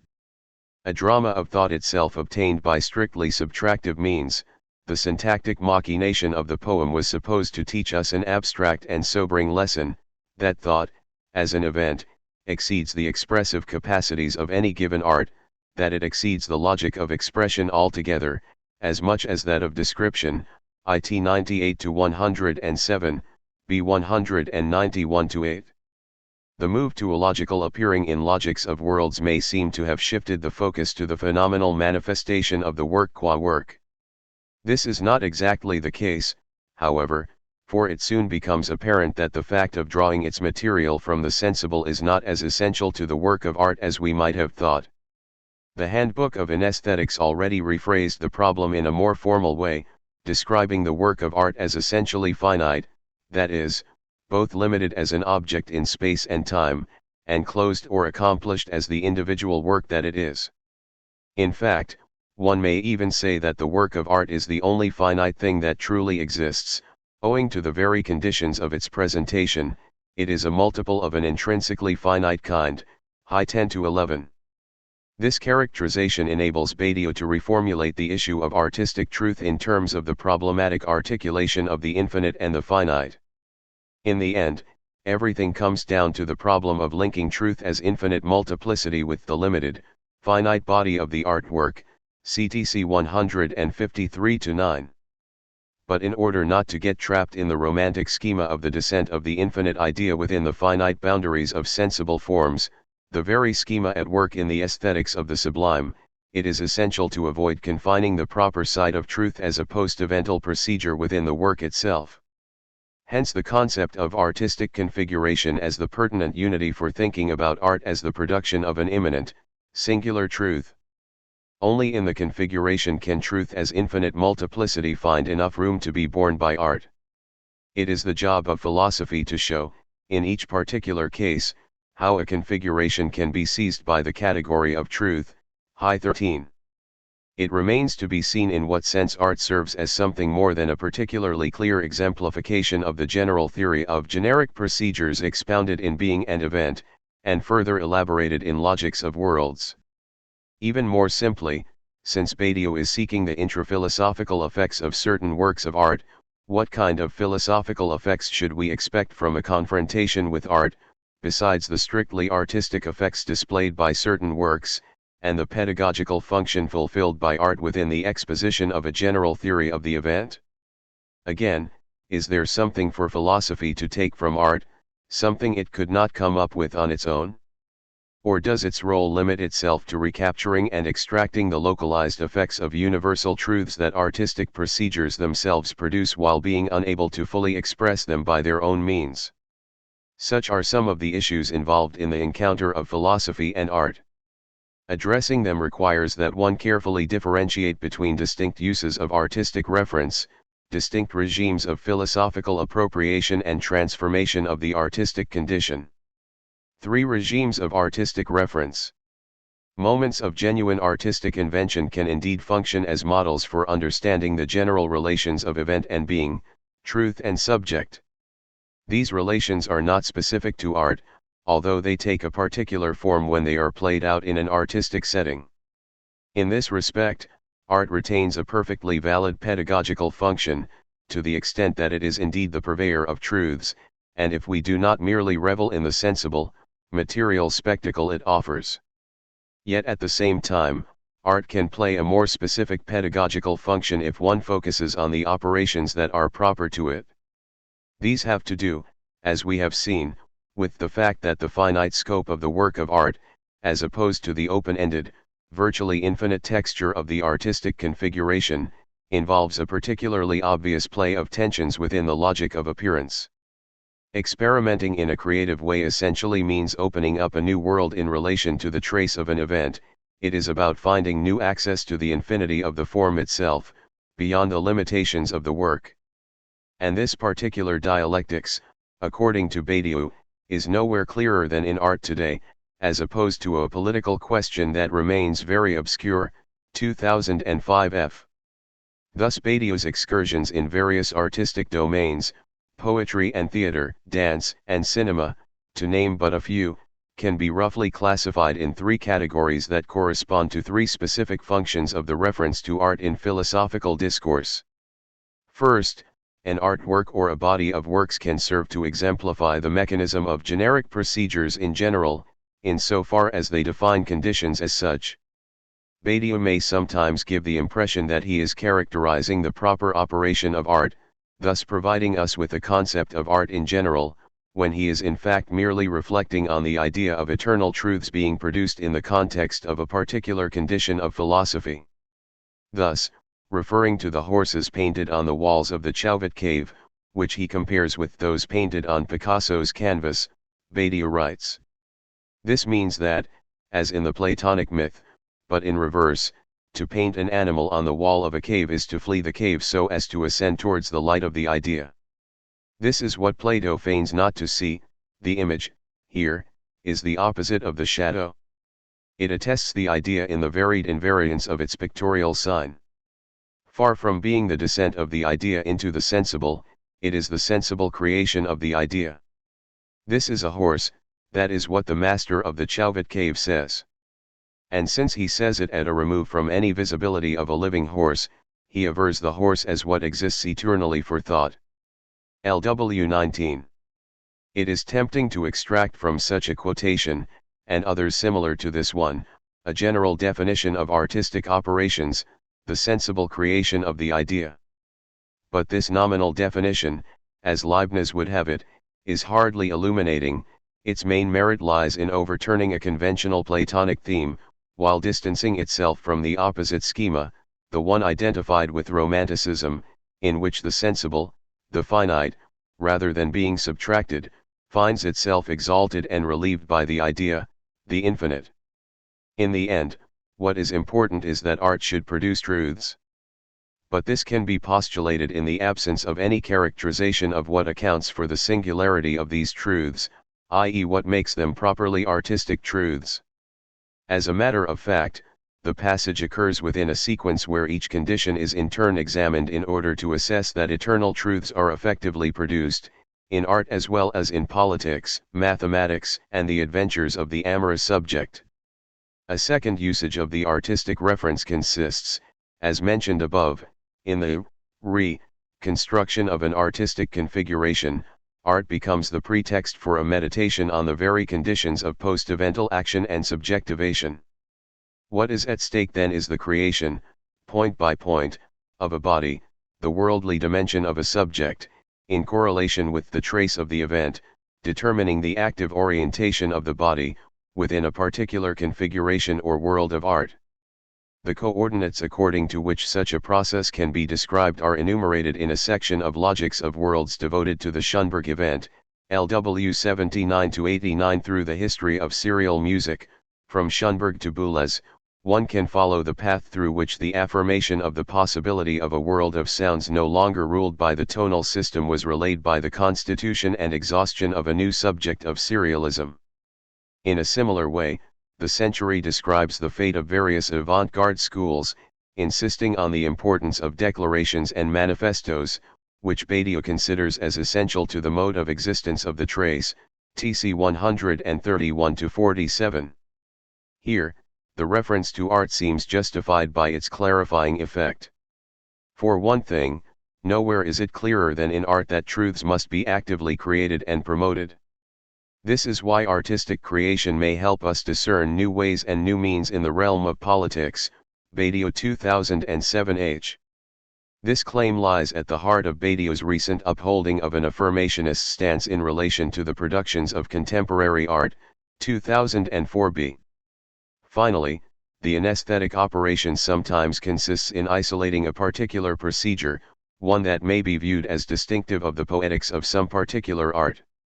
For example, poetry, more than any other art, appears as an art of the deposition of every supposed object, TW 236, because it introduces into the domain of language a very specific question: what is an experience without object?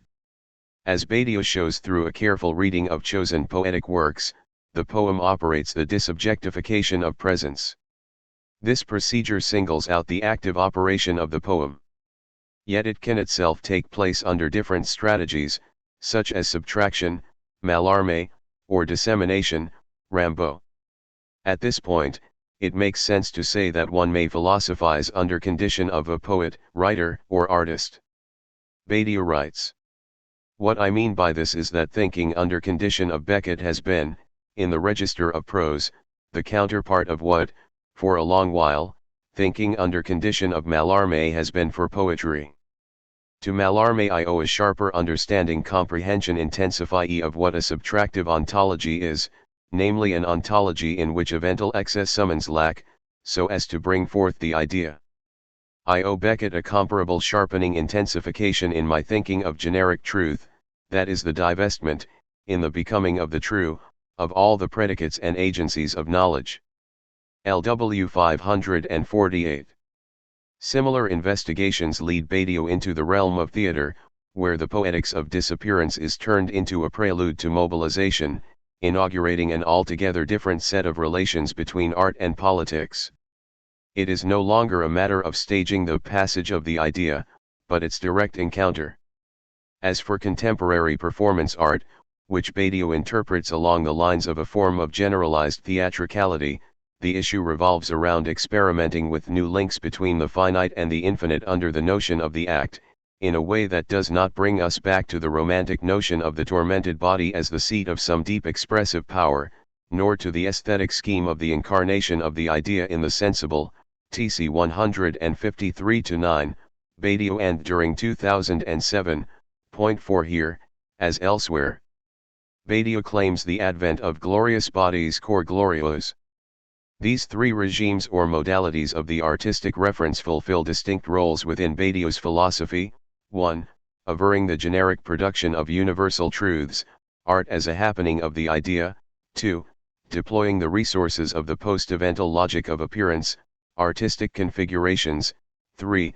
Extracting typical operations and procedures at work in particular fields, local poetics, with a view to their general significance for philosophy. None of these approaches directly contributes to a philosophy of art in the traditional sense, neither does their combination.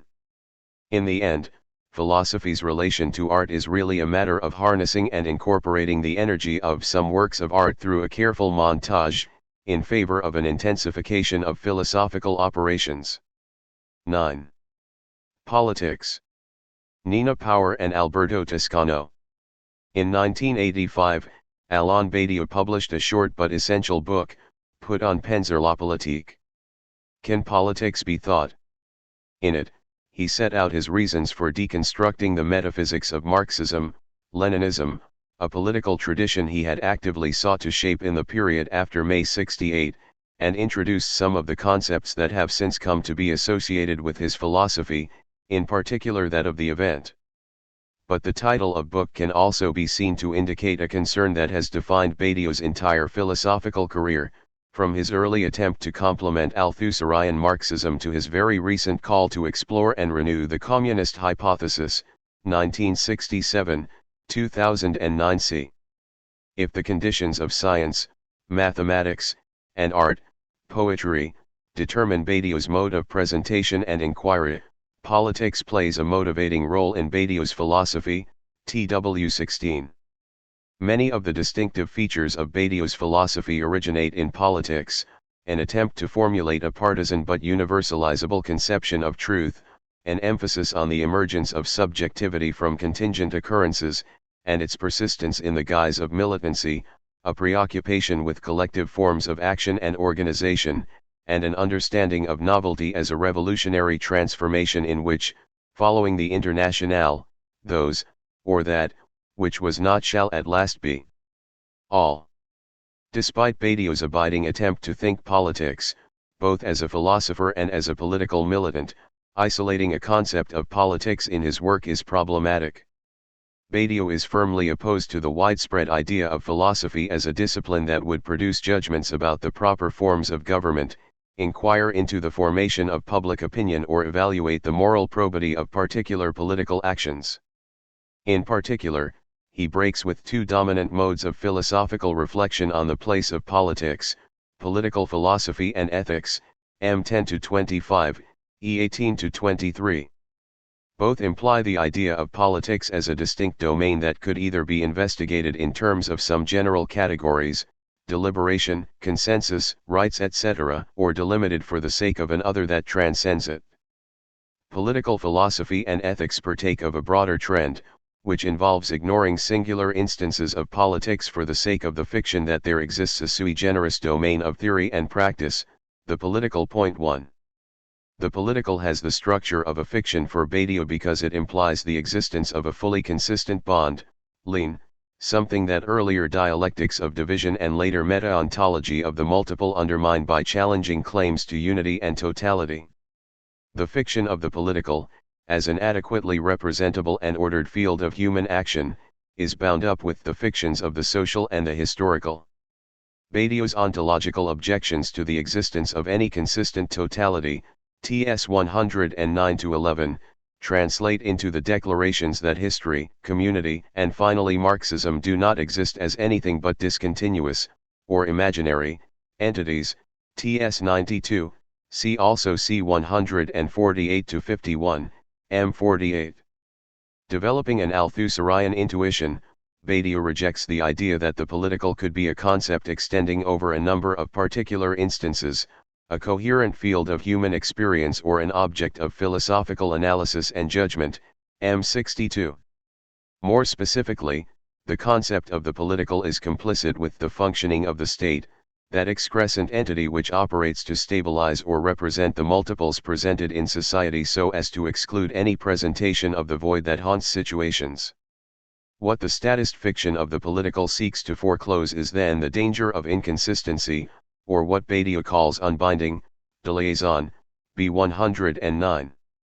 Neither a concept with an extension nor an area of human behavior, politics, as opposed to the political, is instead defined as what breaks through a status quo that is based on a fiction of hierarchical order and is founded on the internal exclusion of invisible or inexistent elements, e.g. the international proletariat of France or the sans-papiers.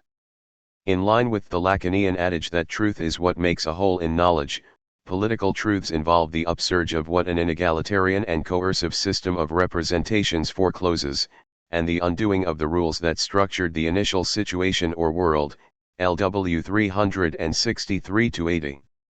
All political thought for Badiou works to count as one that which is not even counted, M 150. Badiou's understanding of political subjectivation and political action can accordingly be seen as a mutable but insistent iteration of two aspects of Marx's conception of communism.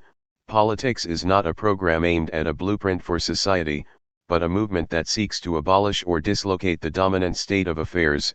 Politics is the emancipatory insurrection of a subject that the situation and its statist representation treat as politically non-existent. Any egalitarian politics, if it is not to succumb to impotent reformism, eclecticism, or idealism, is obliged for Badiou to address the mechanisms that, produce inexistence and to intervene in the loci of the unrepresented and uncounted, what in Badiou's meta-ontological doctrine will be called evental sites or sites, B 173-7, LW 363-80. In a meditation initially intended for being an event but published in the political journal Le Parakeet, Badiou affirmed the political importance of the factory in terms that illuminate his understanding of the politics of equality and emancipation as a non-statist politics of non-domination. The paradoxical statement I am defending is finally that the factory, by which I mean the factory as a worker's place, belongs without doubt to the socio-historical presentation. It is counted as one within it, but not the workers, to the extent that they belong to the factory. So that the factory, as a worker's place, is not included in society, and the workers, of a factory, do not form a pertinent part, available for state counting. 1987b, 4. Although nothing about it determines the forms that an eventual politics will take, and although its economic function is explicitly sidelined, qua event site, at the edge of the void, the factory is defined as a place through which any communist politics must pass, and which any new subject will need to transform. This translation of Engels's writings on the factory into the meta-ontology of belonging and inclusion of being and event raises the fraught question of the relationship between Badiou's thinking of politics and Marxism. Up to can politics be thought? Badiou's political thought is combatively placed under the aegis of Marxism. Its development since can be investigated in terms of both its continuities and discontinuities with the legacies of Leninism, Maoism, class struggle, and the dialectic, Bastille's 2005 CD, Toscano 2008. A number of Badiou's most important texts on politics were written as documents of the Maoist group of which he was a leader, the UCML, L'Union de Communistes de France Marxiste-Leniniste, see Badiou 1975 ABC, 1978a, Badiou and Bombs 1976, Bastille's 2005 c. It is easy enough to identify major differences in the conceptions of politics present in Badiou's Marxist, Leninist texts as opposed to his post-1985 metapolitical writings. While in his Maoist phase philosophy seems to be a weapon in the hands of the proletariat, much of Badiou's more recent work is defined by the attempt to dissouture philosophy from its conditions, and from politics in particular. One of the forms taken by this dissouturing, which gives political thought its autonomy at the same time as it frees philosophy to work across truth procedures, is a break with the thesis put forward in Theory of the Subject: every subject is political. This is why there are few subjects and rarely any politics, TS 28. This is an even stronger break if we note that the subject in that book was the party, and that the latter was bound up with two notions of political collectivity that Badiou's more recent work treats as facets of exhausted modes of politics, classes and masses, M64, 68-77. Aside from laying out the historical reasons for the saturation of a Marxist, Leninist understanding of politics and the expatriation of Marxism, Badiou has also engaged in a more speculative self-criticism in the guise of a distinction between a revolutionary thinking of destruction and an evental thinking of subtraction, see, respectively, Badiou 1985, Toscano 2008, Badiou 2005 g. tc. But for all the explicit shifts and cessuras, it is also possible to trace a remarkable consistency of themes beneath the mutations in the standing of Marxism in Badiou's thought. Although earlier, more explicitly militant work lays great stress on the party, this political subject is never a canonical Leninist party but is instead defined by trying to draw organizational consequences from the Maoist cultural revolution and the political experiments that followed in the wake of May 68. The party was always for Badiou a party of a new type, and his own organization was tellingly a group for the formation of the Union of the Marxist, Leninist of France, setting it apart, for instance, from the Communist Party of France, Marxist, Leninist. Also, while the designation of imperialist society and its bourgeoisie as the targets of proletarian antagonism certainly speak of a more totalizing politics than the one indicated in the essays in Metapolitics, the earlier Theory of the Subject, a kind of dialectical balance sheet of Badiou's political militancy, already formulates a thinking of political subjectivity as revealing, by a kind of torsion, the inexistence of the whole. Some of that book's section headings are quite eloquent in this respect. Everything that belongs to a whole constitutes an obstacle to this whole insofar as it is included in it. There are no such things as class relations, TS 3, 125.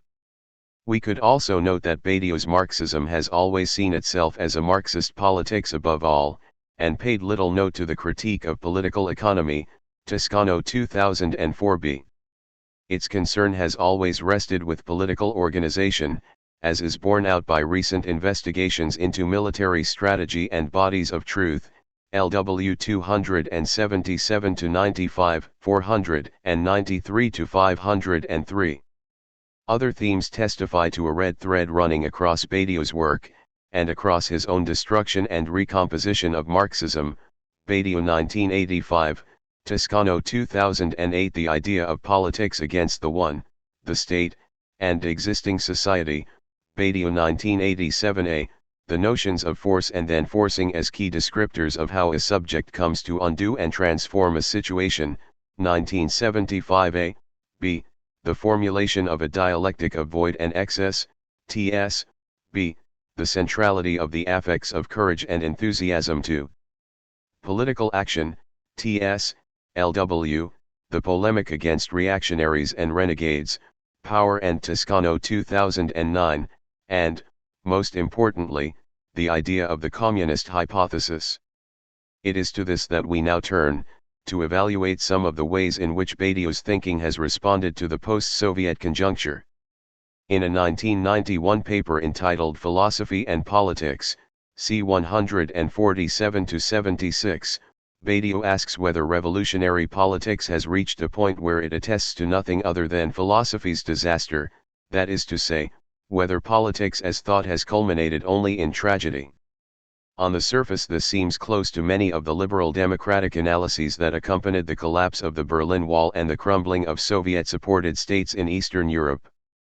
But far from triumphantly proclaiming the end of history and the inevitability of free markets and democracy, Badiou's conception of politics seeks to re-establish the existence of politics at the point of its apparent impossibility, c. 151, to base politics on the impossible real of equality. Badiou's politics is never that of the lesser evil, 1987a. Although his political ethics of truth tries to define and avert disaster, understood as the idea of truth's total power, E71, the risk of such an evil cannot mean a retreat into a politics of finitude and modesty. The affirmation against the state of an infinite, generic equality, of a communism of singularities, remains Badiou's aim, which rejects the ethical and philosophical consequences drawn by many of his contemporaries from their critiques of totalitarianism, 2009 c. It is this impulse, in the face of the supposed defeat of historical communism, to remain true to the founding impulses of emancipatory politics, equality, collectivity, and the communist hypothesis, that characterizes Badiou's approach to politics. By contrast with the dialectical thinking of politics that marked theory of the subject, with its recasting of Hegel and Marx via Mallarmé, Mao, and Lacan, Badiou's metapolitical writings of the 1990s and 2000s return in some ways to the problems raised by left critics of Hegel in the 1840s, how to adequately describe philosophy's relation to politics, how to best understand the emergence and possibilities of communism in the face of inequality, and what it means to remain true to a concept of universality in the face of ever-proliferating social complexity and difference. If the category of class drops out of Badiou's later conception of politics, it does so in a complicated way. Class struggle, he argues, is a category of history and of the state, and only under entirely singular conditions does it constitute a material for politics, c. 161. On this point, Badiou comes very close to the Sartre of the Critique of Dialectical Reason, where class analysis is for the most part replaced by a critical description of the emergence of atypical political groupings, 2009. If politics is one of philosophy's conditions, then the model of political action is of the order of an event, entirely unpredictable and indiscernible from the standpoint of the situation, and not amenable to an analysis that would see revolutionary change as latent in economic tendencies and social antagonisms.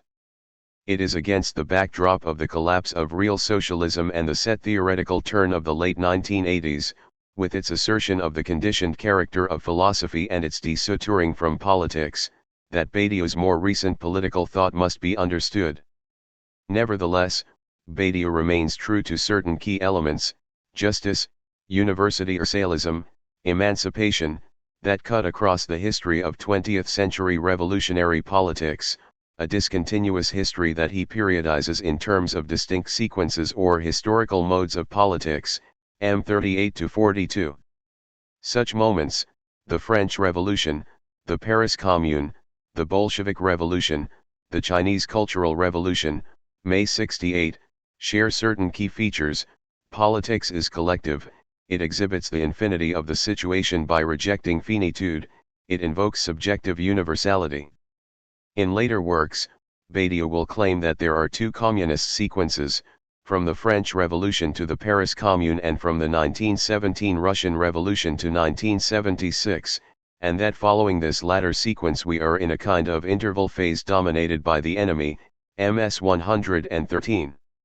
The contemporary challenge for politics is to determine the modality by which we can begin to think through a third communist sequence. In the preface to the English edition of Metapolitics, Badiou presents four more specific, late 20th century periods of political concern that directly relate to his own philosophical and political development. First, there is the conjuncture around 1965, where the role of the PCF, Parti Communiste Français, and the problems of colonialism, particularly Algeria, dominated the French political scene. This was followed by the Red Decade of 1966 to 76, marked by its attempt to draw the consequences of the Chinese Cultural Revolution and May 68, a period where everyday life was entirely politicized, immersive. Then we have a long counter-revolutionary period, 1976 to 95, or Restoration, CTC, characterized by the rise of an ethical discourse of human rights and by humanitarian but in practice imperialist interventions under American hegemony, a period that Badiou defines as the betrayal of the emancipatory experiments of the 1960s and 1970s. Finally, there is the period from 1995 onwards, which is seen as a complicated and uncertain development from the previous phase, still possessed of many of the same features, but with the addition of popular anti-globalization movements. Whilst Badiou is not sympathetic to the vain adventurism of these groups, he nevertheless sees hope in the juncture of a new political thought and organized popular detachments, MXXXV. As part of his turn away from a classical conception of revolutionary change and from a Leninist understanding of the relation between party and state, in his recent writings Badiou has stressed the importance of taking what he describes as distance from the state. This includes a repudiation of parliamentary politics and a harsh critique of political philosophy. Indeed, Badiou's definition of the alternative, metapolitics, is described as whatever consequences a philosophy is capable of drawing, both in and for itself, from real instances of politics as thought. Political philosophy, the academic discipline that in the 1980s and 1990s concerned itself, according to Badiou, with policing politics in the name of human rights and ethics, is in essence the denial that politics has anything to do with thought and truth.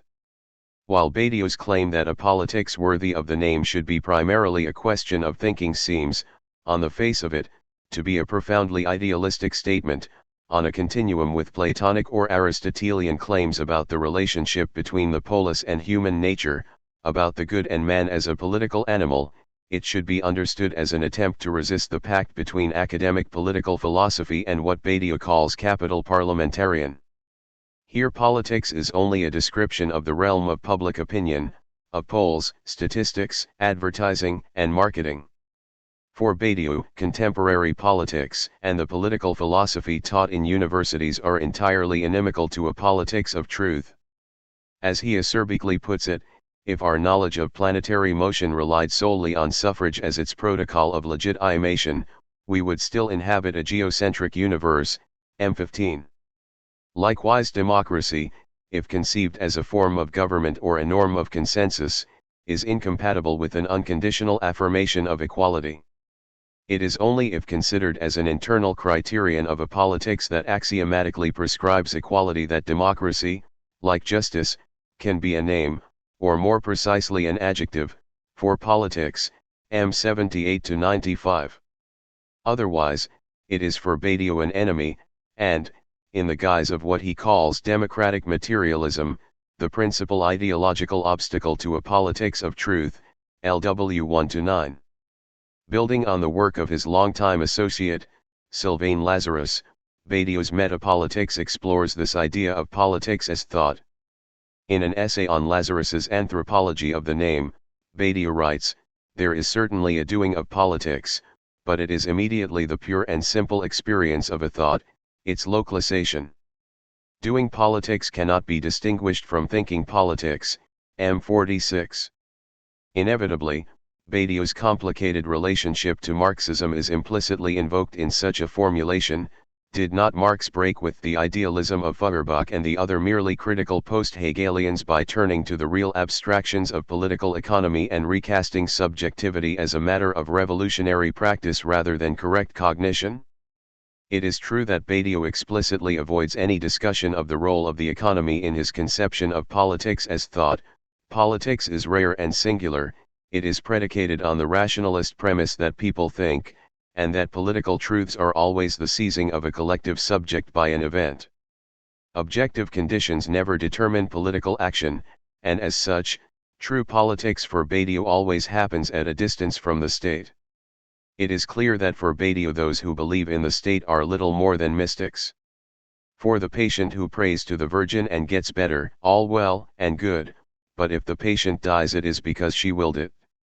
Similarly, if I implore our state to be good towards workers and illegal immigrants sans papiers, either it does something, and it's wonderful, or it does nothing, in which case this is put down to the merciless law of reality in crisis-ridden times.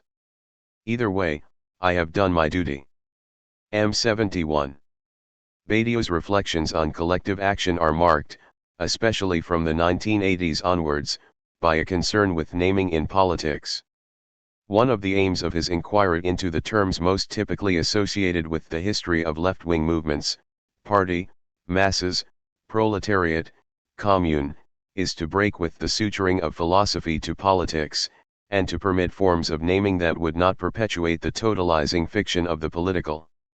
In suturing instead, particular concepts or proper names come to stand in for the whole of political thought and action. The result is the reduction of the diversity of names of politics to a single and primordial name. But if these names get sutured to the potential eternity of a philosopheme, it then comes to be that there is only one genuine name, and this name inevitably becomes the unique name of politics. As history has shown, such a name then becomes a sacred name. C. 157. This is why Stalin and Mao can also be regarded as creations, or creatures, of philosophy. Against this philosophical sacralization of politics, which binds its occurrence to transcendent names and bodies, Badiou defends the precarious emergence of experiences of emancipation that evade totalizing and unifying imaginaries of class and party. As Badiou writes, a genuinely political organization, or a collective system of conditions for bringing politics into being, is the least bound place of all. M76.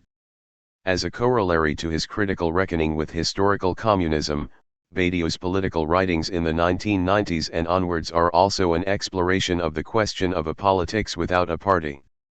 The party form for Badiou is entangled with the state form and as such is devoid of both collective thought and subjective militancy. The central subjective figure is the political militant, M122. Badiou's alternative to the party form is in no way an anarchistic model but rather one organized through the intellectual discipline of political processes, M122.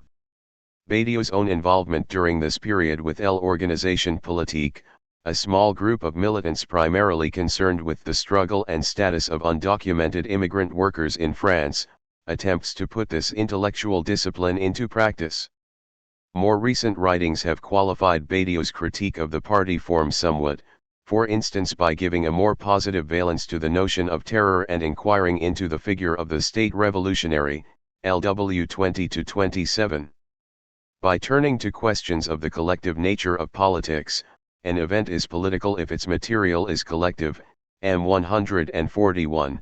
Badiou advances a purer and more minimal notion of communism than the one developed in the 20th century within the horizon of the state and under the aegis of proper names. In his screed against the meaning of French President Nicolas Sarkozy, Badiou declares that communism is the right hypothesis, and that without the perspective of communism, without this idea, nothing in the historical and political future is of such a kind as to interest the philosopher. MS 97, 115, see also Badiou 1987a. According to Badiou, then, the current task of philosophy vis-a-vis politics becomes the duty to help a new modality of the communist hypothesis to come into being. It is towards outlining this new modality that Badiou's latest work on politics tends, with a frank admission that in many ways we are returning to the problems, not primarily of the 20th century, but of the 19th. We are dealing, as in the 1840s, with absolutely cynical capitalists. All kinds of phenomena from the 19th century are reappearing, extraordinarily widespread zones of poverty, within the rich countries as well as in the zones that are neglected or pillaged, inequalities that constantly grow, a radical divide between working people, or those without work, and the intermediate classes, the complete dissolution of political power into the service of wealth, the disorganization of the revolutionaries, the nihilistic despair of wide sections of young people, the servility of a large majority of intellectuals, the determined but very restricted experimental activity of a few groups seeking contemporary ways to express the communist hypothesis. MS 116-17. Among the bleakness of the contemporary situation, Badiou sees, however, a duty and a task, through a combination of constructions of thought, which are always global or universal, and political experiments, which are local or singular but can be transmitted universally, we can assure the new existence of the communist hypothesis, both in consciousness and in concrete situations. MS 117. Badiou thus attempts to overcome the theory/practice divide in the name of a new approach to an old question, a return to the mid-19th century in the name of the 21st. For Badiou, politics is not a concept that would allow us to classify and judge the social behavior of human animals. Rather, as a condition of philosophy, it is a name for a truth procedure that touches on the being of a collective, is immediately universalizing and presents as such the infinite character of situations. M11, 141-2. The task of philosophy as metapolitics is both to do justice to the singularity of politics against the fiction of the political and to discern their underlying commonality. As he writes in Truths and Justice, these political sequences are singularities, they trace no destiny, they construct no monumental history. Yet philosophy does manage to discern a common trait within these discontinuous sequences, namely, the strict generic humanity of the people involved in them. In their principles of action, these political sequences take no account of any particular interests. They bring about a representation of the collective capacity on the basis of a rigorous equality. M97. Politics is for Badiou above all the affirmation of a collective human capacity, which means that more than any other condition it is a matter of thought, since thought is the one and only uniquely human capacity, ibid. Indeed, Badiou has even seconded Rousseau's affirmation that the human animal is essentially good, and only corrupting social constraints make it otherwise. Badiou 2009. At a distance from the state, and defined by an equality that abhors domination, Badiou's politics is at once inhuman in its meta-ontological basis and ferociously humanist in its affirmation of the generic. Viewed in this light, the communist hypothesis amounts to thinking that, to paraphrase the late Althusser, theoretical anti-humanism can serve practical humanism, that the most uncompromising scientific rationalism is compatible with the most unconditional assertion of collective human capacity. Part 3. Badiou's engagement with key philosophers. 10. Plato. AlainBartlett. A wise man follows his guide but is not ignorant of his surroundings. Phaedo 108a.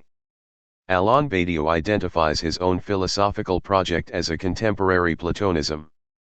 To be a Platonist is to be faithful to both the mathematical conditioning of thought, whereby the most rigorous thinking of being passes through the most contemporary discoveries in mathematics, and to insist, against the temper of the times, that there are truths, that there is something other than opinion, the encyclopedia or the state, and that consequentially such truths are rigorously subjective. Badiou's Platonism affirms an ontology of the pure multiple without renouncing truth. The resources Badiou derives from Plato are extensive. Explicitly, the Platonic institution of the speculative, aporetic, and formal divisions between being and appearing, truth and opinion, philosophy and sophistry, mathematics and poetry, implicitly, Plato's formal demonstration of what constitutes philosophical discourse as a practice of separation, division, and invention. Philosophy, for both, is subtractive of all forms of sophistic knowledge, thereby holding in abeyance both the tutelary figure of the one, TW37, and the resigned conservatism of the rhetoric of instance, LW 511. That Plato's dialogues are concerned with mathematics, art, love, and politics, Badiou's four conditions for the existence of philosophy, the discourses wherein truths are played out, confirms Plato's foundational importance for Badiou. The direct consequence is a philosophy that engages in direct, rigorous, and polemical confrontation with the greater part of the philosophy of the past century and a half. From Nietzsche's curative decree against the Plato sickness, contemporary philosophy has retreated, Badiou contends, to the sophistic logic of despair. The discourse of ends with its attendant conceit and varia, MP 27-32.1. In their various ways the logics of despair, sober and celebratory by turns, prescribe the end of philosophy as a discourse concerning truth, confine it to the vicissitudes of linguistic construction or reduce it to an adjunct of one of its conditions. The term that holds these disparate, even rival philo-sophistries two together today, Badiou says, is anti-Platonism, a commitment to the impossibility of thinking the conceptual link between being, truth and the subject.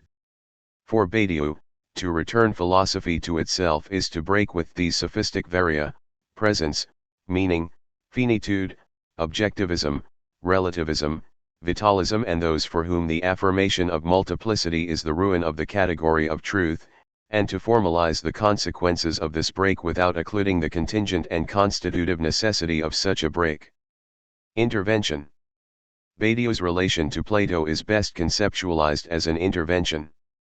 Being and event closes with Badiou arguing that it is now entirely possible to reinterrogate the history of philosophy in order to expose such categories as the event and the indiscernible at work but unnamed throughout the metaphysical text, B 435, CFLW 510.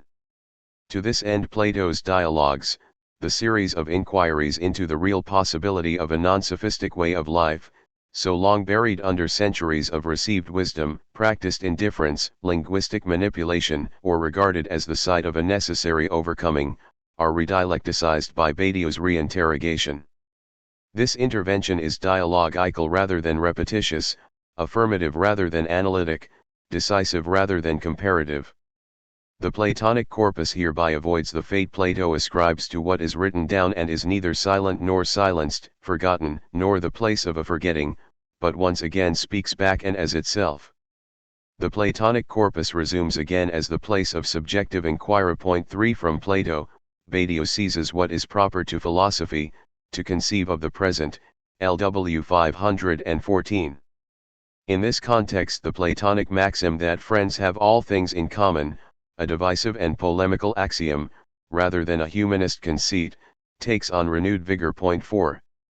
What follows, then, is something of a delineation of the operation of a friendship, wherein two figures, separated, as Badiou, 2007-8, Riley notes, by 24-34 years 5 participate distinctly, yet equally, in establishing the same philosophical idea, an idea consecrated to the problem what is it to live.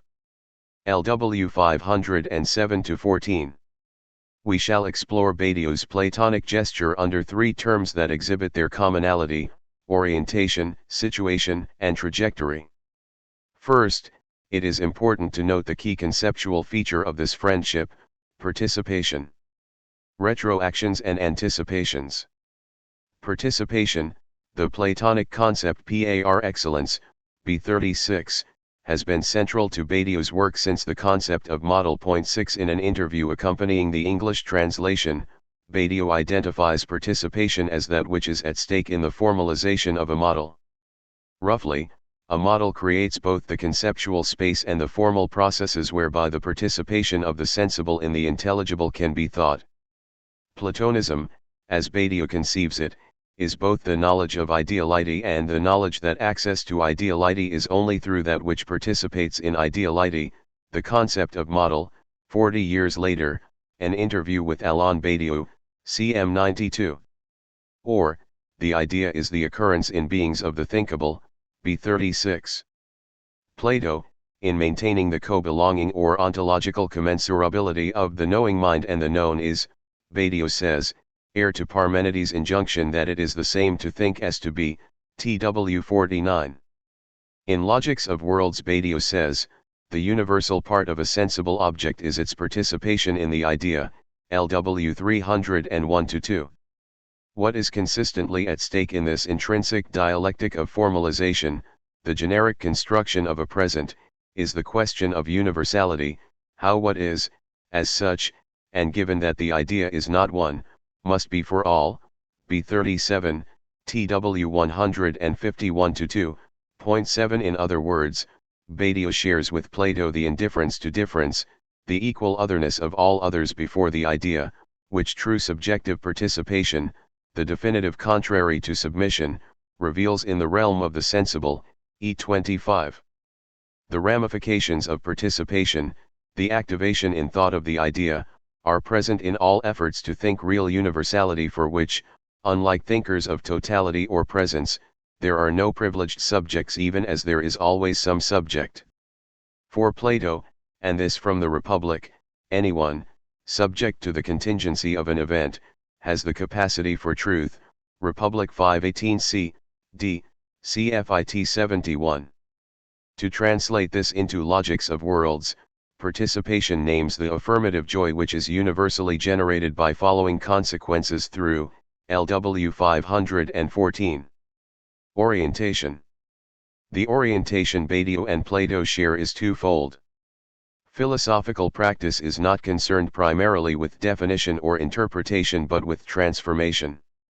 This is not to say that philosophy has transformational effects outside itself. Rather, it is the discourse of the possibility of transformation, that truths are real, that truth is possible. Philosophy composes the form of transformation, preserving the infinite or eternal truth of the various finite and particular procedures that change the world. This is a question, then, of the constitution of philosophy.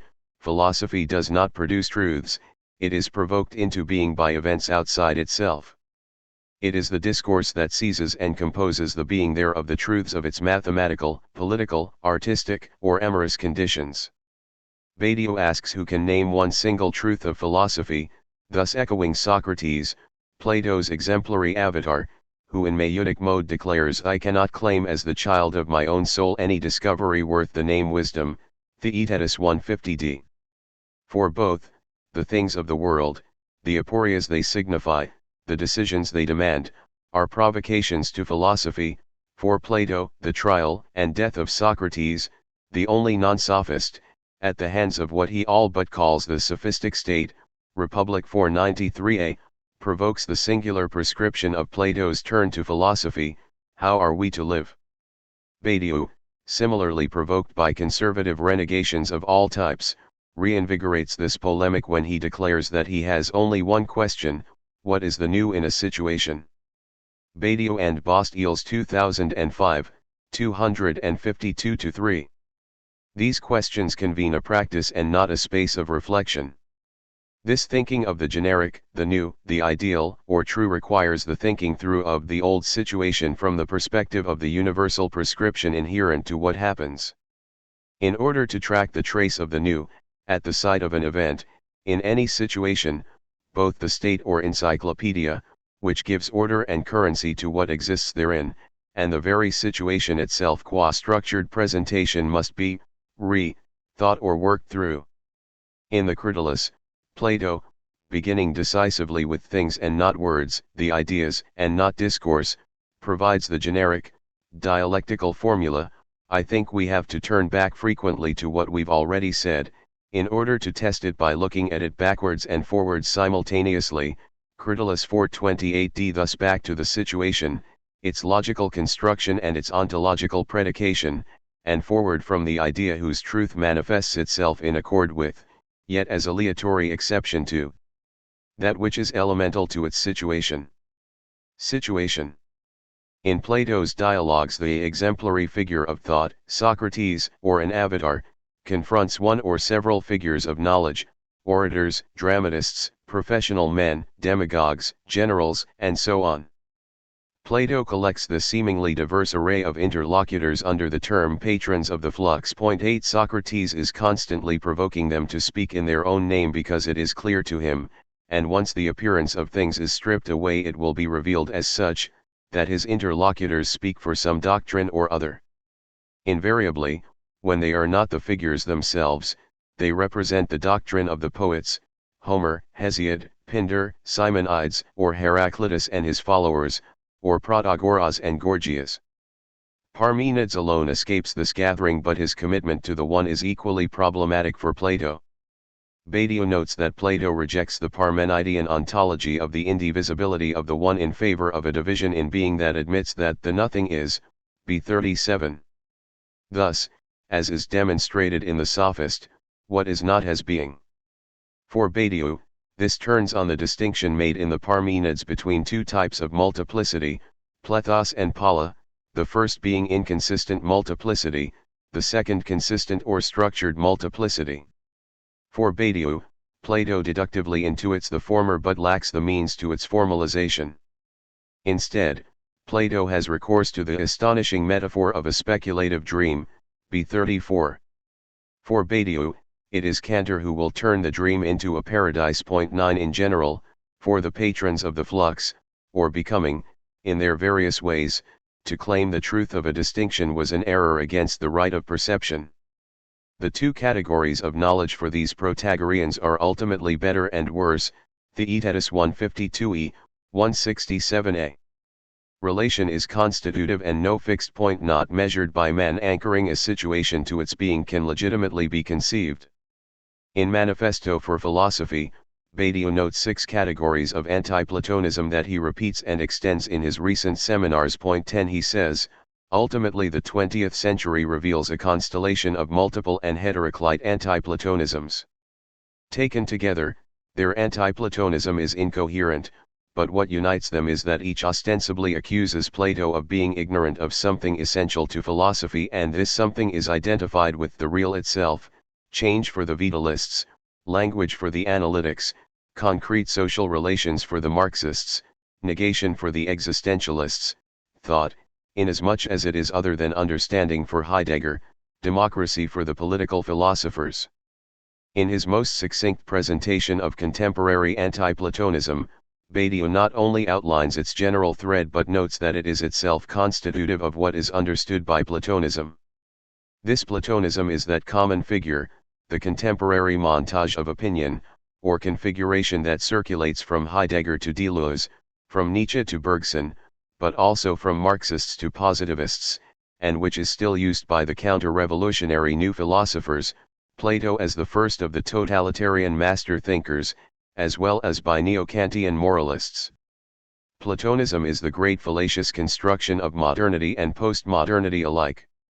It serves as a type of general negative prop, it only exists to legitimate the new under the heading of anti-Platonism. D 101-2, 11. From this anti-Platonist collective Badiou derives 3 predominant philosophical tendencies, the hermeneutic, whose central concept is interpretation, the analytic, whose concept is the rule, the postmodern, concerned with the deconstruction of totalities in favor of the diverse and the multiple. Badiou shows that what they have in common is, a commitment to language, its capacities, rules, and diversity such that language is the great transcendental of our times, IT 46, C 20. The obvious consequence is a commitment to the end of metaphysics and thus philosophy since Plato, IT 45-6. Plato thus marks the point of an inception that must be reversed. Contemporary philosophy or anti-Platonism, he says, effectively puts the category of truth on trial, IT 46.12. Badiou agrees with 2 claims that arise from the contemporary critiques, being is essentially multiple, MP 85, and Plato marks a singular and decisive point in the history of thought. Here Heidegger as much as Deleuze is the central reference. However, in regard to the first point of agreement, to say being is multiple today is to say it falls under the regime of mathematics qua ontology and not language. In regard to the second point, Plato is to be understood today as an incitement to thought, through whom thought is given the means to refer to itself as philosophical and thus independently of any total contemplation of the universe or any intuition of the virtual, d. 102. Plato is decidedly not the moment at which thought turns to despair, rather, it is Plato's conception of what there is that matters and what there is are truths, a regime of the thinkable that is inaccessible to the total jurisdiction of language.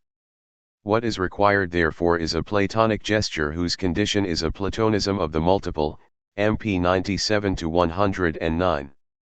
Trajectory. The notion that truth is on trial is entirely prescient. In the Apology Plato makes it clear that Socrates is both a singular figure 13 and that what he represents is intolerable and must not be. Socrates concentrates in a single point what the state, in Badiou's terms, exists to prohibit unbinding, b. 109. Plato, personally affected by the event of the trial, or rather the life of Socrates it brought into relief, takes this as his central point of articulation, deciding thereby that an encounter between two incommensurable ways of life has taken place and thus undermining the sophistic, and later, Aristotelian, inflection of difference as a global trait.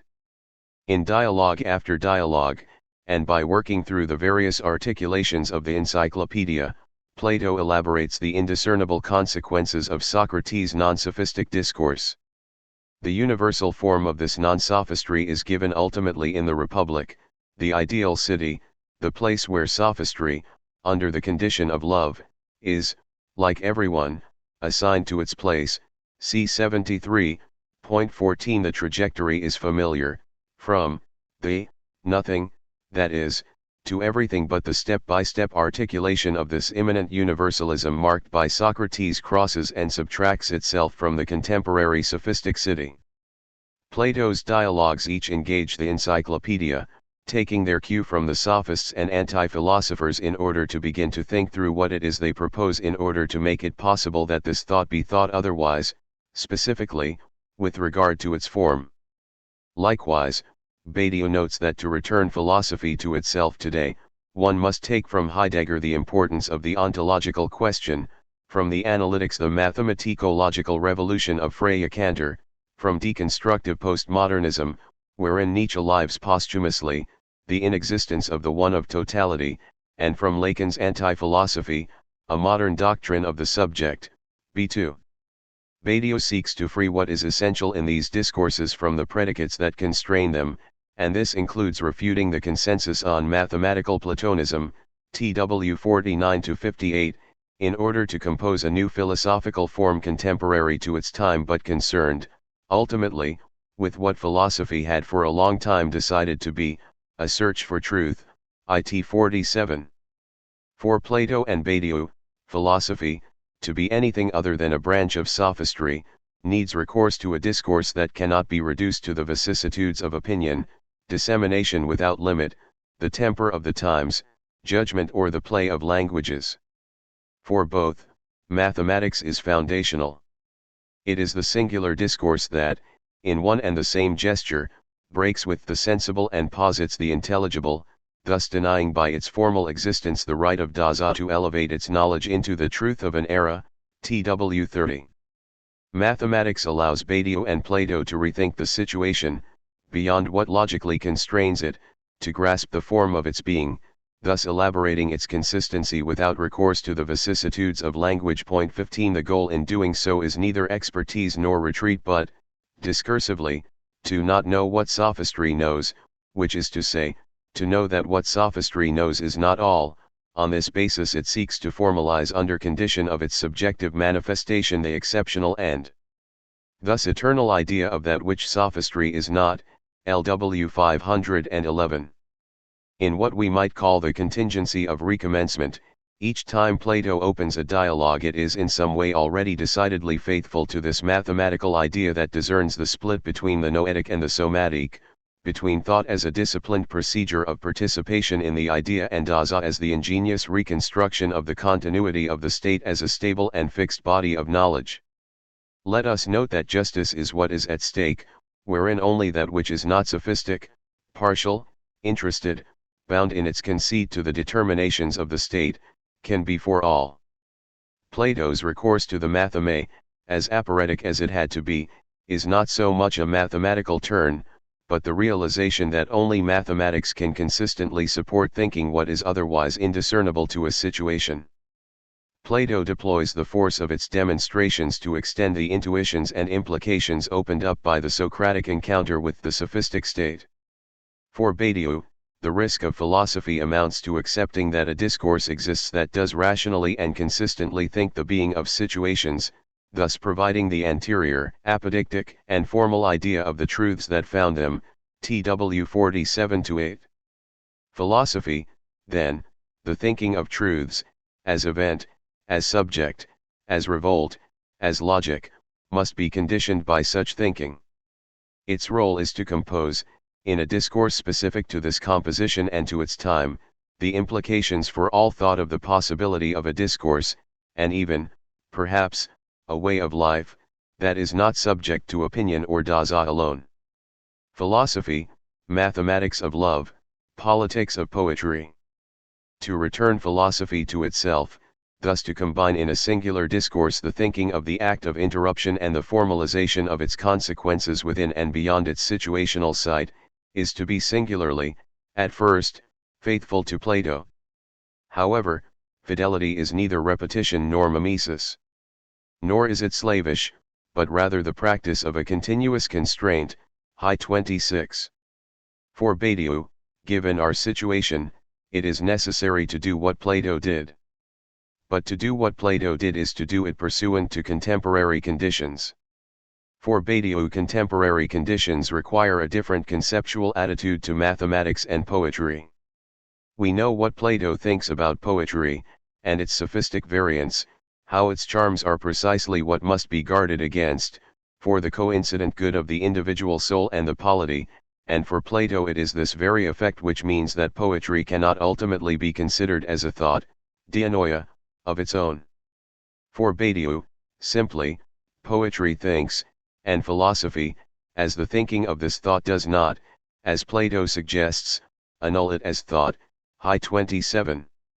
For Badiou, poetry can both think the sense of its own situation and, within the space of philosophy, command a position equal to mathematics in so far as poetry names the event, the very sign of the mathematical impasse, and opens the fictional space within which the situated indiscernible or generic, love of, truth will come to be there. While Plato endorses the interruptive capacity of mathematics, his problem is that mathematics cannot be anything other than this. This is to say, mathematics has no choice but to break with opinion. 16 For Plato, this signifies a lack of freedom in mathematics, there remains a certain obscurity in regard to its understanding of what it thinks, and this prevents it from being noetic. How can the truth of the break that mathematics establishes without question with opinion, in all times, be thought in such a way that the obscurity it bequeaths to philosophy be illuminated in terms of a principle that serves thought at its most extensive? Plato cannot answer this question, and so for him dialectics names a second break, the break with the obscurity of the first break, TW 31. For Badiou, this breaking with the obscurity of the first break is not required because mathematics thinks its situation, as presentation of presentation it is autonomous and in no way in need of philosophy's imprimatur. Gödel's theorem demonstrates that mathematics, as with all situations, is structured and incomplete, thus an inconsistent multiplicity, precisely in so far as it forms a consistent discourse. As set theory demonstrates, the former, the nothing that is, let us say, is essentially the very condition of the latter, and as such this obscurity does not annul or condemn mathematics to non-knowledge but instead comes to define its internal rigor and consistency. Philosophy, then, situates this thought as the very site of its own capacity to think the universal trajectory of what is generic to situations, a truth being precisely that which is generic and therefore must address every element of the situation for which it is a truth. Thus the impasse or aporia of ontology, that being is not one, is crucial to philosophy's multiple composition. With regard to philosophy, poetry is rescued from sophistry, as love is from the sophistry of sex and sentimentality, politics from the sophistry of administration and demagogy, and art from the sophistry of academicism, precisely by the constraining rigor of a mathematical ontology that, being incomplete to itself, induces the decided specificity of poetry's place. At the risk of sentimentality, Badiou returns philosophy to the conditions of Plato's speculative dream and thus to the question of that which is for all but is not one. However, thanks to what Plato lacked, in a word, candor, the dream is now intelligible. 11. Spinoza. John Rolfe. The various engagements with the history of philosophy that can be found throughout Alain Badiou's work present not just incisive and fascinating encounters motivated by his own philosophical concerns, but also figure as cases in a serial and topical approach to Western thought. It is possible to envision, for example, a history of the infinite in the style of Badiou in which the treatment of Hegel in Being and Event is an iconic instance. Likewise, one might speculate on a history of fidelity where Pascal and Beckett are joined in a rigorous fashion. Taking this approach, Badiou's oeuvre would be traversed by a number of virtual series, manifest in only a few particular cases. 1. Such a view allows us to appreciate in a summary fashion the proximity of Spinoza to Badiou's work, since the latter finds in Spinoza's metaphysics evidence, licit or otherwise, of almost all of his main ontological concepts. The mathematical access to being, the void, the subject and the generic are all instanced in the pages of the author of the magisterial ethics. In fact, what Badiou presents in his main readings of Spinoza is a sketch of the work of an obscure precursor. In his own way, Badiou takes up the famous Hegelian claim according to which to be a follower of Spinoza is the essential commencement of all philosophy, Hegel 1974, 253. The Spinoza who is a precursor to Badiou's own project is not the Spinoza of Althusser, Negri, or Deleuze, nor indeed is it even Spinoza's own Spinoza. In Being and Event and Badiou's court trait d'ontologie transitoire, we find the sketch of an implicit, paradoxical Spinozism, TW 93, to a hidden Spinozism, not without its flaws, which invokes a network of conceptual connections in tension with what lies on the surface of Spinoza's metaphysics. In more geometrico introductions to Spinoza's philosophy inevitably begin by invoking the great themes of his thought. His primary thesis, which flowers from a problematic rift in the work of Descartes, is that there exists only a single being, Deus of Natura, God or nature, that Spinoza characterizes as infinite, eternal, necessary, and self-caused. 3 Those things that we readily identify as the plural occupants of reality, human beings, ponds, stones, the milieu of what a certain analytic philosophy would characterize as middle-sized dry goods, are not themselves to be counted as substances, but as modifications or modes of this single substance. Being is thus strictly speaking predicible of only one subject.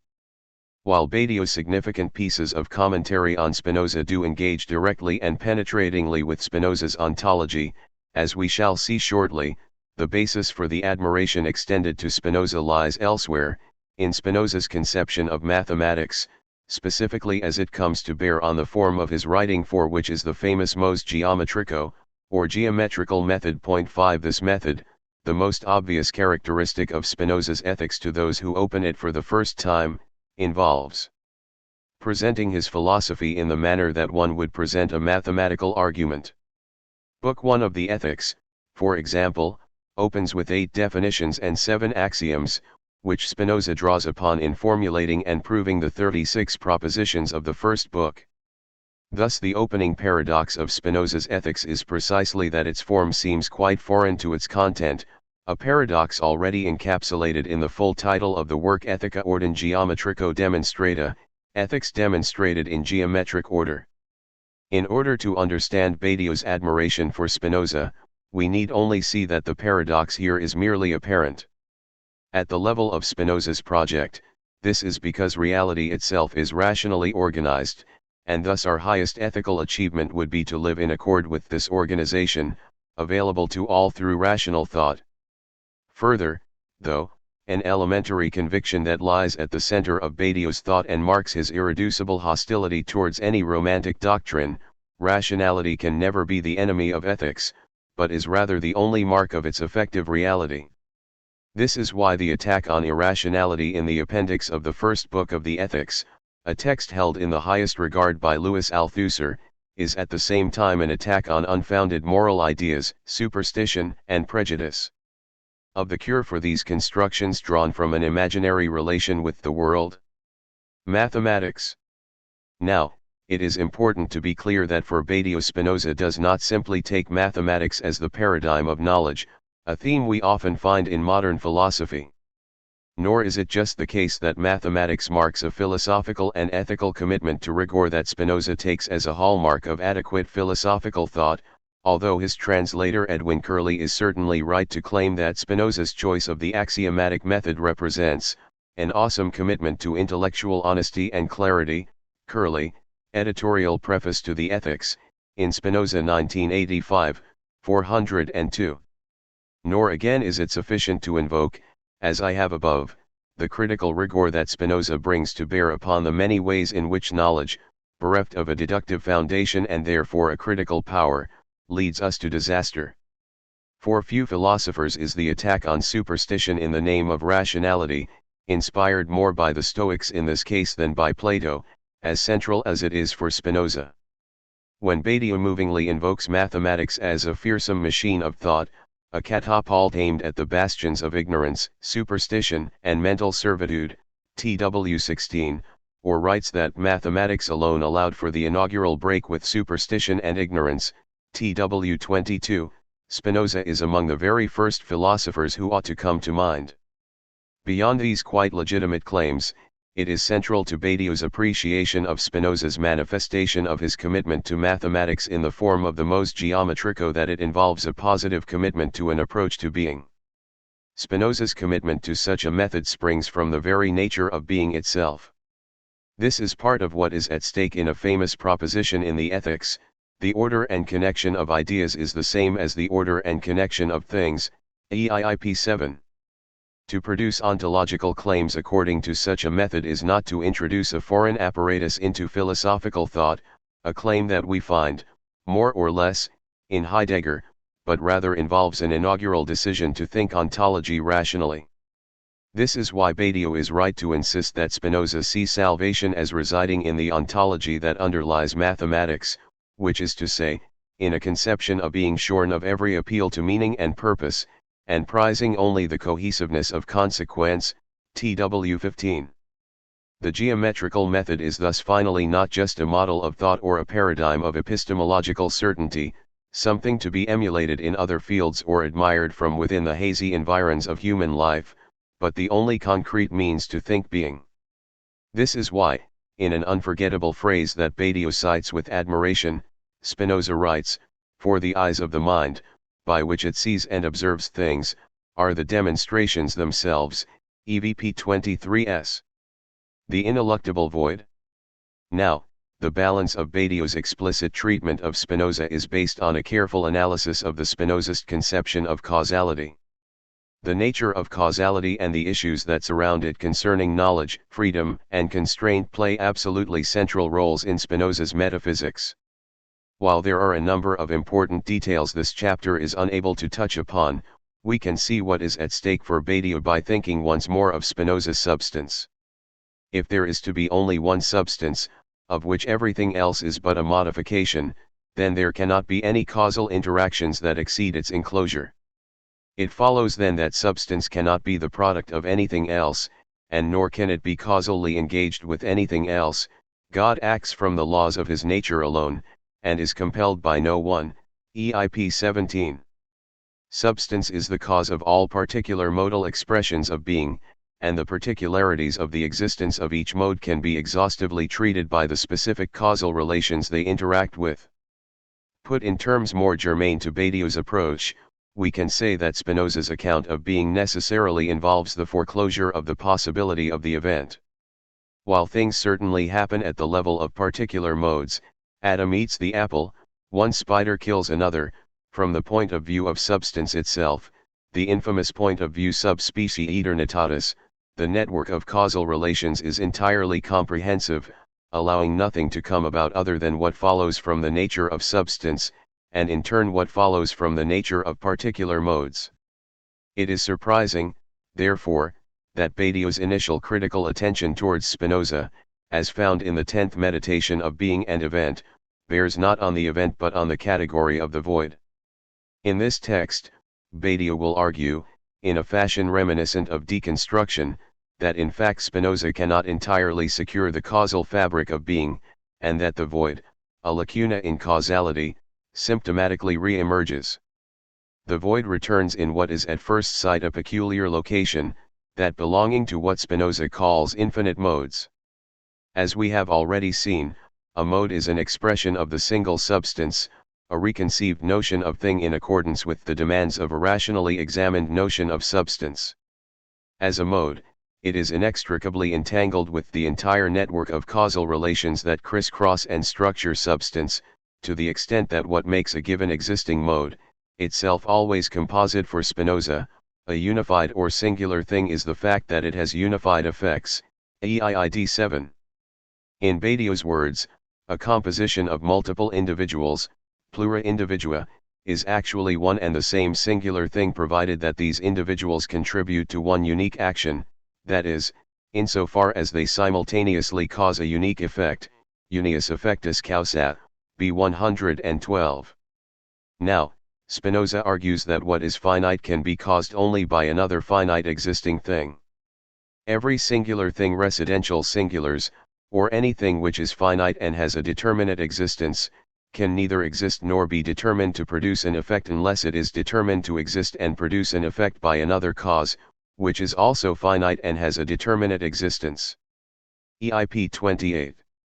Such is the world of existing modes, a regime exhaustively structured according to causal relations. But this world is also to be characterized in terms of finitude. For Spinoza, every existing thing is finite, which is to say, limited by other things of the same kind. This is what lies at the root of the single axiom at the start of Book 4 of the Ethics: there is no singular thing in nature than which there is not another more powerful and stronger. Whatever one is given, there is another more powerful by which the first can be destroyed, EIVA 1. The problem emerges when we discover, contrary to this line of argumentation, that Spinoza believes a certain class of things exist that are infinite in nature. These are what he will call infinite modes, for example God's infinite intellect. These infinite modes cannot of course be caused by already existing finite modes, but rather follow directly from the infinite nature of substance itself, according to Spinoza, see in particular EIP 21, 3. Badiou detects here the creation of a strange chimera, one that draws upon the causal nature of existing finite modes on the one hand and the infinite nature of substance itself on the other in order to stitch together a hybrid existent, the infinite mode. Given the precarity of this existent from the point of view of Spinoza's deductive philosophy, Badiou does not hesitate to assert that something illicit has taken place.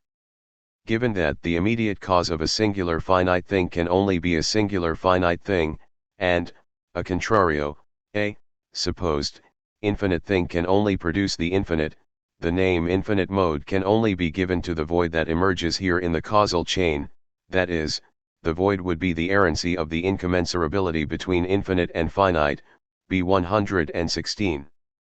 In place of another deducible element in his systematic metaphysics, Spinoza's infinite mode is rather a nominal artifice that inscribes errancy into the deductive chain, b. 120. This errancy is nothing other than the void itself. Spinoza's implicit subject. For Badiou the ineluctable return of the void is, however, not the only problematic admission that Spinoza's philosophy forces us to make, and nor is it necessarily the most significant. Already in Being and Event, Badiou links his critical conclusion to the fact that one can no longer avoid the supposition of a subject, b. 113. This line of argument is pursued in a piece published 6 years later under the revealing title Spinoza's Implicit Ontology, a title later changed to Spinoza's Closed Ontology. 6. Both are apt, the latter marking Spinoza's goal and the former his illicit achievement. It is with respect to Spinoza's implicit ontology that Badiou is able to argue, in his second essay, that it is only by exceeding the limitations of his own statutes that the great philosopher is able to manifest the requirements for a theory of the subject even in a metaphysics that seemingly has no room for one. Badiou comes to argue that there are operations theorized by Spinoza that cannot be accomplished without the existence of a subject, operations irreducible to the unfolding of causal consequence. To see what is at stake here, we must introduce the third great ontological category of Spinoza's thought, attribute. The category of attribute is central to Spinoza's repudiation of Cartesian dualism.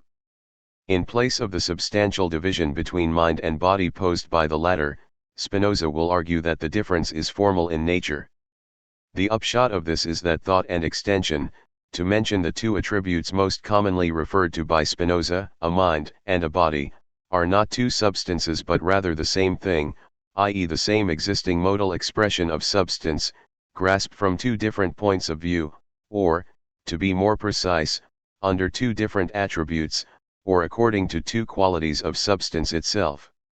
In illustrating this idea, Spinoza writes, for example, a circle existing in nature and the idea of the existing circle, which is also in God, are one and the same thing, which is explained through different attributes.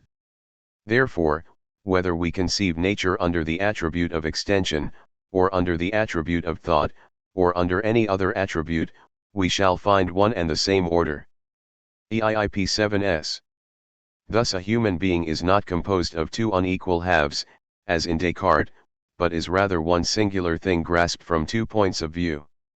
When changes occur to my body, when I eat, or fall ill, they are equally changes within my mind, and inversely, when I change my mind, I indeed change what I am on the strictly material level. As a resolution to problems insoluble within the Cartesian framework, Spinoza's use of the category of attribute is radical and original, but it is not without its own problematic consequences. The famous problem that Badiou will investigate emerges when we put even this rudimentary account of Spinoza's human being alongside the technical definition of attribute as we find it at the start of the Ethics. By attribute I understand what the intellect perceives of a substance, as constituting its essence, id. 4. What he seems to be claiming here is that one attribute provides the capability of thinking all of the other attributes, which Spinoza argues are infinite in number EIP 11 even if we as human beings are only able to conceive two, seemingly elevating the activity of thought above all other attributes with which they are supposed to be in a strictly parallel relationship. How can this be the case?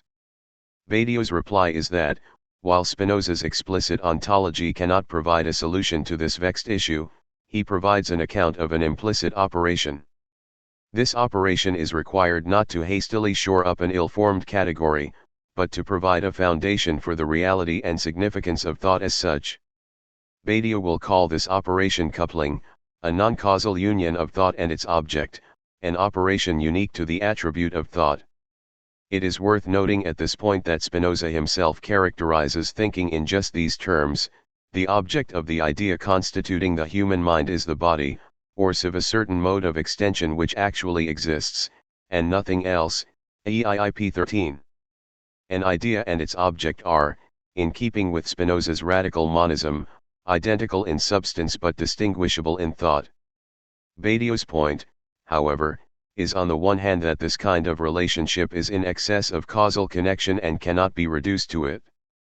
Thus Spinoza is in the position of having to surreptitiously endorse the reality of a non-causal operator of connection in order to explain how we can come to know reality.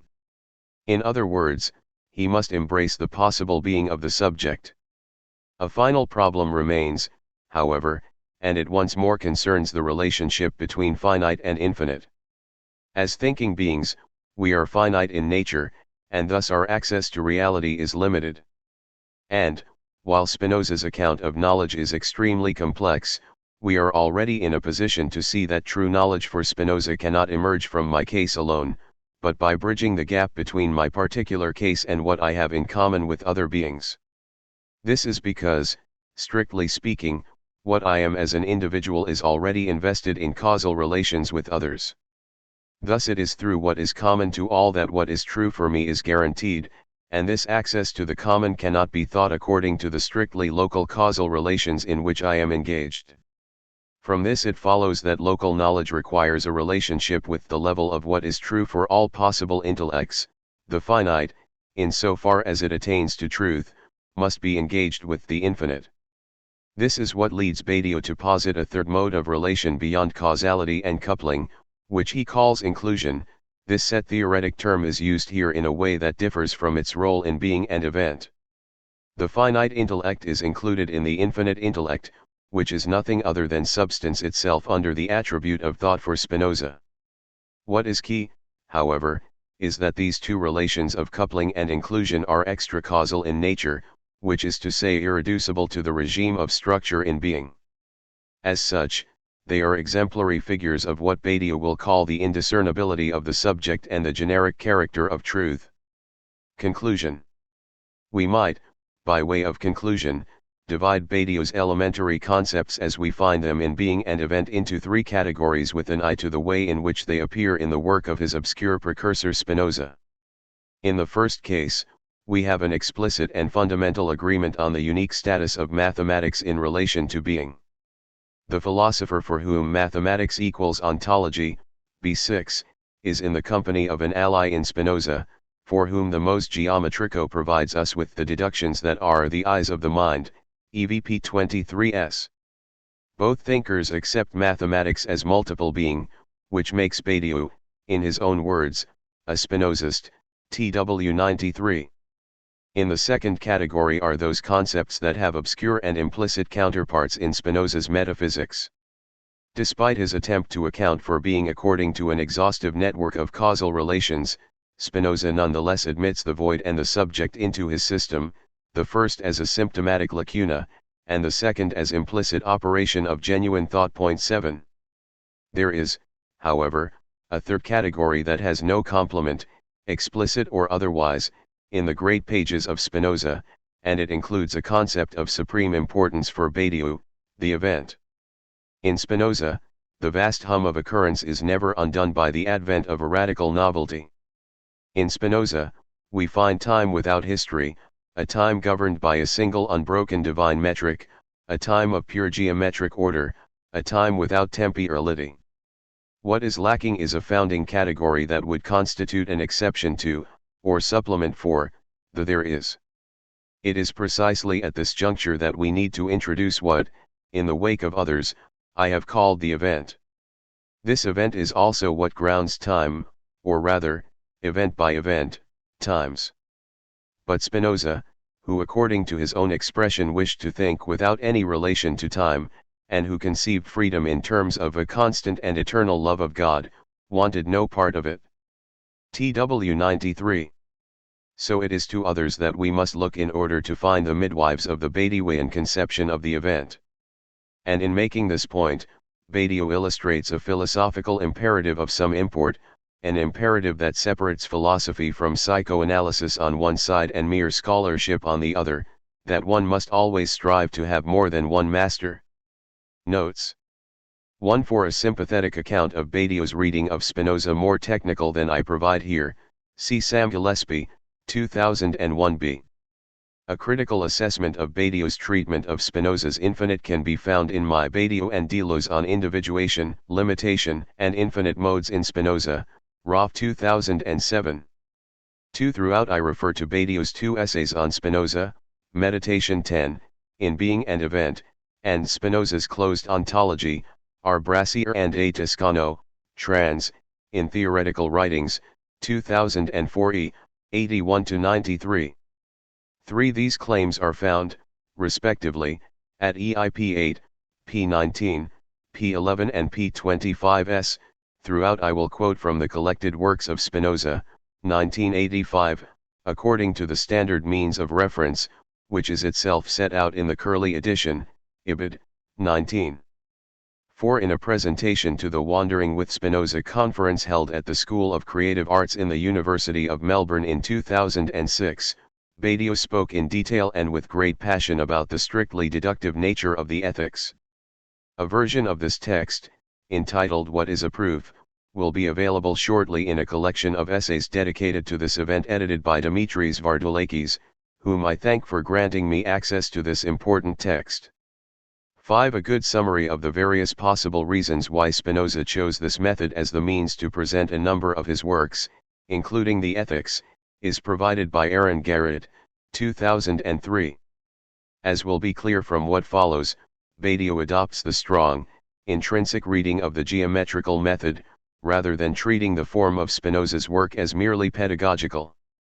6. The piece was originally published as L'Ontologie implicite de Spinoza, in Spinoza, Puissance et Ontologie, M. Rivault d'Alens, ed. Paris, Keim, 1994. We must imagine that Badiou changed the title upon its inclusion in his court trait d'Ontologie transitoire, 1998 d. 7. Badiou's own list is longer, making inclusions that we cannot in this short chapter adequately account for: indeterminacy, difference, subject, undecidability, atypicality, coupling, doubling, inclusion, genericity of the true. And a few others as well, TW 93. 12. Kant. Peter Hallward. Of all the modern philosophers that Badiou engages with, Kant occupies an exceptionally ambiguous position, at once distant and congenial. If on balance Badiou affirms a qualified fidelity to Hegel, his explicit relation to Kant is generally critical, if not dismissive. Badiou's main concern is with what might make the impossible possible, with events that cannot occur, with decisions that cannot be resolved, and with actions that cannot be carried out or continued within the existing limits of a situation. But in his conventionally watered-down form, at least, Kant is precisely the thinker of stifling limits, rights, and unknowables. LW 8, 1. Any return to Kant is the symptom of closed and morbid times, Badiou 1995, 14. Kant seems to exemplify a tendency to restrict philosophy to scholarly if not idle reflection on the various, logical, linguistic, or biological, dimensions of a mere capacity of cognitive judgment, on the assumption that the laws that limit this capacity are more or less constant. 2006 I, 21. Badiou has long associated a certain average Kantianism with the dominant ideological configuration of the day, a tepid idealism, centered on man, and no longer on God, consciousness as the focal point of experience, the subject as guarantee of truth, morality as atemporal formalism. TS 187. It is easy, then, to enumerate a series of obvious differences between the two thinkers. Where Badiou himself seeks to affirm the primacy of a subject without object, Kant imposes their irreducible correlation. Where Badiou affirms the exceptional and subversive quality of the subject as the local operator of universal truths that exceed demonstration, Kant confirms its transcendental status as an enabling condition of all possible experience. Where Badiou insists on adequation of being and thought, Kant confines knowledge to the representation of appearances. Where Badiou urges the laicization of the infinite, Kant figures, especially in the wake of Heidegger's mediation, as inventor of the disastrous theme of our finitude, LW 535. Where for Badiou a subject forces the apparent impasse or impossibility of a situation, Kantian critical incarceration obliges all subjects to respect the humbling sanctity of the law. In short, as Badiou admits in an evocative note to Logics of Worlds, everything about Kant exasperates me, his legalism above all. Kant obliges a respect of constraints and limits. Always asking quid juris? Or haven't you crossed the limit? The critical machinery he set up has enduringly poisoned philosophy, while giving great succour to the academy, which loves nothing more than to rap the knuckles of the overambitious, something for which the injunction "you do not have the right," is of constant help. The solemn and sanctimonious declaration that we can have no knowledge of this or that is always a preparation for some obscure devotion to the master of the unknowable, the God of the religions or his placeholders, being, meaning, life. LW 535. It would be much too simple, however, to reduce Badiou's relation to Kant to one of antagonism pure and simple. Badiou acknowledges Kant as a vital precursor in the effort to devise an adequately subtractive ontology, a properly logical account of the object, and a suitably uncompromising approach to ethics. In many ways Badiou's theory of the subject resembles Kant's rationalist voluntarism more than it does either Hegel's account of spirit or Marx's account of class. Like Badiou, Kant affirms the immortality of a true subject and insulates this immortality from the given configuration of the world, from the apparent norms of nature or society, or from any, necessarily incoherent, reference to a whole. Overall, therefore, Badiou reads Kant as a paradoxical philosopher whose intentions repel, whose style disheartens, whose institutional and ideological effects are appalling, but from whom there simultaneously emanates a kind of sepulchral greatness, like that of a great watchman whose gaze you cannot escape. LW 536. A great deal of Badiou's work, in and after being and event, is shaped by his quasi-Kantian acknowledgement, against both Hegel, Heidegger, and Deleuze, that what can be said of truth and being cannot be said in one and the same discourse. It is hardly surprising that one of the most frequent critical moves made against Badiou's later work, most notably by Slavoj Žižek, is precisely to characterize it as, in the end, more Kantian than Hegelian, or Marxist. Point 2. Badiou's effort to engage with and elude Kantian supervision, so far, has proceeded along two main fronts, ontologico-epistemological and ethico-political. Ontology and epistemology. Perhaps the most obvious difference between Badiou and Kant concerns their respective understanding of the relation between being and knowledge. Kant accepts that, after Hume, there is no going back to the classical ontological presumptions of a Spinoza or Leibniz. Knowledge applies only to what appears and as it appears, within the spatio-temporal confines of our passive and sense-bound intuition, via the synthetic operations of the understanding.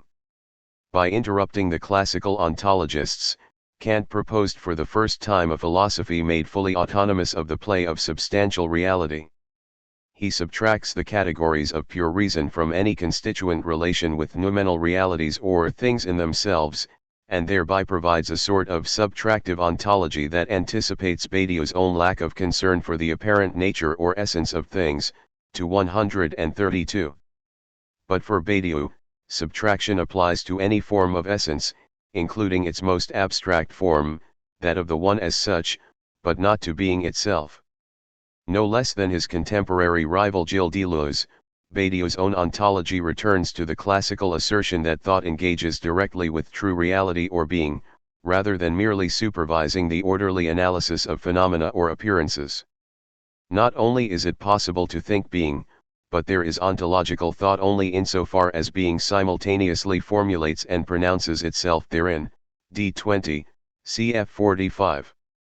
In direct contradiction with Kant, when Badiou equates ontology with mathematics, he does not mean that mathematical analysis in some sense represents, let alone measures or quantifies, a reality external to it. He means that mathematics articulates being itself, being as such. Mathematics does not describe, represent, or interpret being, but is, in itself, what can be thought of being tout court. The apodicity of mathematics is guaranteed directly by being itself, which it pronounces, B6, transmod. The analysis of number is not merely a matter of representation, it is a matter of realities. Number is a form of being, and the most fundamental such form is simply zero as such, the void of an empty set, NN7, 211. Rather than grasp realities in themselves, Kant limits cognition to knowledge of objects of possible experience.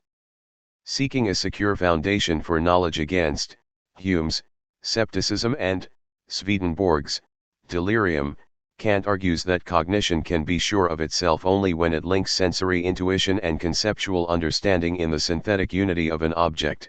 It is a short step from here to a definition whereby thinking is the action of relating given intuitions to an object, 1997b, A247/B303, 4, emphasis added. Point 3. After condemning his childish ignorance of mathematics, Badiou recognizes that Kant is without doubt the creator in philosophy of the notion of object, where the term object applies to that which represents a unity of representation in experience, LW 236, 231. It is precisely Kant's insistence, at the center of his doctrine of cognition, on the category of the object, the guideline and absolute limit of the Kantian critique that blocks any reference here to fundamental ontology, MP 73. Badiou's reaction to Kant's cognitive limitation is characteristically ambivalent, involving ontological defiance and an epistemological concession.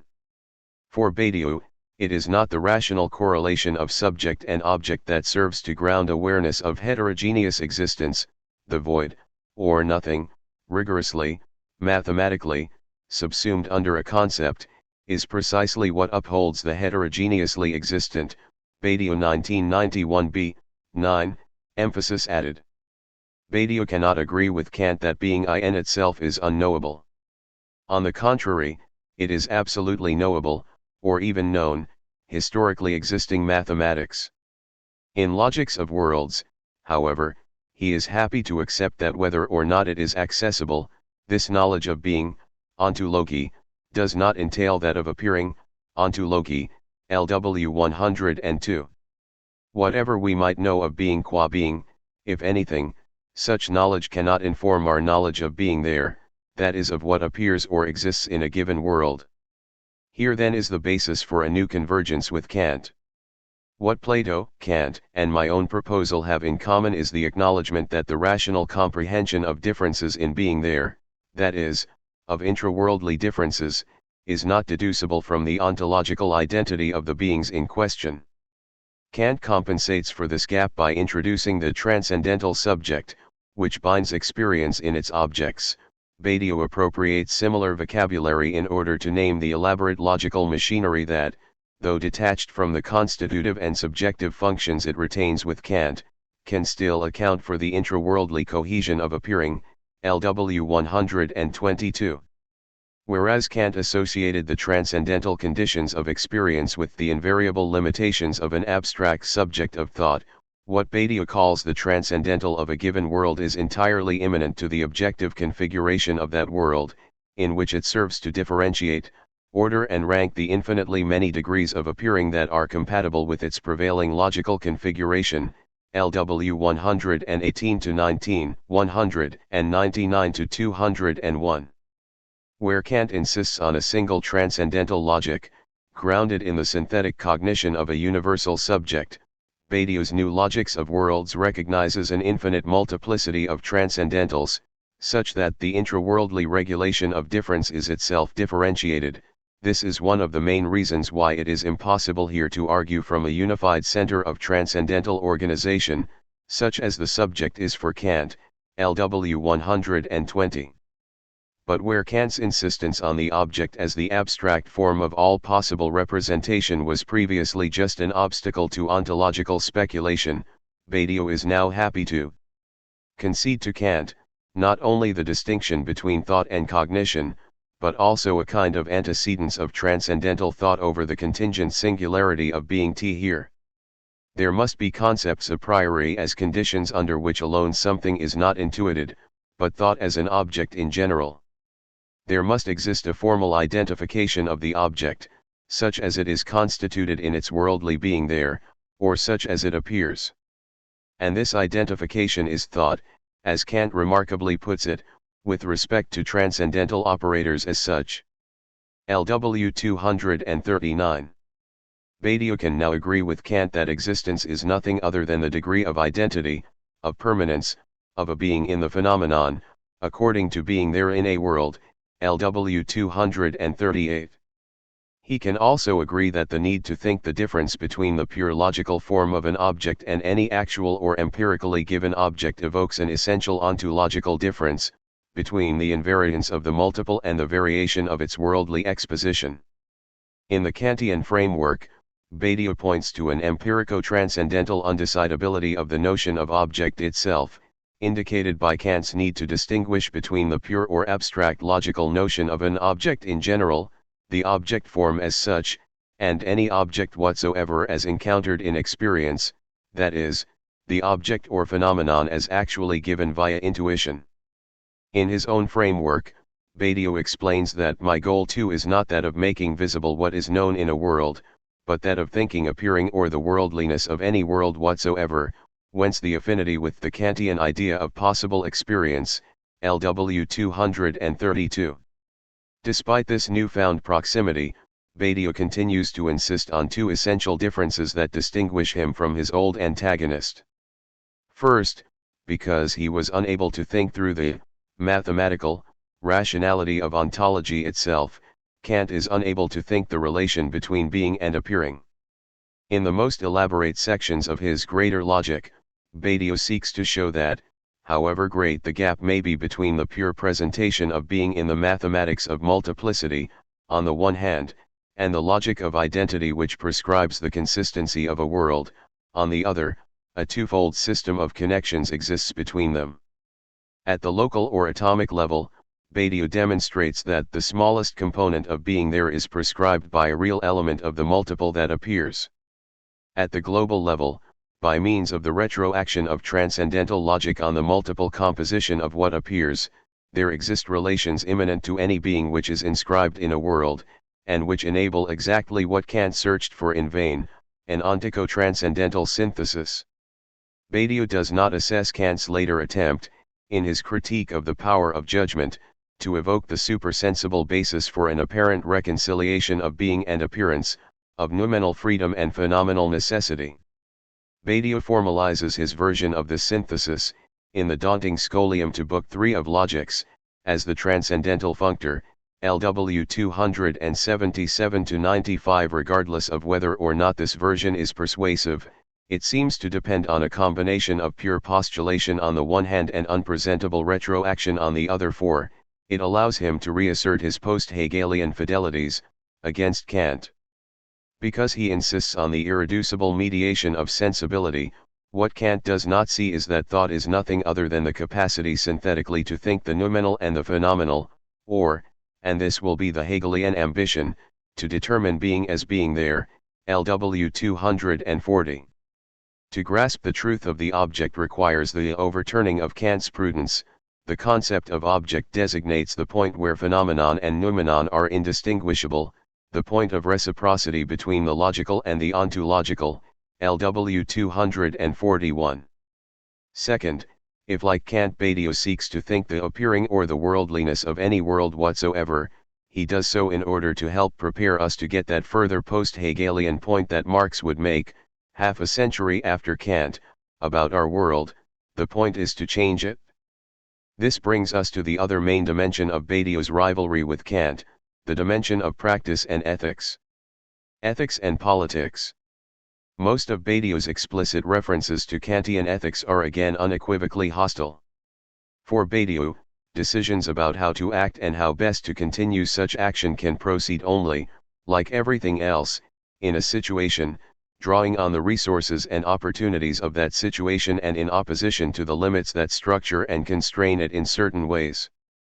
True ethical decisions proceed from the point of a constrained action, under the pressure of events, without any sort of overarching guarantee.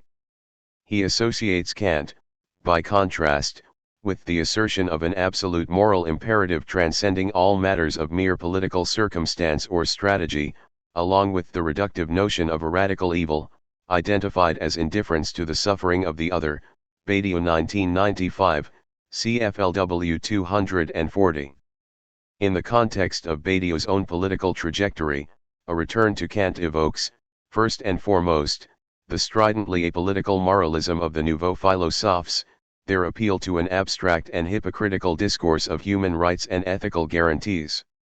The urgency of this polemic leads Badiou to downplay some obvious similarities here, which have often been noted by his readers and critics.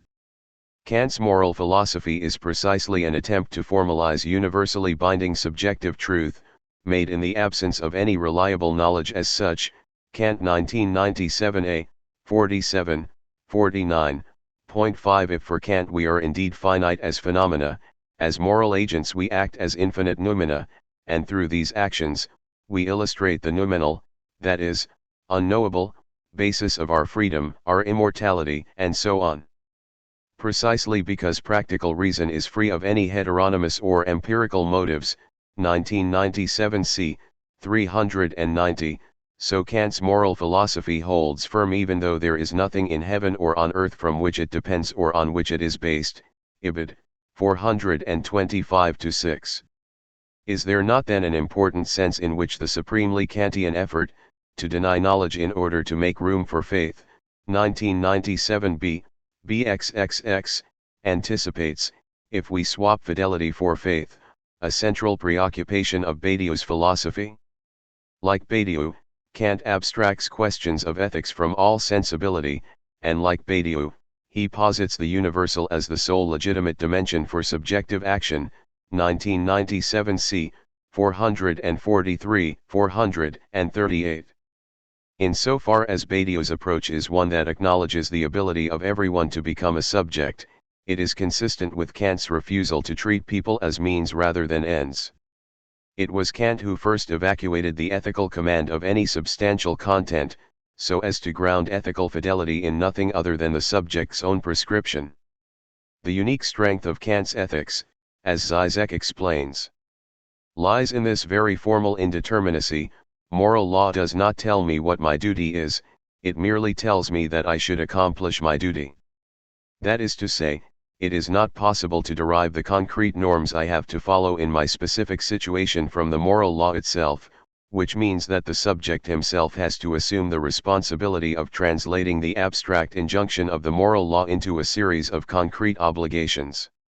The only guarantor of the universality of positive moral norms is the subject's own contingent act of performatively assuming these norms. Zizek 1997, 221, cf.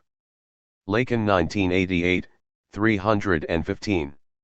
Kant's very procedure, the evacuation of all heteronymous interests and motives, the suspension of all references to psychology and utility, the refusal of any calculation required to obtain happiness or welfare, Kant 1997 c. 391, 394, bears some resemblance to Badiou's. What remains paramount for both is a specifically subjective, and explicitly infinite, power, that is, the force of our will as such. When Kant says I ought never to act except in such a way that I could also will that my maxim should become a universal law, Ibid. 402, the act of willing is an essential component of the criterion, Ibid. 424. In some of his most recent work, on communism, Badiou himself seems quite happy to approach the notion not as a concrete program so much as an idea whose function, to speak like Kant, is regulative, MS 99, transmod. The obvious difference of Kant's arrangement from Badiou's is that he grounds his practical reason less upon the random incidence of an event than upon the constituent attribute of freedom as the property of all rational beings. Badiou sees true freedom as an exceptional achievement, Kant sees it as a necessary presumption. Although Kant accepts that we cannot know freedom as something real in ourselves and in human nature, we do at least know that we must presuppose it as the dimension of practical reason, 1997 c. 449. Kant thus lends rational universality an emphatically law-like character, grounded in the literally regular employment of a general faculty. In Kant's hands, moral behavior becomes the realm of a general legislation or supervision, a matter of public duty and obligation. Where Zizek sees in Kant's insistence on the formal indeterminacy of the law an invitation to take a further step towards, post-Hegelian, political self-determination, Badiou sees in it a retreat from politics altogether, a retreat from direct political participation to the comfortable perspective of the indignant moral spectator. Kant's moral law is without content, and it is its being evacuated of any assignable reference that constitutes it as commandment. The moral meaning of the act lies in the universally presentable nature of its signification, and the universality of signification is itself grounded in the formal void of the law. C. 204. What Badiou objects to in Kant, in other words, is not the association of truth with an infinite reality independent of animality, and the whole world of sense, but the association of this reality with an abstract transcendental normality. Kant grounds the authority of the moral law in the fact of freedom and the faculty of reason, 1997a, 91-2. Having banished the transcendent one from his ontology, Kant resurrects it in his morality, 1997b, bxxx, a641, 2/b669, 70, a828/b856. By contrast, Badiou argues that only ontological infinity is normal, every subjective intervention is an exception to pre-existing limits and rules, including moral rules. Badiou's ethics is incommensurable with the whole Kantian register of legality, duty, obligation, and conformity, and his notion of the subject has nothing to do with a will determined by purely a priori principles. Between Kant and Badiou, on this score, there is the distance traveled by 2 centuries of militant engagement and revolutionary politics. 13. Hegel. Bruno Bost-Eels. Of all canonical philosophers aside from Plato, Hegel is without a doubt Badiou's most constant interlocutor. In effect, he writes, I think there are only 3 crucial philosophers, Plato, Descartes, and Hegel, LW 527. At least in his published work, no other philosopher is read with the same fervour as the author of The Science of Logic. I have never ceased measuring myself up to this book, almost as unreadable as Joyce's Finnegan's Wake, LW 529. Both Being and Event and Logics of Worlds contain important sections devoted to Hegel, and there are a sufficient number of references to Hegel scattered throughout Badiou's recent publication to warrant the claim that he continues to see himself as a dialectical thinker who works in the shadow of Hegel. In The Century, Badiou argues that the re-evaluation of the dialectic is very much a self-assigned task of the whole 20th century.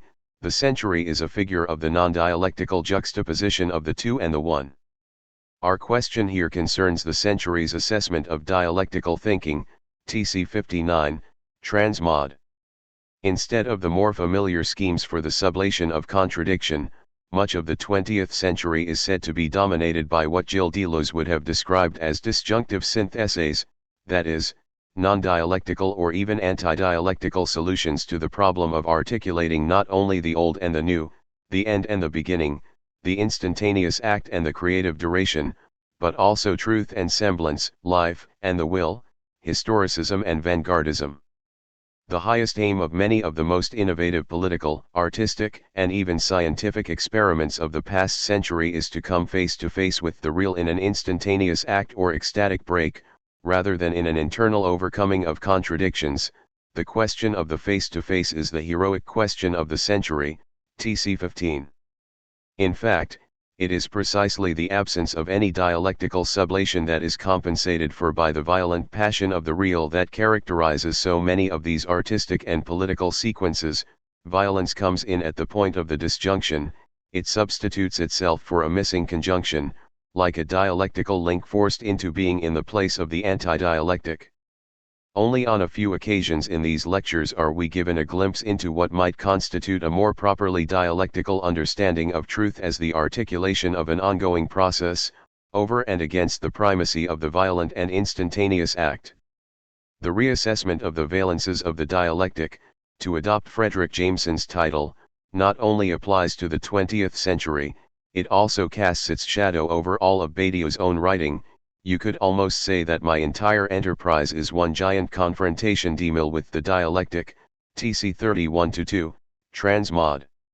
On one hand, this body of work seems slowly but surely to have moved from a dialectical to a mathematical outlook, to the point that we might be able to read the later writings in light of what the author says about Hegel in Being and Event.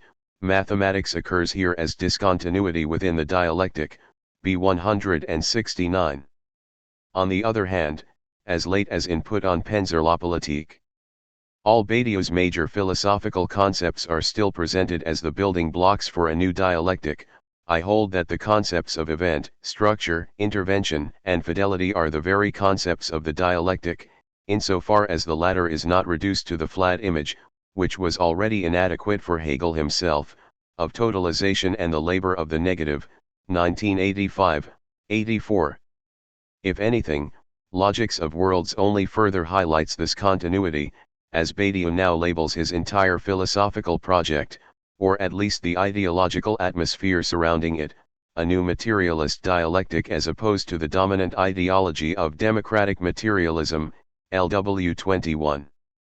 However, it is above all in Badiou's earlier works, most notably in the article Infinitesimal Subversion, in the prefatory remarks and footnotes to the translation of the rational kernel of the Hegelian dialectic, a text by the Chinese philosopher Zhang Xiying, and in the first part of Theory of the Subject, that Badiou argues in a detailed and painstaking way for the possibility of a materialist reading of Hegel's dialectic. The sheer fact of this continued interest in Hegel in and of itself deserves some comment insofar as Badiou is formed in a school of thought dominated by the influence of Louis Althusser, for whom Hegel is the philosophical curse that weighs down on Marx and Marxism, threatening both with the temptation to relapse into one form or other of idealism. Badiou's Hegelianism thus completely runs counter to the accepted wisdom of orthodox Althusserians.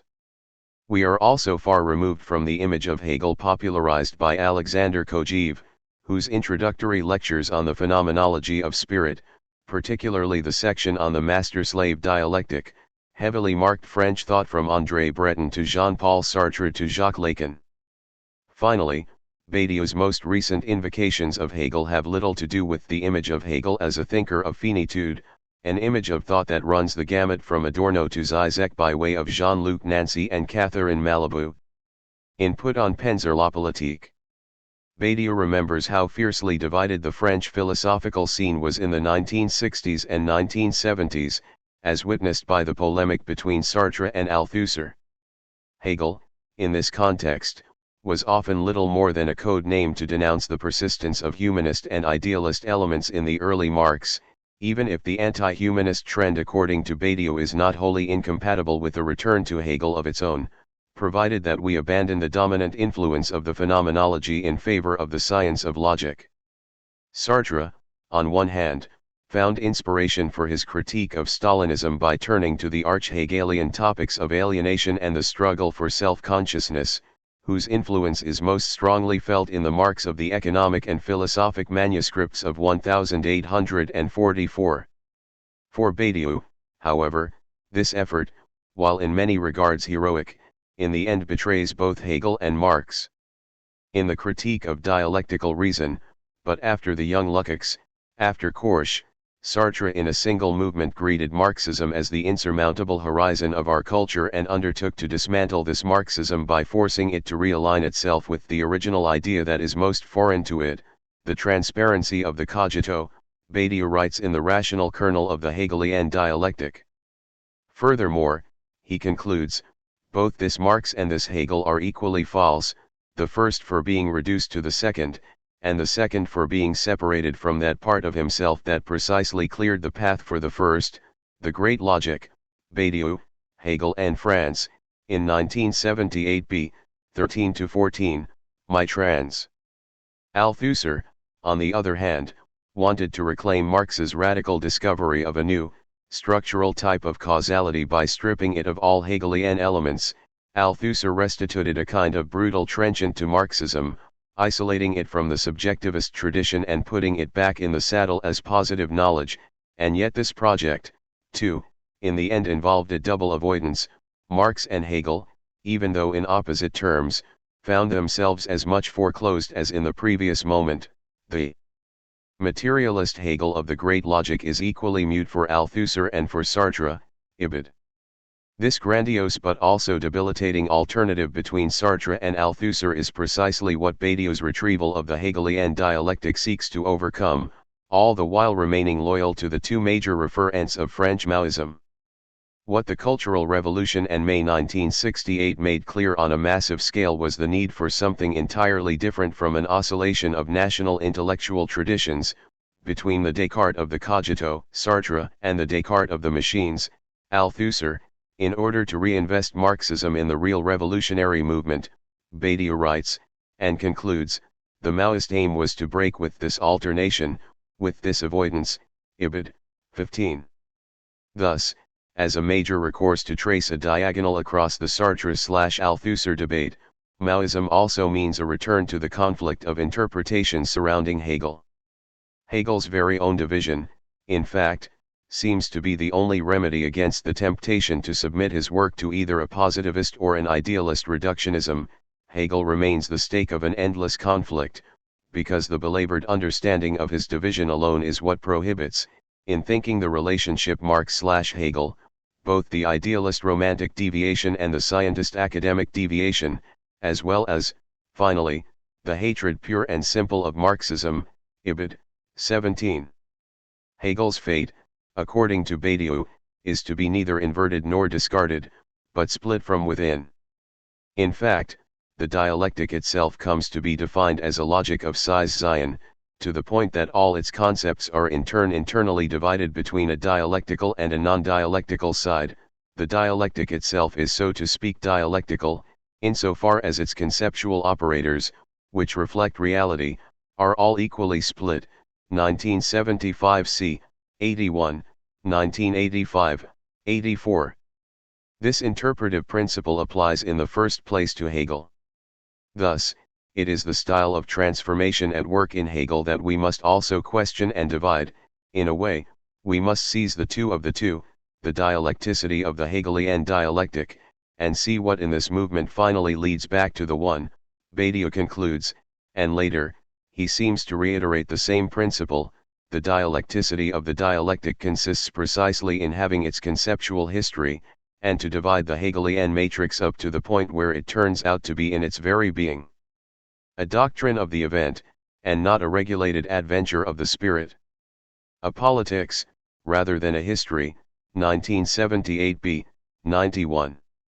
This is not the same old story about the rational kernel hidden within an idealist shell so much as the idea that the kernel itself must be split. It is the kernel itself that is cracked, as in those peaches that are furthermore so irritating to eat, whose hard internal object quickly cracks between one's teeth into two pivoting halves. TS3. It is only by cracking into the rational kernel of the Hegelian dialectic that we can begin to understand how this dialectic presents a doctrine of the event, one that precisely articulates a theory of the subject onto the fundamental crack in the ontological edifice of being, that anticipates Badiou's own. Hegel himself already hints at the possibility to see the first role of the subject, of spirit or of the I, not as a schoolbook example of synthesis and sublation but as the power to split reality into the real and the unreal. For it is only because the concrete does divide itself, and make itself into something non-actual, that it is self-moving. The activity of separation is the power and work of understanding, the most astonishing and mightiest of powers, or rather the absolute power, Hegel writes in his preface to the Phenomenology, and concludes. The circle that remains self-enclosed and, like substance, holds its moments together, is an immediate relationship, one therefore which has nothing astonishing about it.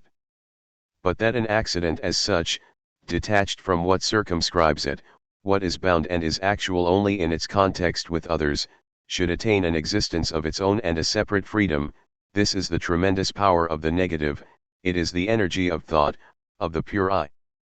Hegel 1977, 13-14. Rather than opposing subject and substance as two self-enclosed circles without intersection, as so often happens in textbook versions of the opposition between humanism and structuralism, the real task of the dialectic as a theory of the event, or a theory of what Hegel here calls an accident, consists in coming to grips with the articulation of both these terms through their inherent size Zion. Finally, much more so than in the Phenomenology, Badiou finds the interpretive keys for his materialist reading of the dialectic of size Zion in Hegel's Science of Logic.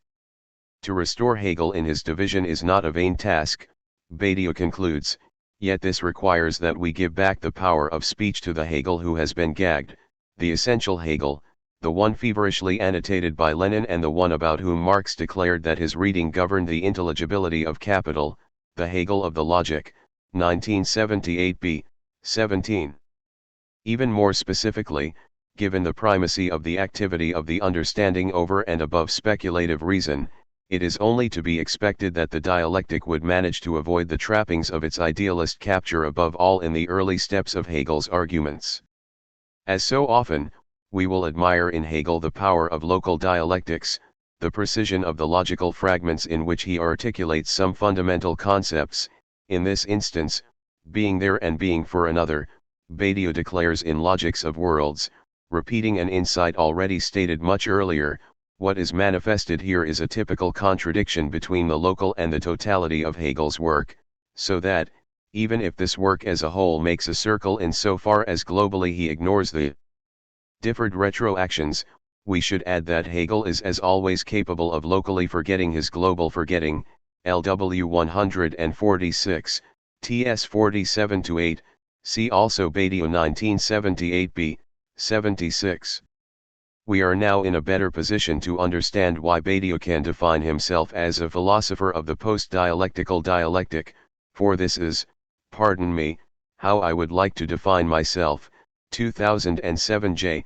151. This dialectic is post-dialectical insofar as it reiterates some of the more hackneyed criticisms thrown at Hegel. Badiou first of all claims on numerous occasions that Hegel's dialectic tends to be circular, presupposing the end at the beginning and leading back in the conclusion to a speculative restating of the initial presupposition. It would not be an exaggeration to say that all of Hegel can be found in the following: the still more is immanent to the already, everything that is already still more, B 162. For Badiou, the materialist answer to this looping back mechanism responds to a periodization by way of breaks and leaps, followed by qualitatively new retroactions. Hegel, on this point, must be divided once again. He must be divided in terms of the procedures he proposes for looping back the whole process. To be brief, we will oppose materialist periodization to idealist circularity, TS 18. The Hegelian circle, thus, is undone in favor of an image of the dialectical process as a spiral, combining the circle and the leap in an ongoing series of symptomatic torsions. Second, Badiou's dialectic is also critical of Hegel's tendency to subordinate the logic of size Zion to the notion of the true as totality. Hegel is without the shadow of a doubt the philosopher who has pushed furthest the interiorization of totality into even the slightest movement of thought, whereas Badiou's materialist dialectic, like Adorno's negative dialectics, starts from the principle that the whole is the false. One could argue that whereas we launch a transcendental theory of worlds by saying there is no whole, Hegel guarantees the inception of the dialectical odyssey by positing that there is nothing but the whole. It is immensely interesting to examine the consequences of an axiom so radically opposed to the inaugural axiom of this book, Badiou writes in Logics of Worlds, and concludes. Of course, we share with Hegel a conviction about the identity of being and thought. But for us this identity is a local occurrence and not a totalized result. We also share with Hegel the conviction regarding a universality of the true. But for us this universality is guaranteed by the singularity of truth events, and not by the view that the whole is the history of its immanent reflection. LW 141-3. Third, perhaps the most original criticism of the Hegelian dialectic appears in Being and Event, when Badiou shows how the condemnation of the bad infinity of mathematics as opposed to the good infinity of the subjective dialectic actually showcases the precantorian nature of the science of logic. The argument in this instance is a good example of the dialecticity of the dialectic.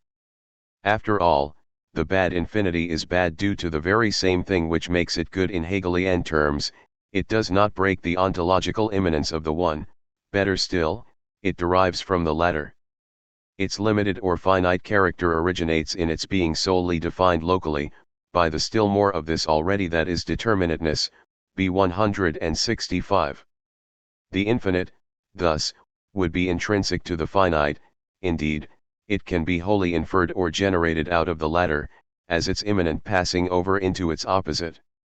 For Badiou, this generative ontology, in which quantity and quality are said intrinsically to pass into one another, cannot hide the central disjunction between the two, a disjunction or split that the word infinity covers up with a false homonymy.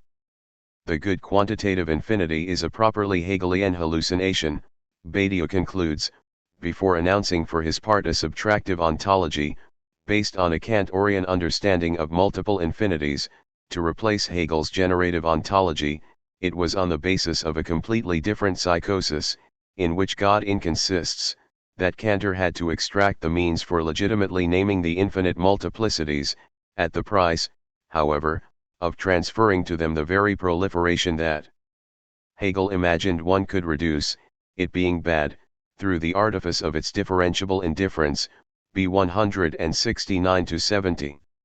While thus in many ways decisively post-dialectical, Badiou nonetheless remains at the same time a post-dialectical thinker writing in the wake of Hegel. This positive legacy, too, can be summarized in three main points. For Badiou, truth is first of all a process or a labor, rather than an act of revelation or a propositional attribute. At least in this regard I remain more profoundly Hegelian. That is, I am convinced that the new can only be thought as process. There surely is novelty in the event's upsurge, but this novelty is always evanescent. It is not there that we can pinpoint the new in its materiality, but that is precisely the point that interests me, the materiality of the new. In Badiou's 2005 b. 253. The practice of philosophy, second, amounts to thinking the truths of one's time, truths that have already occurred before the arrival of the philosopher on the scene of the event. I have assigned philosophy the task of constructing thought's embrace of its own time, of refracting newborn truths through the unique prism of concepts, Badiou claims. In this aspect, too, I think that I am fairly Hegelian. In certain regards, philosophy would rather have a tendency always to arrive too late. Ultimately, the owl of Minerva only takes flight at dusk. I understand this fairly well, even though obviously not for the same reasons as Hegel. I understand that the major problem for the philosopher is to arrive early enough. TW 14, see also Badiou in Badiou's 2005 b. 254. Unlike for Hegel, though, this thinking of the truths of one's time does not presuppose an intrinsic temporalization of the concept. Put otherwise, the concept is not the effectuation of history's immanent rationality. This is precisely the point where the notion of rupture, introduced by the extrinsicness of a contingent event, breaks with the subjective circularity of the Hegelian dialectic. This also means that for a philosopher of the post-dialectical dialectic, such as Badiou sees himself, thinking must break with the romantic paradigm of the historicity of thought in which philosophy is typically called upon to compete and, nowadays at least as opposed to the heyday of the owl of Minerva, plead guilty in the tribunal of world historical reason whose blindfolded goddess seems to hearken to the call of finitude. There is a very tenacious and profound link between the disentanglement of mathematics and philosophy and the preservation, in the inverted or diverted form of finitude, of a non-appropriable or unamiable horizon of immortal divinity, which can only be overcome through a radical secularization of the infinite, only by relating the infinite back to a neutral banality, by inscribing eternity in the matheme alone, by simultaneously abandoning historicism and finitude, does it become possible to think within a radically deconsecrated realm. TW 26-7, MP 29-31, C 16-22. Despite his pre-Kantorian deposing of the bad infinity of mathematics, Hegel's most precious gift to the 21st century, according to Badiou, and over and against the previous century's complete domination by Kant's analytic of finitude as retrieved by almost every major philosopher from Heidegger and Foucault to Nancy and Malibu, might well have been the search for a secular or a theological infinity. Badiou's ongoing confrontation with Hegel's dialectic, in other words, announces a battle on two fronts, against the dogmatism of the metaphysics of theological infinity, on one hand, and against the perhaps no less theological scepticism of the analytic of finitude, on the other. The decisive point here is that, for Hegel, mathematics and philosophical speculation share a fundamental concept, the concept of the infinite. More particularly, the destitution of the metaphysical concept of infinity, in other words, the destitution of classical theology, is initially undertaken through the determination of the mathematical concept of the infinite. TW10. The destitution of the traditional metaphysics of the infinite, however, should lead not to an embrace of radical finitude but to a thorough immanentization of infinity. I think Hegel saw it before anyone else. Ultimately, mathematics proposes a new concept of the infinite and teaches us that there is no reason whatsoever to confine thinking within the ambit of finitude. With mathematics we know that, as Hegel would have said, the infinite is nearby. TW18. This is a promise not limited to mathematics but announced by certain art forms as well. There is no separate or ideal infinite. The infinite is not captured in form, it transits through form. If it is an event, if it is what happens, finite form can be equivalent to an infinite opening, Badiou writes, and in an explicit return to the argument over bad infinity from the science of logic previously criticized in Being and Event, he concludes this time with a word of praise for the immanent power of the infinite as displayed in art. The infinite as pure creation is thereby attained by taking hold of that which makes the obdurate activity of surpassing count in itself, and not by virtue of subsequent repetitions. It is this immanent creative power, this indestructible capacity to overstep boundaries, which is the infinity as quality of the finite. TC 155-8. Hegel against Kant, the dialectic of infinity against the analytic of finitude, the constant passing beyond against the obsessive fixating of boundaries, such would be, finally, the philosophical battle of the new century against the old one. 14. Heidegger. Mark Hewson. In setting out the position of his work within the contemporary philosophical environment, Badiou states that his philosophy belongs with that of Heidegger in that it recognizes the necessity of the question of being to the renovation of philosophy. Comparison between the two enterprises is therefore inevitable. The intervention of Heidegger's first works was to restore ontology to the central place that it had held in the philosophical tradition, showing that, approached from the right angle, its questions reveal a closer link between philosophy and human existence than the theory of knowledge that had displaced it. Despite Heidegger's efforts, it is not clear that ontology has regained its former status within the wider field of philosophy. Such force as it retains remains largely tributary to Heidegger's direct influence. This had been the case, at least, until Being and Event. If Badiou, too, restores the primacy of ontology for an understanding of what philosophy is, he does so, I would suggest, in a largely autonomous way. His project is not conceived primarily as a critique of Heidegger. Badiou's reconception of the questions of ontology goes back to the Greek sources, and to the, relatively marginal, philosophical work in which this tradition was preserved, rather than to Heidegger's thought. This explains why, despite the similarity of the titles, Being and Time, Being and Event, these works do not stand in the kind of close communication and dialogue that one might expect. Being and Event does not attempt to answer the questions that Heidegger poses for reflection.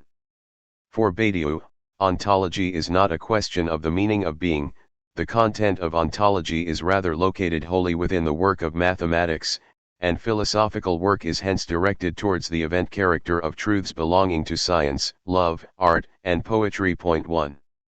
Badiou's engagement with Heidegger comes, as it were, after the occupation of this basic position, and serves primarily to clarify it by contrast.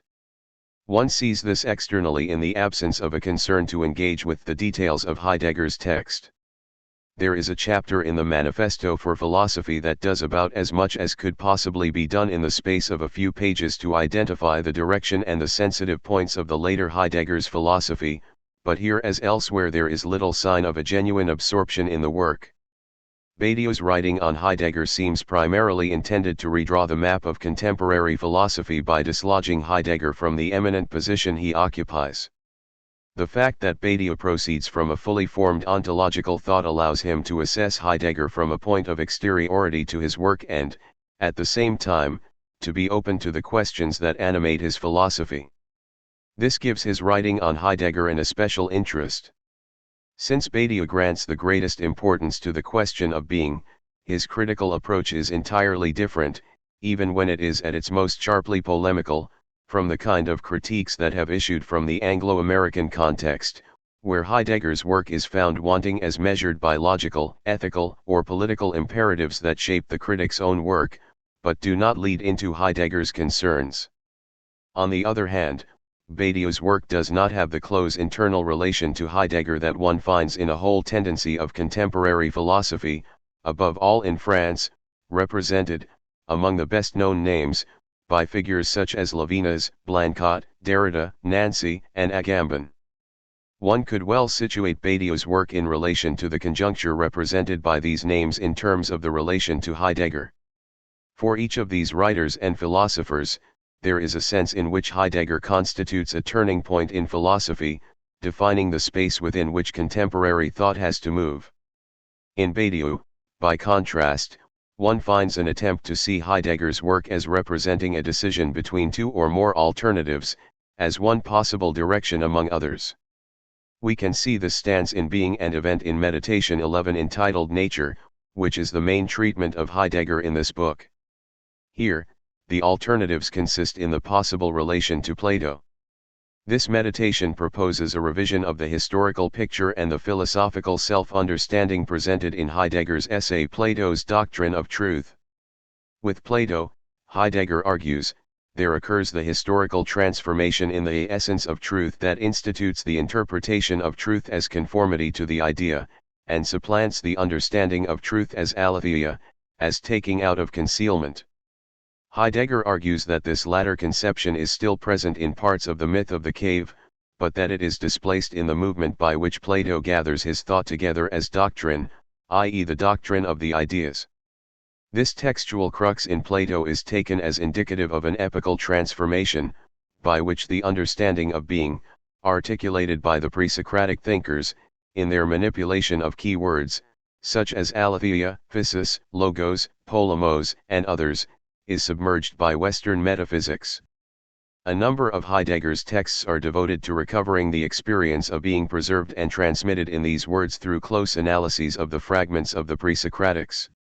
The wider significance of this hidden reserve of early Greek thought is set forth most comprehensively in Heidegger's 1935 course, The Introduction to Metaphysics.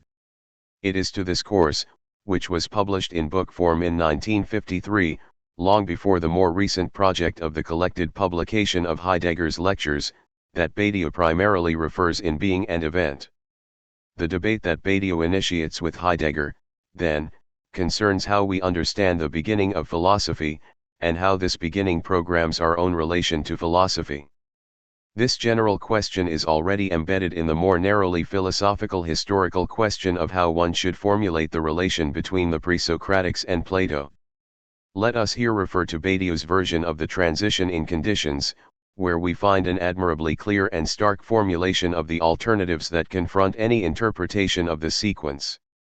When Parmenides places his poem under the invocation of the goddess, and begins with the image of an initiatory cavalcade, I think that it is necessary to maintain that this is not yet philosophy.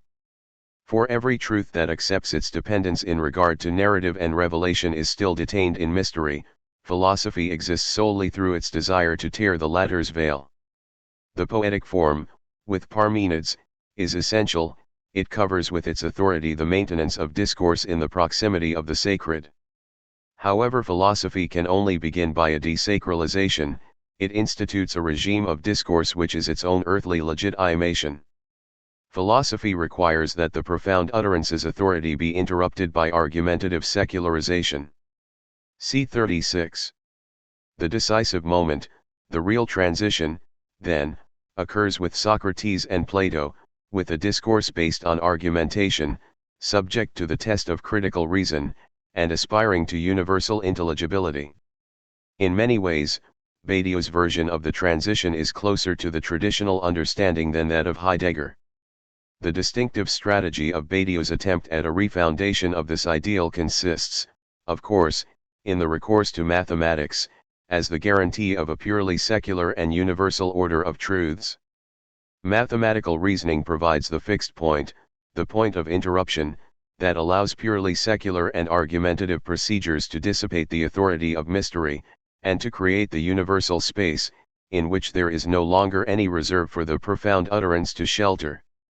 It is essential to see that the support for such an interruption can only be of the order of the matheme, if one understands by this the discursive singularities of mathematics. Apagogic reasoning is without doubt the most significant matrix of an argumentation that does not sustain itself on the basis of anything other than the imperative of consistency, and which turns out to be incompatible with any legitimation by narrative, or by the initiated status of the subject of enunciation. See 36-7. Against Heidegger's archaeological recovery of the unthought of Platonic and hence Western thought, Badiou defends the legitimacy of the Platonic intervention as the real inauguration of philosophy, and underlines the essential place of mathematics as its enabling condition. Moreover, through the refusal of the analysis of Plato's doctrine of truth, it becomes possible to sketch out a basic alternative, a divergence of paths open to philosophy, depending on whether one has recourse to the naming power of language, or whether one rather refers to mathematics, and to the universality, not essentially bound to language, that it represents. Let us return to Meditation 11 of Being and Event, for Badiou's statement of the alternative that is placed before us, by Heidegger's work. It is clear then that there are two paths, two orientations, commanding the whole destiny of Western thought. The one, referring to nature in its original Greek sense, receives in poetry appearing as the emerging presence of being. The other, referring to the idea in its Platonic sense, subjects the lack, the subtraction of all presence, to the matheme, and thus separates being from appearance, essence from existence. B 125, Transmod. For the one orientation, being signifies the initial openness, the evidence of things, prior to any kind of human ordering and mastery of the given. For the other, being is the void, the lack, the subtraction of all presence, the pure multiple, of which mathematics is the progressive exposition. Correspondingly, for the one, ontology, or thinking, since Heidegger later abandons the word ontology, is a reflection on simple relations, Einfachbezug, that bind us to the most initial dimensions of evidence, in advance of any knowledge, cf. Letter on Humanism. For the other, ontology is rather a complex and rich science, B8, Transmod. One can pursue this contrast to the point where the differences between Badiou and Heidegger appear so great that one has to conclude that it is simply a matter of two quite distinct philosophical enterprises, each with a basically different question, which only somewhat contingently and misleadingly cross paths on the word being. For Heidegger, being demands our attention, our response, and is the only possible repository of our hopes. In an at times rather wild essay from the 1940s, he even suggests that the truth of being is what has to be preserved, no matter what happens to humanity or to anything else. Point 2. For Badiou, on the other hand, being in terms of discourse is a matter for the specialized operations of the mathematicians, a matter of deductive consistency rather than a demand for existence, capable of transforming it. But one could also suggest that the coexistence of these alternatives on the philosophical scene invites us to preserve the sense in which they represent a fundamental alternative, a struggle in which the antagonists can take on their real shape, to borrow the pattern of Heidegger's interpretation of Polemos, Auseinandersetzung, the conflict that opens the space of thought. One can perhaps discern something of this conflict in the way that Badiou recurrently returns to Heidegger, giving similar and yet slightly modified versions of their relation, sometimes wanting to dismiss his problematic entirely, more often seeking to partition and localize it, as if he still felt a kind of fascination for the problem of being, in the Heideggerian sense, even from the position that claims to have bypassed it. In Being and Event, as in Conditions, Badiou's strategy is to consign the thought of the pre-Socratics, so important to Heidegger's later work, since it contains the evidence of a thinking of being, prior to Platonic doctrine, to the status of mysteries, a thought still linked to narrative and revelation. This does not, however, seem to reduce it to a mere seductive rhetoric without content. I can readily admit that the absolutely originary thought moves in the element of poetics and the letting be of that which comes into presence, laissez-être de l'appariteur. This is proved by the immemorial character of the poem and of poetry, and by its established and constant suture with the theme of nature. Ontology in the proper sense, as the native figure of Western philosophy, is not and could not possibly be the advent of the poem in its attempt to name, in its power and luminosity, appearance as the coming to light of being, or unconcealment. This is much older in time, much more multiple in its site, China, India, Egypt. B 125, Transmod. The Pre-Socratics, as a thinking of presence, cloaked in mystery and revelation, cannot represent what is specific and epical to Greek thought, it is claimed, since their thought has analogues in many different cultures or traditions.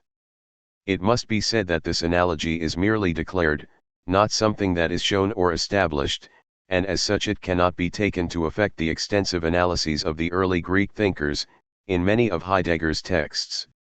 In part, the similarity is made plausible by the reduction of the early Greek thought to the key term physis, which then becomes the theme of nature, and starts to sound less like the being of beings, in the Heideggerian sense, than the eternal emerging and disappearing that characterizes nature in the modern sense, i.e. vegetal and animal life, considered as a totality.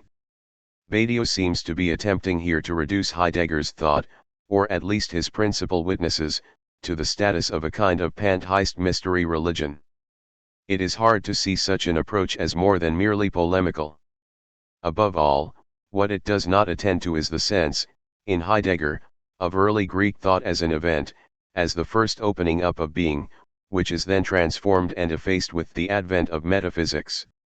If one can say, with Badiou, that the poetic ontology of the Pre-Socratics, in Heidegger's presentation, is an ontology of presence, an ontology of the one, it is essential to add that this is a one that is constituted, opened up in poetic thought as the setting to work of being, ins work setzen des Sens, not a theological one, that can be supposed to be the same noumenon, celebrated in the song and ritual of all lands and peoples. 3.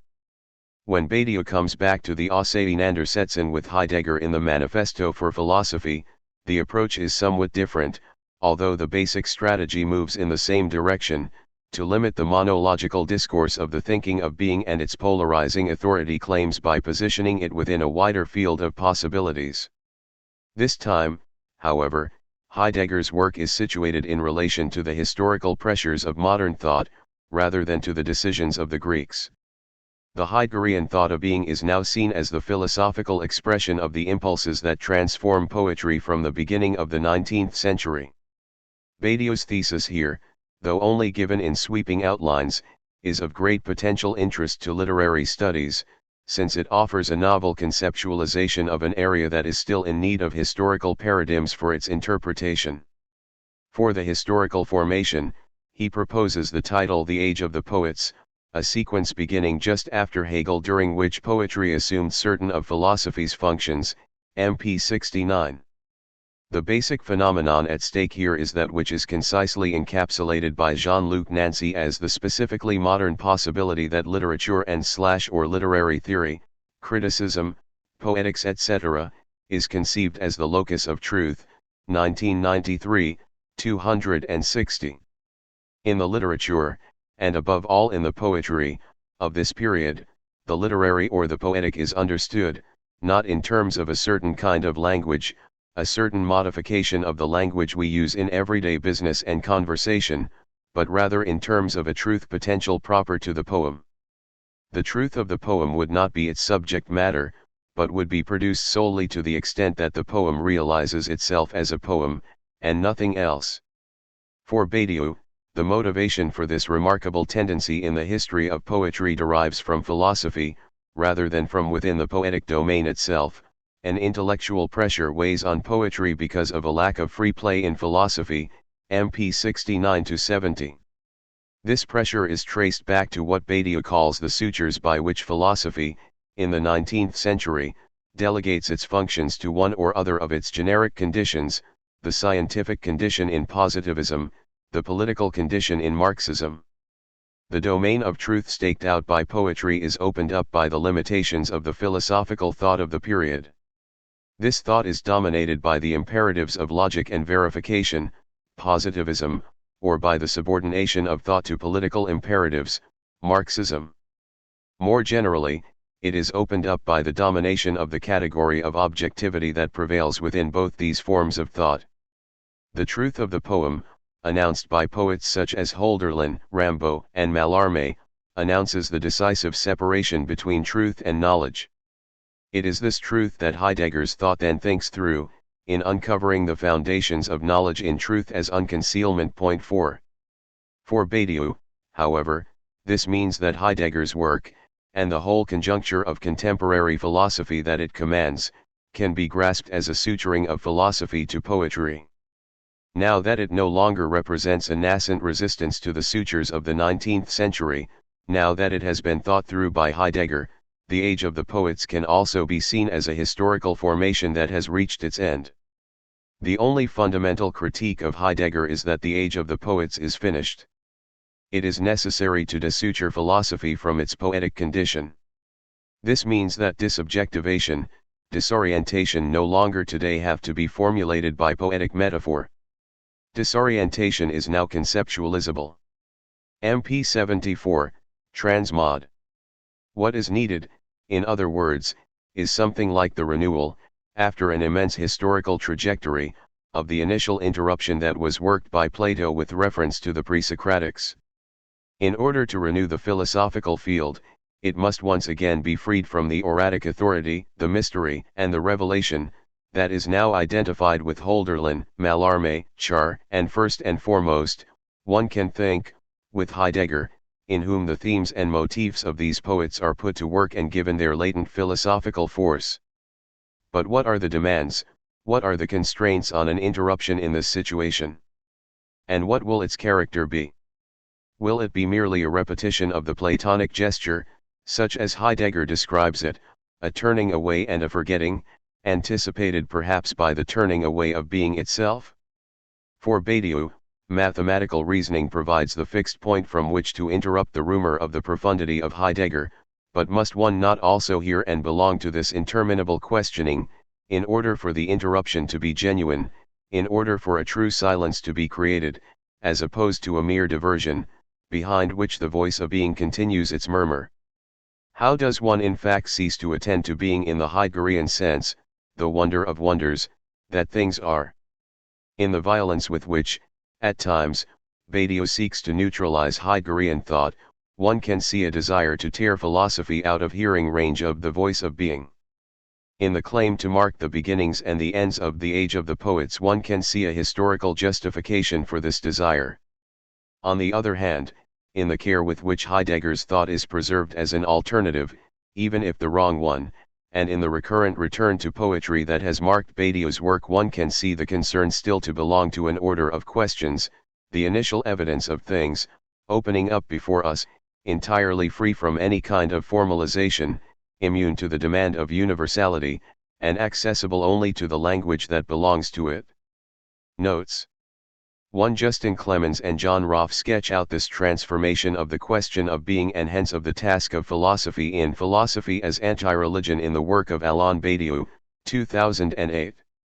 2. See the afterword to What is Metaphysics, in Path Marx, Heidegger 1998. 3. For the Heideggerian sense of Greek poetry and thought as an evental opening up and gathering of being, see Introduction to Metaphysics, 2000, 4, pt 3, Being and Thinking. 4. For a critical discussion of Badiou's theses on the age of the poets, see Lacoue-Labart, 2007, especially ch1, Poetry, Philosophy, Politics, 17-37. 15. Lacan. AlainBartlett and JohnClemens. Lacan for us is essential and divisible. TS 133. It would be difficult to overestimate the impact of Jacques Lacan's work on Badiou. In the formulas of Elie Tourdet, Badiou is blunt: my guiding thread is going to be, as always, Lacan's relation to philosophy. Ultimately, this is the only thing that interests me. 2006 D. 81-2. With regard to philosophy, then, Badiou heeds Lacan, psychoanalysis gives us a chance to start again, Lacan 2008, 76, precisely in order to return philosophy to itself. Given that Badiou is not an analyst, an analysand, a theorist of literature, film, culture, or the psychology of the social, any examination of Badiou's relation to Lacan has to take this orientation as its guiding thread. In short, Badiou's confrontation with Lacan, the exemplary anti-philosopher, is for philosophy alone. The scene of the two. Lacan is the immediate precursor and contemporary whose life and work continually shadow Badiou, the thinker whose own turbulent acts are one model of a form of political activism, E6-7, whose constant renovation of his own doctrine provides an exemplary practice for thought more generally, and whose radical propositions are to be remorselessly reinterrogated for their import. Badiou admires Lacan's rejection of social consensus, of analysis as normalization, of the pursuit of happiness, and so on. Badiou admires Lacan's institutional courage. Lacan was famously expelled from the International Psychoanalytic Association in 1963 for his clinical innovations, notably the notorious short session. Lacan later set up and then dissolved his own school. Badiou admires Lacan's constant re-elaboration of the distinction between truth and knowledge, the concomitant desubstantialization of truth, as well as Lacan's voracious enthusiasm for mathematical formalization as well as linguistic invention. For Badiou, Lacan's own practice was not just a matter of generating new content, new theorems, methods, etc., but itself a radical ethics.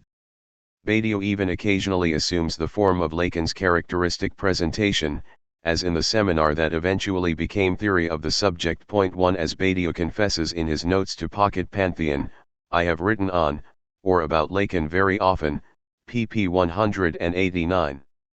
Badiou discusses Lacan at length in Theory of the Subject, Being and Event and Logics of Worlds, that is, in all three of his big books, in essays collected in Conditions, in many other occasional essays, and as one of the subjects of a year-long seminar in 1994-5.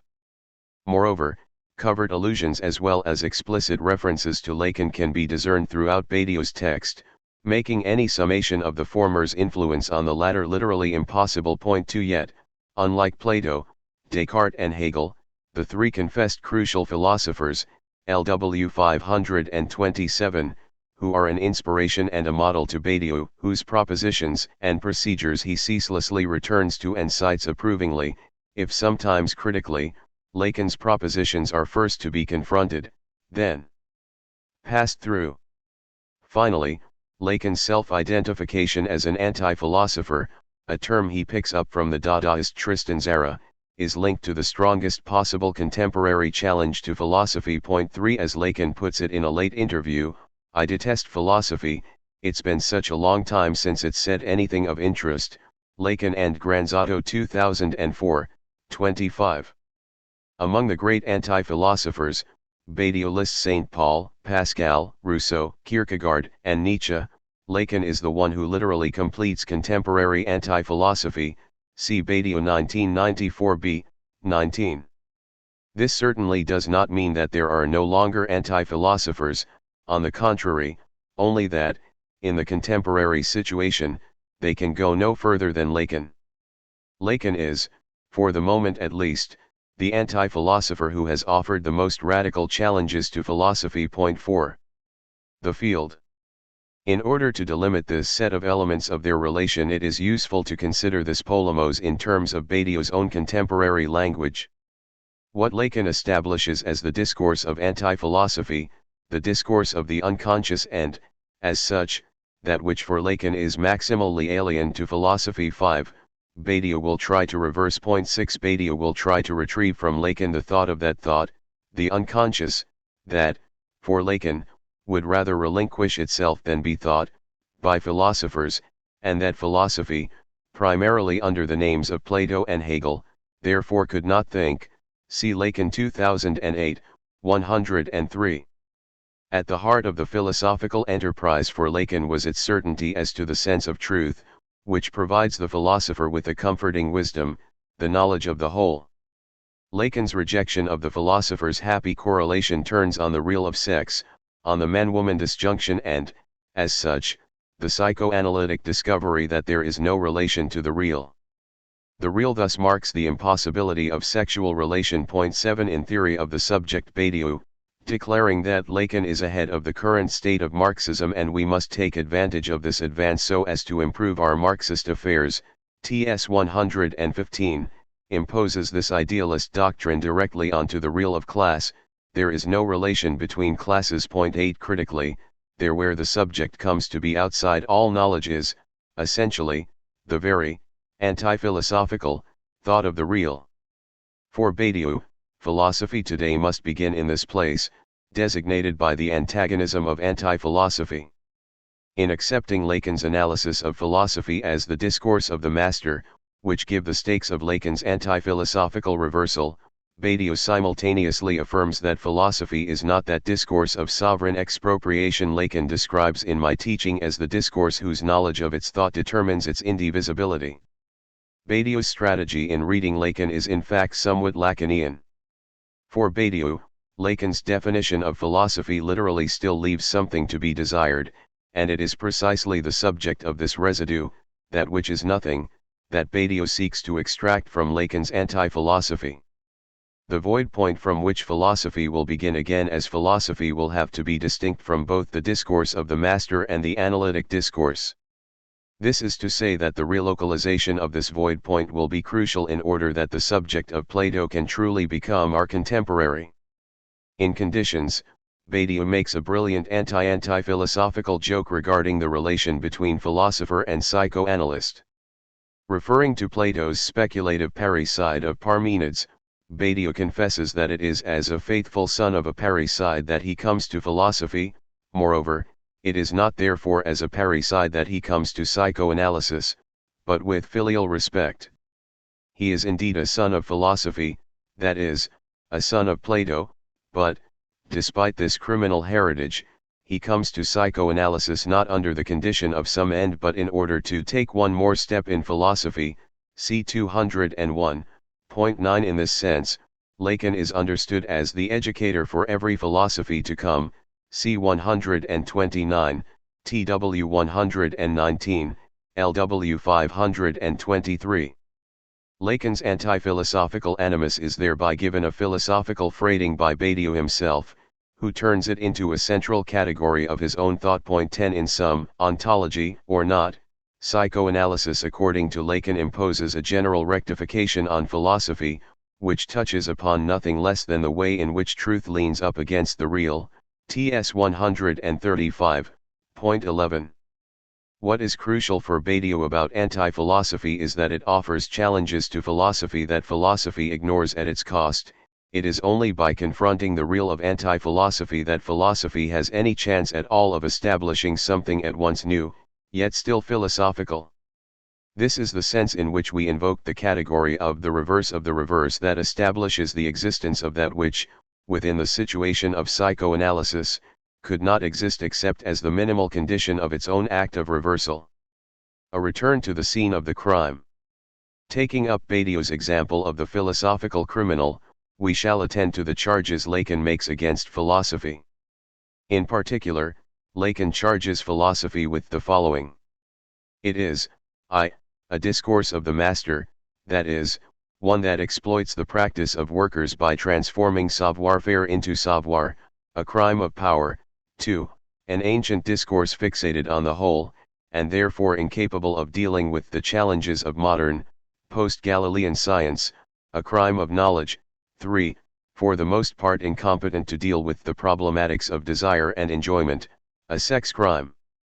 Moreover, most modern philosophy is also characterized by its stupidity, above all, its capture by what Lacan called the discourse of the university and a concomitant reduction of the radical particularities to which psychoanalysis attends and affirms. Point 12. Lacan's determination that his discourse is an anti-philosophy obviously presupposes the existence of philosophy. Yet Lacan's engagement with philosophy is something of a secondary effect.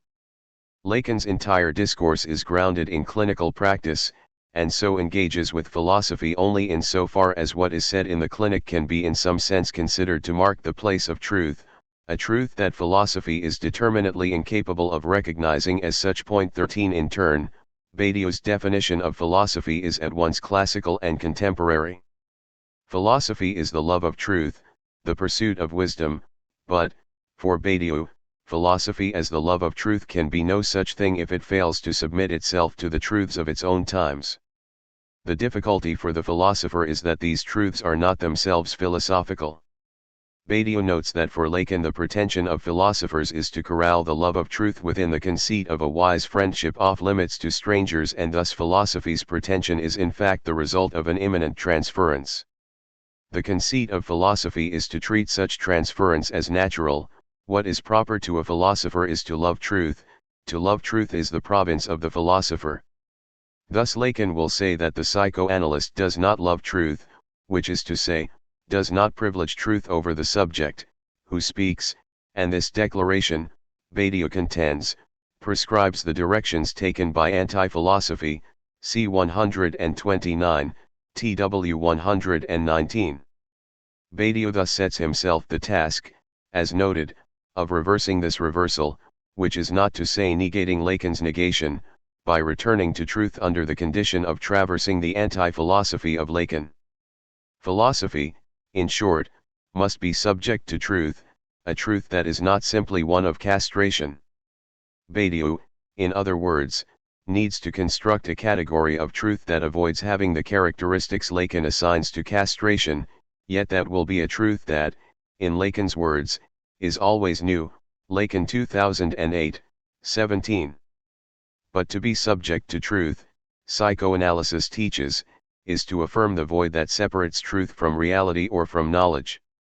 In another register, it is precisely the conviction of the existence of the void that Lacanian psychoanalysis and Badiouian philosophy share, although their conceptions of the void differ in regard to its localization, as well as over the status of infinity, potential for the former, actual for the latter. Point 14.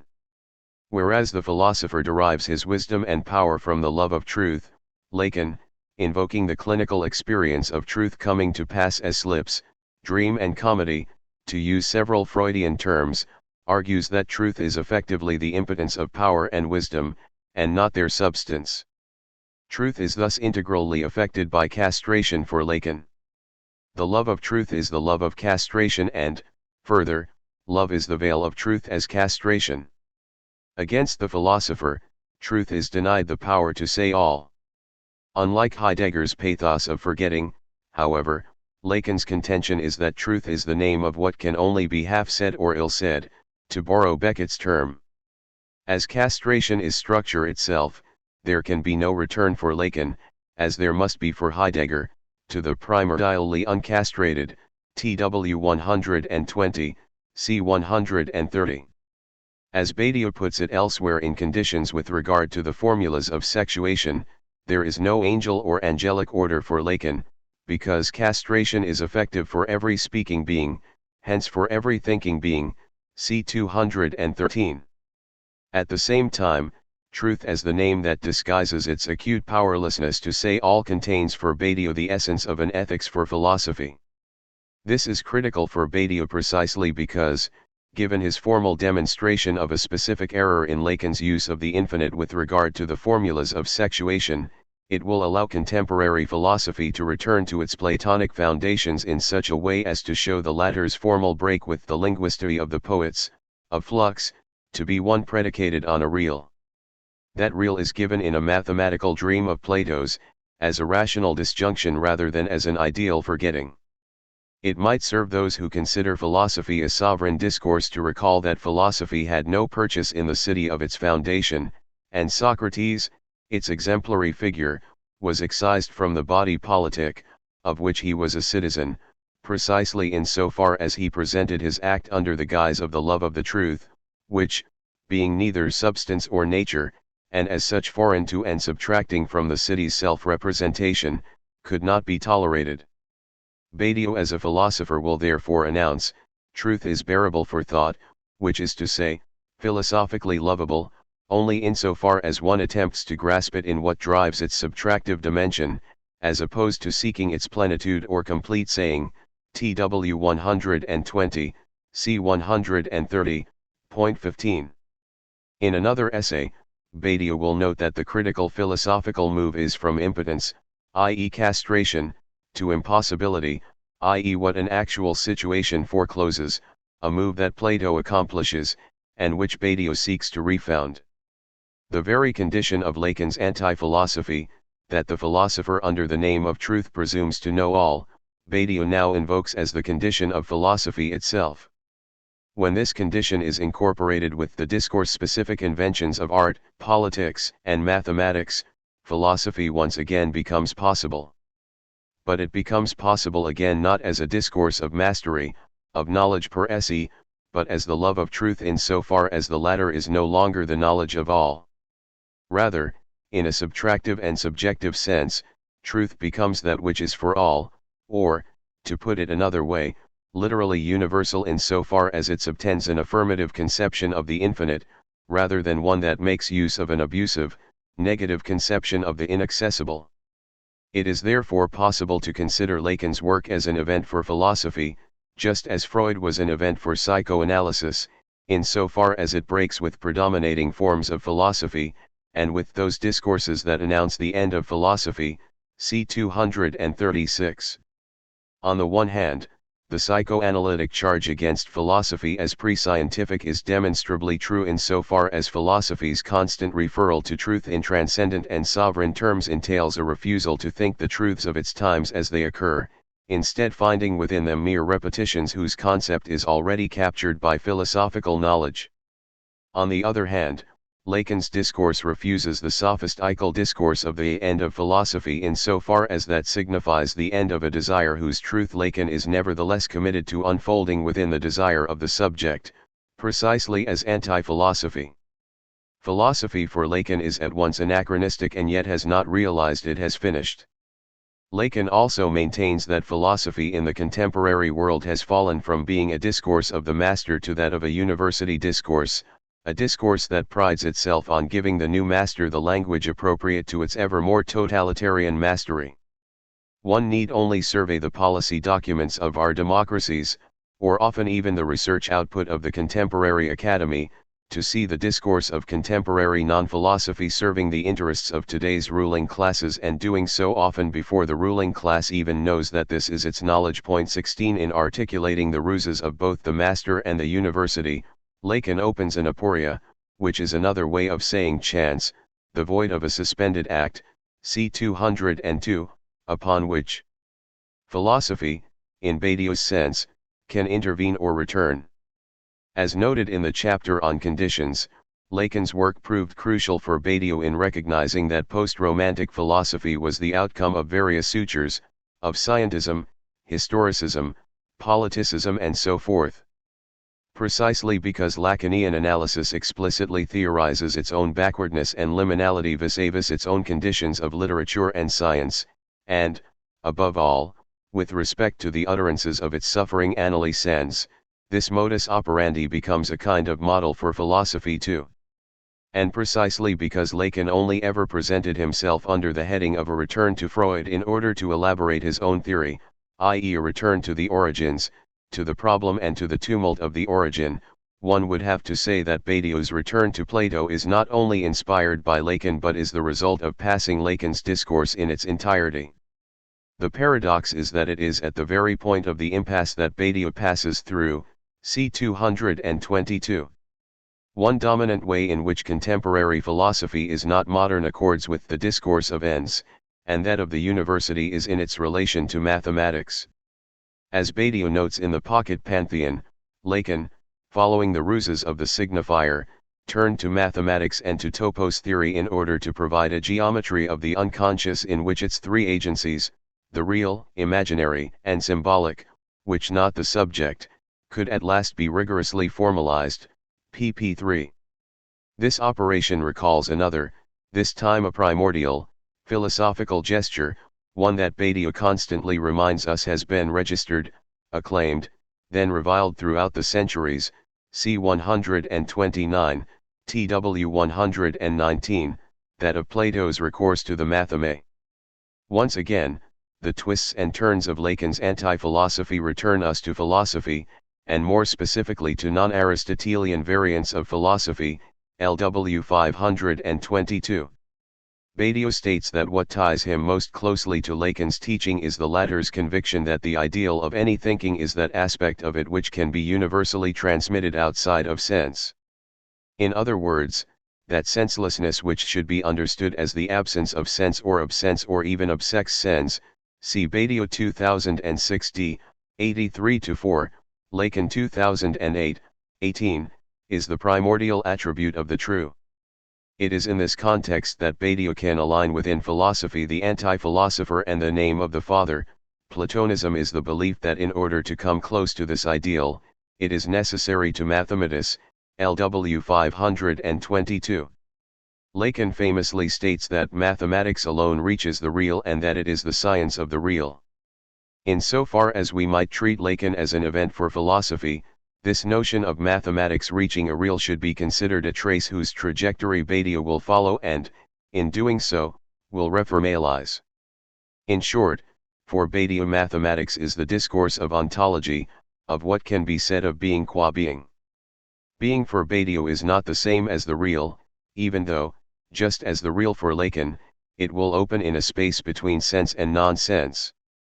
Badiou notes that the real is this gap, also fundamental to Lacan's discourse, whether it is approached theoretically, anti-philosophically, or clinically. Badiou 2006d, 86. It is precisely by following the Lacanian trace that Badiou arrives at George Cantor's infinities, and from there will deploy set theory and category theory, at once faithful to the ideal inscribed in Lacan's recourse to the matheme and yet breaking with the necessity for this discourse to formalize only the vicissitudes of subjectivity. In theory of the subject, Badiou had already noted Lacan's failure to oppose and conjoin explicitly algebra and topology and, as such, that he exposes himself to the risk of thinking of consistency only as an attribute of algebra. Consistency, Badiou continues, comes dangerously close to being a simple principle of existential interdependence, TS 231-2.17. For Badiou, between the mathematics of being and the subject is the event, that which breaks with the impasse inscribed by ontology itself. 18. Badiou's conception of the subject, heavily indebted as it is to psychoanalysis, is therefore not situated in the same place as Lacan's. Badiou's subject does not occupy the void place between signifiers but depends on what takes place without a subject, at the side of this gap between that which is mathematically inscribable of being qua being and that which insists as the inconsistent mark of the former's consistency. Whereas the subject for Lacan is what one signifier represents to another, for Badiou the event comes to mark the non-relation between inscription and subjectivity. For Lacan, the idea of the void is linked to that of the other, and thus to the cause of the subject. This contrasts with philosophy, which, according to Lacan, founds itself on the presupposition that being thinks, on the presumption that, as with Parmenides, thought and being are the same. 19. In a related point, Badiou notes that Lacan's return to Freud was also simultaneously a return to Descartes. The key to the matter resides in the statement that the subject of psychoanalysis is none other than the subject of science. This identity, however, can only be grasped by attempting to think the subject in its place. B 431. It is the necessity to think the topos of the subject that propels Lacan's double return to Freud and Descartes, which further requires that the subject is no longer self-present, but dislocated, split and void. For Badiou, moreover, it is this subject that supports the existence of truths and thus maintains as itself the ethical demand to continue. It is in no way coincident with truth itself. 20. Conclusion. For Lacan, the place of the subject is a lack, and it is a lack opposed to the fullness of thought he ascribes to philosophy. As Badiou puts it, Lacan conceives of philosophy as the self-founding of thinking. The discourses of psychoanalysis and philosophy diverge over the most ancient philosophical problems, that of the infinite and the finite, and that of the same, Parmenides/Plato, and the other, Heraclitus and that which signifies. For the latter, the place of the other is that by which the subject is disposed, and we can see why this subject can be thought as the subject of science in a Cartesian sense, born as it is out of the lack of knowledge. For Lacan, however, philosophy's subject, the same, the thing itself, is resolutely sovereign. Badiou's response to this is highly nuanced. He notes that the Heraclitean ideal of being as signifying also gave rise within philosophy to hermeneutics, a discourse to which Lacanian psychoanalysis is constitutively hostile, all the more so because they were born of the same father. Badiou sides here with Lacan's enmity to hermeneutics, and affirms that it is better to sustain the disagreement than to confuse philosophy with the interpretive custodianship of sacred texts, c. 204. Further, we must recognize that we are indebted to Lacan, in the wake of Freud, but also of Descartes, for having paved the way for a formal theory of the subject whose basis is materialist. It was indeed by opposing himself to phenomenology, to Kant and to a certain structuralism, that Lacan could stay the course. LW 48. In staying the course, however, Lacan was also inclined to impute to philosophy theses that the latter does not have to hold. Indeed, it is, as we have been saying, precisely by confronting Lacan in an extraordinarily thoroughgoing way that has enabled Badiou to purify philosophy of these elements. Badiou's is not the philosophy Lacan always targets, and this is so because of Lacan himself. The discourse of psychoanalysis, that which it thinks, is not appropriated by philosophy, but comes to function as one of its conditions. Without this thought, philosophy is nothing. It persists in name only under sway of a suture, as a university discourse that, as Lacan noted, is designed to make sure that thought never has any repercussions, 2008, 26. Yet philosophy is the discourse that should make sure that what pertains to such a thought, that it happens, that it has form and that it convokes its subject, is retained in such a way that it will have had such repercussions. There is no doubt that it is via Lacan that Badiou returns philosophy to itself, as unlikely or rather, as inexistent, as such a thought might seem. 16. Deleuze. John Malarkey. The continuation of philosophy is important for both Badiou and Deleuze.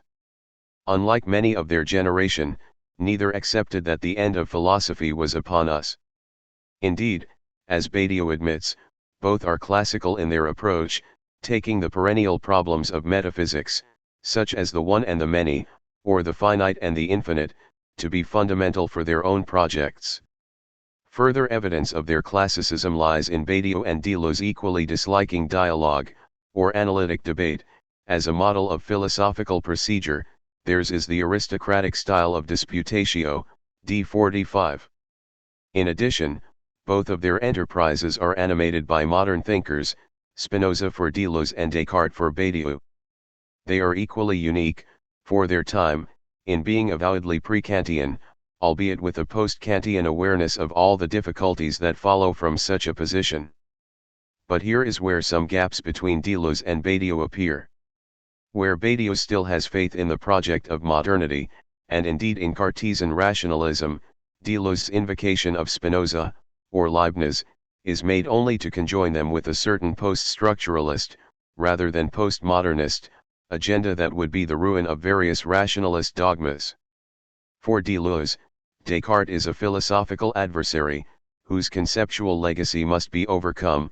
The dualisms of mind and body, civilization and insanity, human and animal, representation and world, are all to be abandoned as enemies of any true philosophy of immanence, such as Spinoza's or Deleuze's.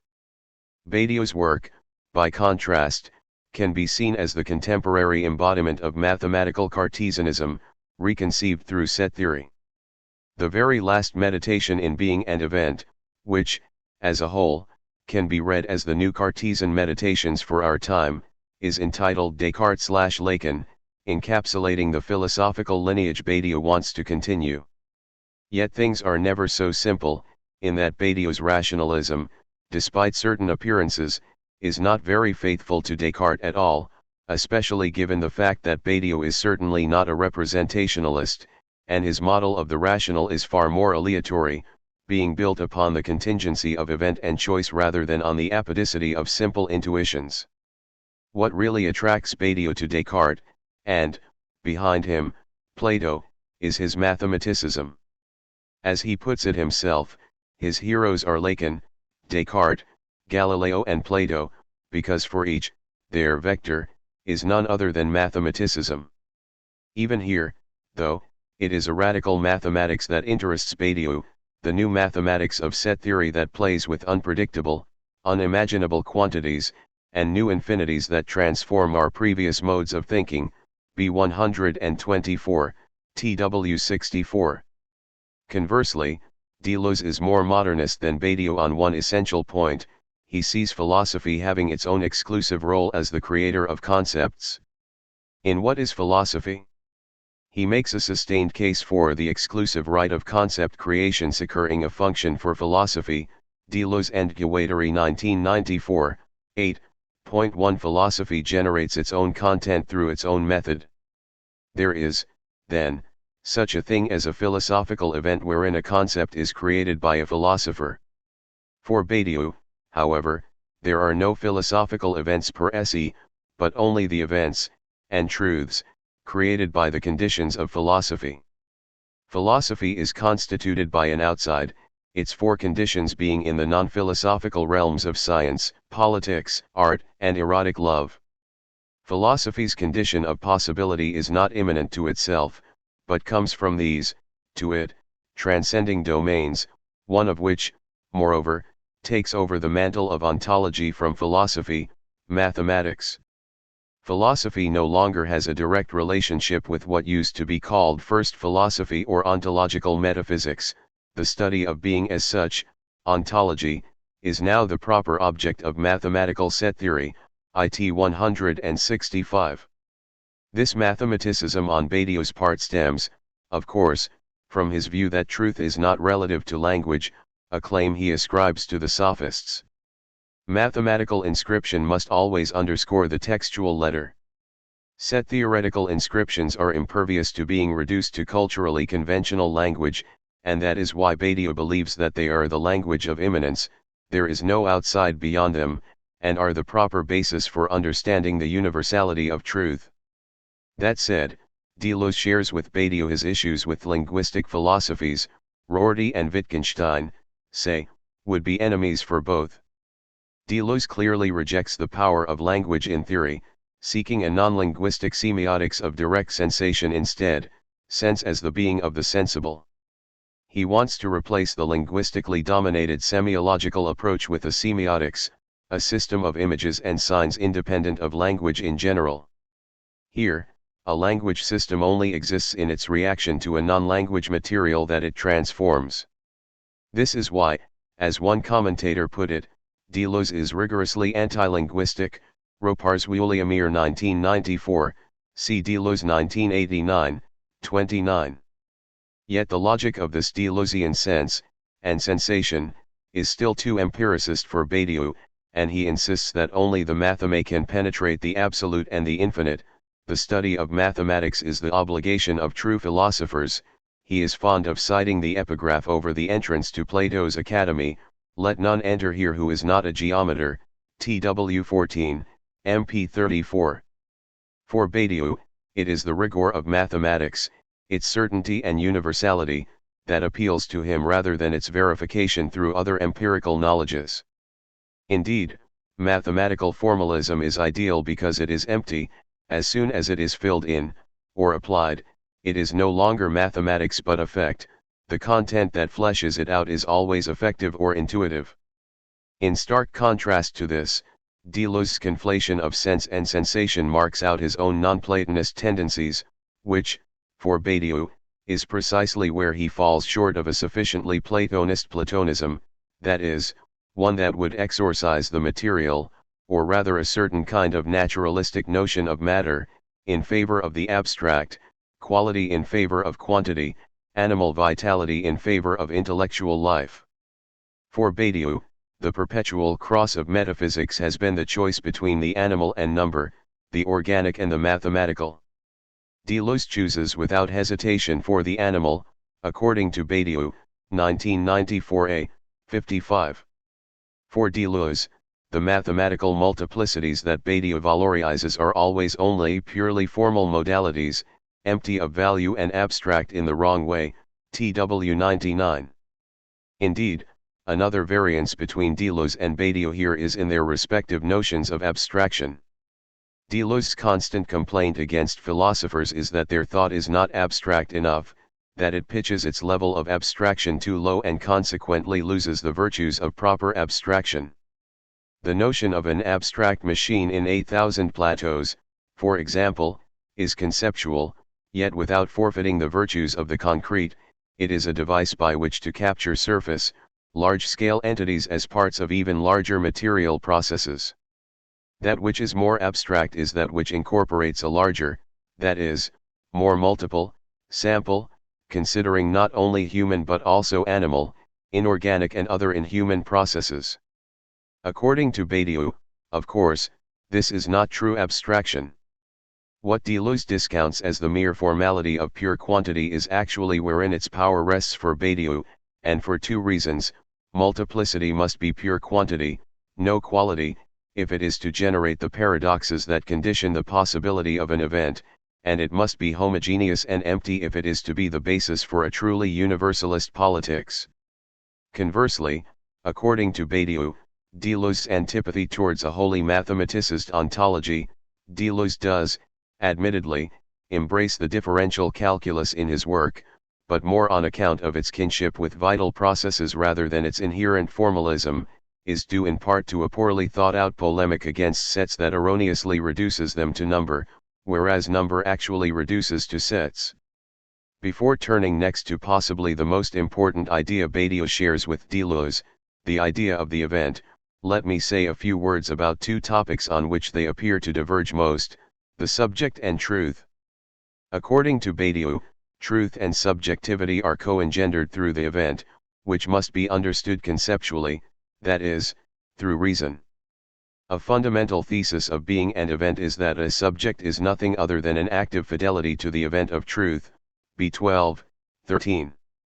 Where Deleuze gives the sensation, of, matter the transcendental function of constituting the subject, for Badiou, the event of truth and the subject come together so that neither supervenes on the other, as objectivism or subjectivism would respectively entail, B12, 13.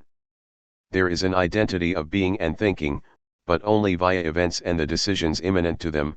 They are co-engendered through one process. Qua a non-processual state, the subject is indeed transcended by truth, every truth is transcendent to the subject, but qua process, it is through subjectivization that a truth is possible, B 392, 397. In Badiou's eyes, this reverses the problematic of subjectivity. It is no longer the question of how an ineluctable subject is made to tally with being, how does the Cartesian subject represent the world, nor how being generates subjectivity or some kind of naturalized self is produced by matter. The brain becomes subject, souls are everywhere in matter, says Deleuze, Deleuze and Guattari 1994, 209-11, Deleuze 1993, 11, but how subject and event, or truth, come into being together as precisely what ruptures being through a process of naming. This return to the subject, though clearly not reinstalling it as a self-identical substance, nonetheless refuses to diffuse the subject, as Deleuze does, by immersion in a differential or libidinal ontology. The subject is immanently co-authored with the truth that it names and remains faithful to. The subject is now a fragment of the process of truth, a post-Cartesian and post-Lacanian thesis that distances the subject from any substance, but without either reducing or eliminating it.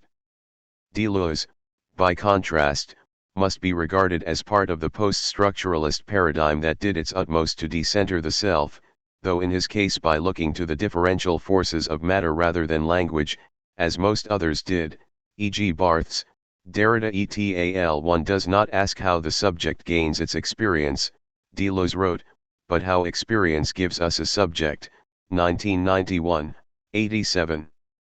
That Badiou's notion of the subject is delineated into further types in logics of worlds, faithful, reactive and obscure, still brings it no nearer towards Deleuze's naturally fragmented self. To speak more directly about truth, and against the litany of attacks on truth that constitutes most of 20th century philosophy according to Badiou, the central idea for him is, again, that truths and subjects come together. The truth of a multiple is produced immanently to this multiple, with a subject's intervention. That is why there is no need for a dogmatism of static correspondence, between a representing subject and the world, to reassert the claims of truth. For Badiou, then, truth is its own standard, it is the proof of itself, for as new, the true simply cannot correspond to anything, to any previously existing standard, but depends on its own production. E 117, IT 173.2. Badiou's notion of truth is not entirely alien to Deleuze. In Cinema 2, Deleuze links the problematic of truth to that of the event explicitly. Time has always put the notion of truth into crisis, it is the form or rather the pure force of time that puts truth into crisis. 1989, 130. Consequently, Deleuze prioritizes the powers of the false, but we should not let his terminology confuse us. It is the correspondence, or representational, theory of truth that Deleuze has it in his mind to attack here, such that this power of the false has much in common with Badiou's evental truth, as Badiou must partly concede when he allows that time is truth itself for Deleuze, only what time essentially is being different for the two. D 61. 4. Like Badiou, Deleuze does not see thought as an access to being, as representational, either, but as a quasi-being or event in itself. Truth itself is not entirely absent from Deleuze, then, but becomes its own, immanent standard, again, following Spinoza, Zurabishvili 1994, 18. Where Deleuze and Badiou continue to differ on this immanent truth is in the fact that, for Badiou, such immanence must be entirely actual if it is to be its own standard. Hence Badiou thinks of Deleuze's dualism of virtual and actual as representational. Actualities are ontical beings, or simulacra of being, that is, representations, and so in a relationship of inequality with being, equivocal, rather than being both productive and genuinely univocal as Deleuze claims. D 26. Whether this is a fair assessment of the virtual-actual dyad is contentious, however, because Badiou ignores what is univocal in the virtual, namely difference. The formula in A Thousand Plateaus, monism equals pluralism, conveying the fact that the only thing that is always the same is difference. This returns us to the event. Indeed, it is under this precise banner that Badiou rehearses his criticisms of Deleuze in Logics of Worlds. First, though, let us list the differences between them on this front. For a start, Badiou's events are rare and historical, Deleuze's are common and natural, they occur in both the human and inhuman realms. Badiou's events have to be thought, Deleuze's have to be felt. Going against the idea of a pure empiricity of what happens, and Badiou most likely has Deleuze in mind here, being and event opts for the conceptual construction of the event because it can only be thought by anticipating its abstract form, and it can only be revealed in the retroaction of an interventional practice which is itself entirely thought through. B 178. Also, for Badiou the event is co-engendered with the subject, subject and event are tied together in the decision of the former to name the latter. The subject is not connected to the event as the one that pre-exists it, but as the one that comes into existence with that nomination. For Deleuze, alternatively, the event is asubjective. The event comes before and generates the human subject out of larval selves. His events are ubiquitous in nature, following Cartier-Bresson's adage that there is nothing in this world that does not have a decisive moment. In Deleuze's The Logic of Sense, for instance, we get an image of the event as an incorporeal transformation that gathers up everyday objects and individuals for its own purpose. A genuine event does not happen to someone, but in and through someone, that makes him or her part of the event. Deleuze 1990, 178. Again, as it so often does, Logics of Worlds Rami fees the account in being and event, here rendering change in four types: modifications, facts, weak singularities, and strong singularities, yet the most radical form of change remains the event, or strong singularity, one that still lies ill with Deleuze's conception of the event. At one level at least, though, Badiou is close to Deleuze, for both, the event is about change. But it is an odd temporality for each of them. For Badiou, an event is what will come to be. The only temporality, therefore, is future anterior, purely intellectual and non-durational. An event is decoupled from temporality. The truth, of and in an event, for Badiou is neither temporal nor atemporal but, he claims, the interruption of a time, of the situation. Likewise, for Deleuze, the event is understood in terms of multiplicity rather than process, be it the original time in his Proust and Signs or the eventum tantum in the logic of sense. In each case there is a detemporalization of time. Deleuze 1995, 141. Why? Because, as with Badiou, time must be contained in eternity. But Deleuze's eternity is less futural and intellectual and more Proustian and effective, the event being what makes the present past because it is always what has been, a past in general, the virtual, or ion. Unlike Deleuze, Badiou says that he cannot think that the new is a fold of the past. This is why I conceptualize absolute beginnings, which require a theory of the void, d. 64, 91.3. Here we see the real point of divergence between the two on this topic, Badiou partly echoing Deleuze's timeless theory of the ionic event, but fundamentally rejecting the basis for that timelessness in the virtual, the fold of the past. So where Deleuze argues that the new, change, is thinkable only through the virtual, Badiou believes that it is thinkable only through the void. This is due to Badiou belonging to that philosophical tradition, starting in Plato, that gives nothingness a direct ontological bearing. Deleuze, however, and following Bergson once more, equates nothingness with a derivative act of negation, with desire as productive rather than as inherent lack. For him, desire gives rise to the illusion of lack. Nothingness is not ontological, Deleuze and Guattari 1984, 25. For Badiou and the Platonic tradition, the void is the ontological atom, for if the first presented multiplicity was not a multiple of nothing, if it was a multiple of something, then that something would be a one. But the one is not. All the same, Badiou is careful, at least in being and event, to distinguish the void from nothingness per se, b. 56.4. The void is always particular, it is not a universal null or nihilo, it is a localized voiding of a situation made possible on account of the void immanent to every situation. Every situation, every multiple, is built on a void that will, if given a chance, wipe it out. The void is operational, but it is not the gift of an ulterior subject, of a poursuit, nor is it the derivative of desire, it is rather this voiding that allows for the possibility of a subject at all. With this difference concerning the void and negation, we come to the final, crucial difference within sameness shared between Deleuze and Badiou, the theory of the multiple. In Badiou's eyes, as we saw, far from reducing difference to one hypostatic pole of a dualist ontology, as Deleuze would charge, the void actually supports multiplicity. Badiou concedes that Deleuze was on the right track to think in terms of multiplicities, but adds that he was not successful in this endeavor because he missed the correct starting point for thinking the multiple.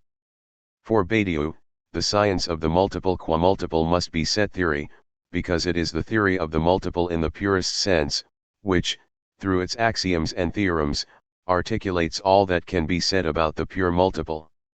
Its discourse is the least constrained by the need to articulate the qualities of particular beings, a mathematical writing marked by disqualification and unpresentation, IT 14,19, B 9-10. Anything less disqualified, resting on the virtual, on life, on the animal, on affect, on intuition, will remain a philosophy of the one, a Platonism of the one, Deleuze's Platonism. Only mathematics supports pluralism, absolutely. Badiou's attraction to set theory, we should finally note again, is on account of its wholly abstract, pure, and empty formalism, involving no particular qualities. This emptiness, or void, is what allows no particular thing to be privileged, and so, for every particular thing to be affirmed equally, universally. The politics of set theory, against privilege, for universality, is consequently as important as its mathematical abstractness. And this reminds us that Badiou's ontology is also a politicized one. Yet the same can be said of Deleuze's vitalist ontology, that life, too, is the fundamental political category for him. May 1991, see also Zurabishvili 1994, 335-57. Again, however, although this objective is laudable for Badiou, to think political change, he would add that starting with the concept of life is the wrong way of going about it. Life makes the multiplicity of evaluations possible, but is itself impossible to evaluate. D. 97. Deleuze's principle that politics precedes being requires a more abstracted starting point. Deleuze and Guattari 1987, 203, Deleuze 1990, 149. Oddly enough, then, the charge against Deleuze, formulated most clearly by Peter Hallward's recent Badiouian critique, is that political change requires abstraction from any particular world, whereas Deleuze's vitalism, seemingly more concrete and engaged in its micropolitical analyses, can only be descriptive and thereby quietist, lacking the means to think how change can be evaluated. To think change, one cannot begin with change, but only outside of it. One must commence with Parmenides, not Heraclitus. As Logics of Worlds puts it, Plato treats Heraclitus as an adversary and Parmenides as a father, LW 542. And we might add that Badiou, having the same parentage as Plato, must also treat Deleuze as an adversary, yet not because of the difference that alone separate them, of the event, of the multiple, but despite them. 17. New Directions. Z. L. Fraser. And when I speak of the other division of the intelligible, you will understand me to speak of that other sort of knowledge which reason herself attains by the power of the dialectic, using the hypotheses not as first principles, but only as hypotheses, that is to say, as steps and points of departure into a world which is above hypotheses. Plato, Republic 6, 511. Prove all things, hold fast that which is good. Paul, First Letter to the Thessalonians, 5:21, 1. Let 100 flowers blossom, I think we should go on doing that. Mao Zedong, talks at a conference of secretaries of provincial, municipal, and autonomous region party committees, in Selected Works, Volume 5. What does Badiou's philosophy offer the philosopher? He has developed a compelling array of concepts that militants, whether political or scientific, amorous or artistic, can apply to their disciplines in order to see them in new light. Crucially, the utility of Badiou's philosophy for each of these practices, scholarly and militant, owes much to its foundation on a series of axiomatic decisions. The abruptness of its axiomatic base grants the scholar a freedom to examine it as self-contained system, logically isolated from its exterior, yet also gives it its remarkable mobility, letting it be transported and applied to domains quite foreign to those of its initial construction. This coupling of autonomy and mobility is precisely what the pioneers of the axiomatic method saw through the axiomatization and formalization of mathematics. By means of this method, the arch-formalist David Hilbert once said, a theory can be grasped as a scaffolding or schema of concepts together with their necessary relations to one another, and that the basic elements can be thought of in any way one likes. If in speaking of my points I think of some system of things, e.g. the system, love, law, chimney sweeps, and then assume all my axioms as relations between these things, then my propositions, e.g. Pythagoras' theorem, are also valid for these things. Freya 1980, 40, Letter from Hilbert to Freya, December 29, 1899. If we can legitimately address Badiou's philosophy on these terms, what can the philosopher qua philosopher do with Badiou's remarkable constructions? Especially if it is neither application nor explication that a philosopher desires of a thought, but its continuation. If this continuation is to deliver anything that is both new, and so exceeds the trailing out of already implicit consequences, and yet significant to the philosophy interrogated, it must take its mark from those points of the philosophy that are most fundamental, to seek continuation of the thought in the direction of its foundations. In Badiou's case, the appearance of a series of axiomatic decisions at its foundations, decisions that claim no extrinsic justification for themselves, seems to foil the philosopher's desire. What traction can thought find in the opacity of a decision that makes no claim to evidence? How can it get behind a decision that subtracts itself from any background? If Badiou's thought indicates new directions for philosophy, we might look for something like proofs of his axioms. Yet this demand may seem wrong-headed, to spring from a complete misunderstanding of the very idea of an axiom. Is it still possible to extract from the idea of proof, something other, or something more than the fixing of certainty with respect to first principles? If proof was nothing but a tool for fixing certainty, it could be substituted by other forms of evidence. We do not attempt proof in order to fix certainty any more than a desire seeks its object in order to erase itself. Certainty, similarly, is not the ideal of proof but a terminus of its movement. Imre Lakatos has given the best description of the isolation of the operations of proof.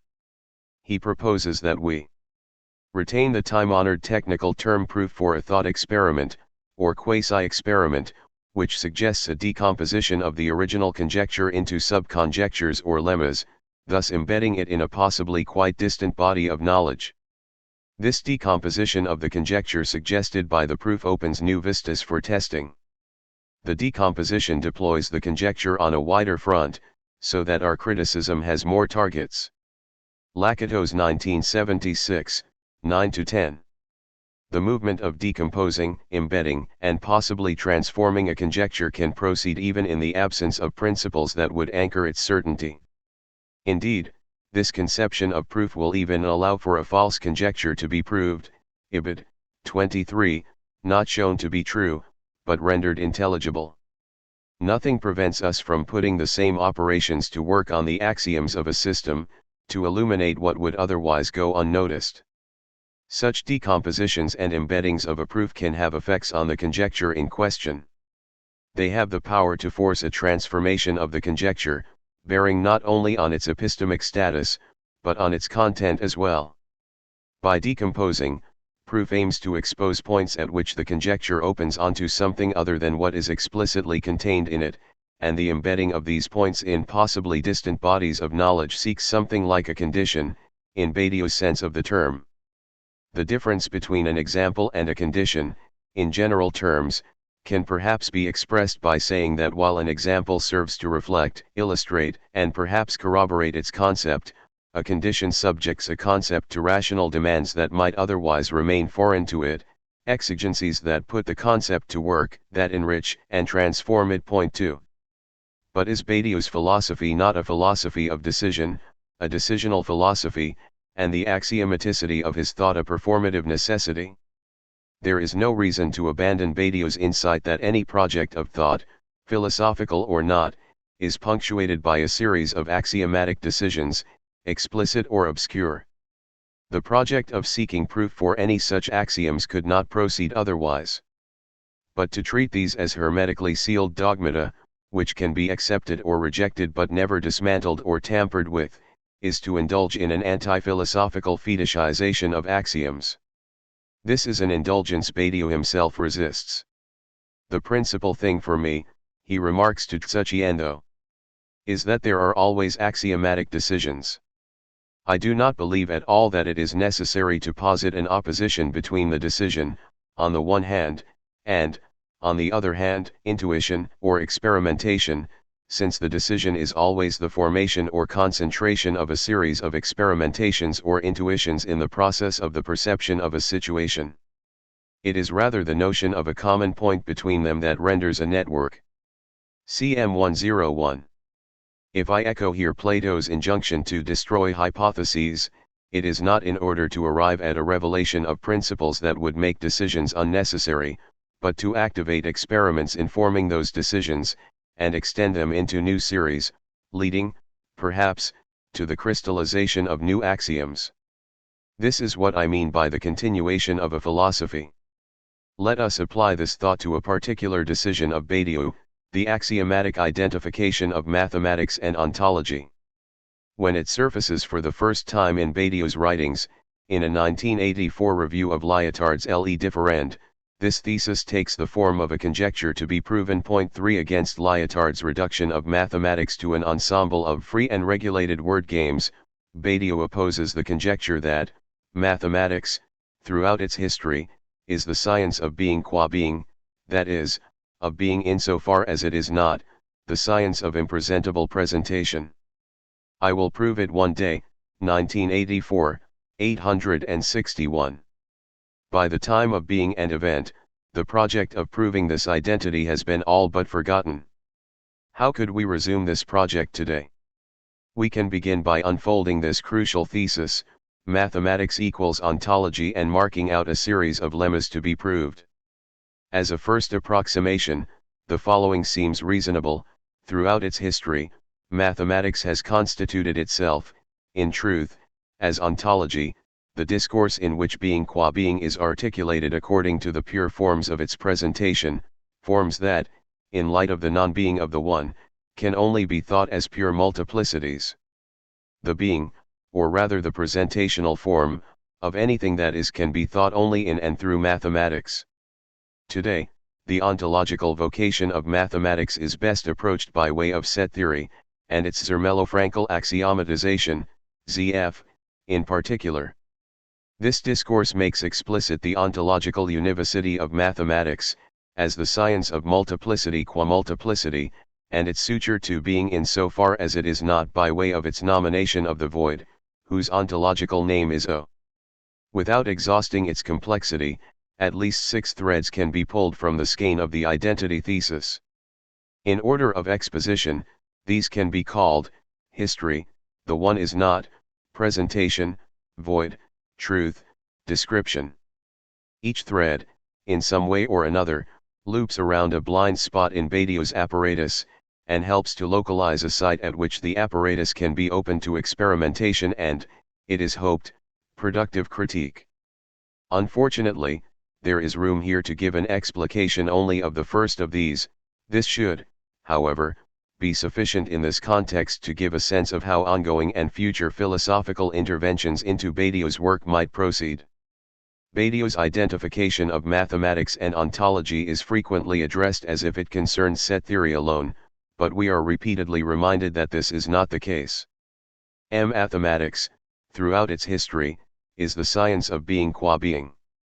Badiou 1984, 861, emphasis added. Mathematics, throughout the entirety of its historical becoming, pronounces what is expressible of being qua being, B8, emphasis added. Ontology, science of being qua being. Presentation of presentation. Realized as thought of the pure multiple, thus as Kantorian mathematics or set theory. It is and was already effective, despite being unthematized, throughout the entire history of mathematics, B517, emphasis added. The effective history of ontology coincides exactly with the history of mathematics, to 159. Ontology is historically identical to mathematics, LW 590, emphasis added. Nothing deploys the conjecture identifying mathematics and ontology on a wider front than the implication, in this conjecture, of mathematics' entire and incompletable history. The recognition of this fact immediately opens the terrain to experiments, for which Quentin Malassou, in Nouveau et Evenement, 2002, has suggested an ingenious protocol, while adhering as closely as possible to the spirit of Badiou's thought, try to construct a spectral Badiouism, a system that proceeds, as Badiou's does, from an identification of mathematics and ontology, but which either a. pursues the corollary that ontology has a history independent of philosophy, and so attempts to construct a theory of ontological novelty that is not tethered to any particular theory of ontology proper, a theory of ontological novelty that pivots on neither events nor truth, see Malassu 2008, both being tethered, somewhat exorbitantly, to ZF in being and event, or else. B. Selects a mathematical scaffolding differing radically from ZF, perhaps one that satisfies as many of Badiou's meta-ontological preferences as possible, such as univocity and generality. The lambda calculus and non-commutative operator algebras spring to mind, around which to construct an otherwise Badiousian meta-ontology. If these variants ultimately prove to be less compelling than actual Badiouism, then the latter appears all the more robust. If they prove equally or more compelling than their model, then the identity thesis shows itself to be more fruitful than we initially expected. It would be interesting, as well, to isolate the elements of Badiouism that survive this division, as invariants across these spectral mutations. The axioms that crystallize actual Badiouism, and distinguish it from lambda Badiouism and other spectral variants, would also be thrown into sharp relief by this protocol, as 100 schools of thought contend. Logics of Worlds makes undeniable advances over being and event by introducing a mediating apparatus built up from topos theory and an accompanying minimal phenomenology. The method of analogical decoration is no doubt more sophisticated in this text, but nevertheless remains rather indeterminate. The order relation on a Heyting algebra, for instance, is interpreted according to the fundamental phenomenological notion of order of intensity, but this is so underdetermined that, depending on the occasion, it is applied to phenomena as diverse as causal ordering, pictorial emphasis, and military strength, to name just a few examples. The reader is left to wonder, if it is the role of minimal phenomenology to systematically correlate mathematical structures and observable phenomena, what is it that the empirical sciences have been doing? To escape this blind alley, in which all that mediates between ontological presentation stricto sensu, is Badiou's own meta-ontological discourse, Brassier 2004, 114, we must insist on the importance of the empirical sciences as conditions of philosophy, an office Badiou extends to them in principle, but rarely invites them to execute. It is to the sciences that we owe those moments in which formal thought latches onto its outside, an outside thoroughly mediated by experimental and observational practices, with any degree of rigor whatsoever. If the relation between mathematical ontology and concrete situations is to be made philosophically intelligible, then we need a general theory of empirical scientific objects, one that would allow us to grasp them as models, or parts of models, of a mathematical ontology. It is in this light that the metaphysical investigations currently taking place under the rubric of ontic structural realism, OSR, might take on a profound significance for Badiouian philosophy. A manifesto for this project is to be found in James Littleman and Don Ross's recent text, Everything Must Go. The problem that their work seeks to solve is one that has troubled metaphysicians of science at least since Kuhn's groundbreaking Structure of Scientific Revolutions. How can we maintain that the empirical sciences disclose the very nature of reality in the face of a history littered with scientific revolutions, each incessantly sweeping into the dustbin everything we took to make up the furniture of the world? At what point do our most rigorous inquiries into the nature of reality touch on the real itself, inquiries that, in virtue and not in spite of their critical rigor, are in a perpetual state of self-effacing flux? OSR's gambit is to shift our attention from the ephemeral furniture of these revolutionary sequences to their pivots, the invariant structures that approximately endure the waves of revolution. It is in these structures, captured by mathematical formalization, that the reality tracked by science is seized, and not in the inventory of posited objects by means of which we might, at a given historical conjuncture, keep tabs on structural reality. It is this insight that must inform our attempt to develop a theory of any empirical scientific object whatever. To this end, Littleman and Ross introduce the concept of real pattern. A real pattern, more or less, is an algorithm anticipating the unfolding of phenomena, from the standpoint of some physically possible position, by means of computations whose only constraints are those imposed by the mathematical theory of computation itself, on the one hand, and by the laws of physics, on the other. Point 4. Is this concept capable of fastening mathematical ontology onto the real, precisely where the Badioian notions of situation and world flounder in fogs of analogy? The greatest challenge that Badioian philosophy, or perhaps one of its spectral variants, would face on this path concerns the genericity Badiou requires of truth procedures. OSR adheres strictly to what Badiou terms the constructivist orientation of thought, an orientation that denies reality to the generic. Insofar as the generic, by definition, exceeds algorithmic projectability, there can be no generic real patterns, and so no real truths, real in OSR's sense, truths in Badiou's. Philosophical naturalism finds its zenith in the radical conformity that OSR enforces between being and knowledge, and in doing so finds the greatest point of discord between its project and Badiou's, a discord that, perhaps, does much to explain the distance Badiou has maintained from naturalisms of every stripe. The Badioian's task would be to carve a path for an unnaturalizable, but non-supernatural, subjectivity in the mathematics of real patternhood. Point 5. This task exposes the Badioian to a host of problems that, from the high towers of set theory, were scarcely even legible, but that, once seen, cannot fail to enrich the philosophical project.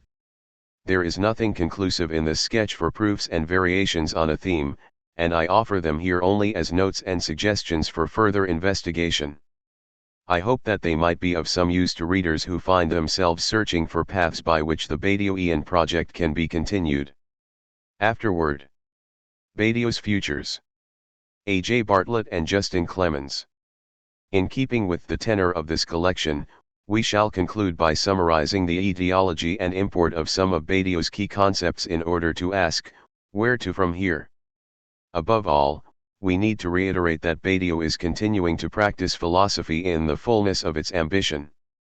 For Badiou, this has meant returning to the origin of Western philosophy in order to show that Plato exceeds the critiques of Platonism that dominated the 20th century, that this excessive Plato offers a mode of thinking that entails an attention to the conditions of science, art, love, and politics, that this further involves the construction of philosophy against its intimate others, such as sophistry. Finally, this enables the reconstruction of a Platonism for today, 1. That runs diagonally to the received divisions in the existing situation, such as the distinction between analytic and continental philosophy, while maintaining such classical philosophemes as truth, ontology, and the subject.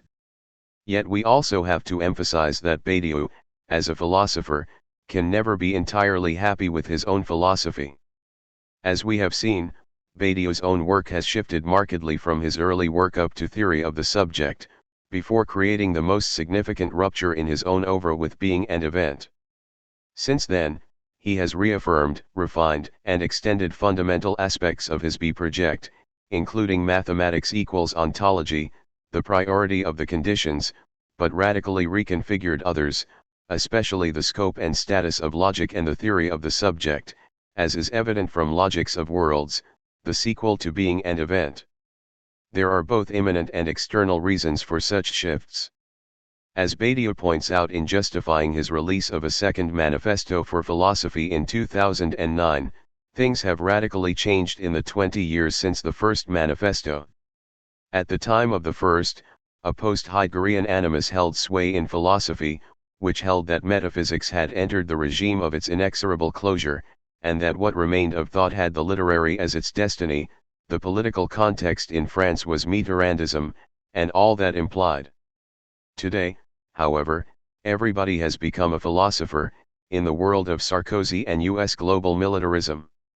In his reconstruction of a contemporary Platonism, then, Badiou's philosophy has clearly already had significant effects, on himself, as on philosophy more generally. Yet he is in turn affected by the effects of these effects, and he has not ceased interrogating his own philosophy on that basis too. See his accounts of his relations to contemporary thinkers in LW. Given that Badiou is highly productive, a film, The Life of Plato, is allegedly in the works, as well as a translation of the Republic into French, plus other writings. It is not possible to say where he himself will now go. He hints at another work on the subject, beyond the extension of his established concepts, and according to his own principles of justice, novelty, risk, and commitment. From theory of the subject, it would have been impossible to anticipate being and event. Even knowing being and event intimately, it would have been impossible to anticipate a great deal of logics of worlds. The key problem here is, how to remain contemporary. From commentators, at least, one should expect more of the following. Imminent philosophical critique of Badiou's work, regarding the consistency of its concepts and the structures of its arguments, such as is suggested by Luke Fraser's contribution in the current volume, Chapter 17. 2. The use of Badiou's component concepts or specific arguments in new contexts, e.g. Brassier's work on scientific realism, which uses Badiou's arguments regarding the relation between the void and the one. 3. Explorations of the sense of the conditions, e.g. the use of Badiou's categories to think further about, say, education in Plato, Beckett's writings, or the theory of cinema. 4. The further academicization of Badiou's studies, e.g. more introductory works such as the current volume, compare and contrast studies such as Badiou and Deleuze on mathematics, and contextualizing monographs. V. Paraphilosophical works inspired by Badiou, e.g. those by Quintin Melassu or Mehdi Belhaj Cm. It is also worth mentioning some of the ongoing contemporary influences upon Badiou that we were unable to trace in this volume. The first among the contemporaries are those whose positive propositions are integral to Badiou's own work. Like Lacan, they have also made it possible for Badiou to think through the singularity of philosophy's conditions. Primary are Natasha Michel, novelist and political activist, Sylvain Lazarus, political thinker and activist, Judith Balso, critic of Fernando Pessoa, as well as Barbara Cassin, whose Elephant Sophistique has proven highly provocative for Badiou. 1. We should also mention Badiou's respectful yet antagonistic relation to the unconditioned revolutionary philosophy of the one of Guy Laudria and Christian Jamet, LW 544, B 484, as well as the extended notes, commentaries, and digressions. Section of Logics of Worlds, where readers will find Badiou's own account of his complicated relationships to his immediate precursors and contemporaries, among the most notable being Jacques Derrida, Jacques Rancière, Jean-François Lyotard, Giorgio Agamben, and Slavoj Žižek. 2. Taking all the above into account, we have to remember that Badiou's central and overarching question concerns how the new appears in being. Translated into the terms of Logics of Worlds, this concerns the creation of a present. As this collection attests, the new is not to be thought in the same manner that we look for a new soap powder, a new running shoe, new software, or a new school. These, no matter how they supposedly exemplify the freedom of choice, conform to an established logic, while the truly new, in its apparent impossibility, as in its difficult and proscribed manifestation, is that which is subtracted from any such predication. In other words, a present is lacking, and therefore what has to be produced? It is the true, then, that is always new. The present will be the step-by-step, point-by-point, subjective realization of that which truly is, of that which will have been thought through. What truly is, ontologically speaking, presented under the sign of belonging. Belonging, axiomatically indiscerning one element from another, which is to say, knowing nothing of identity, nothing of difference or the logic of placements, denotes, then, a pure collective, a situated indifference. Such a collective, that it exists, engenders an idea that politics thinks as equality, art reveals as series of works, love denotes in the form of a two, and philosophy, Badiou says, thinks in turn as justice.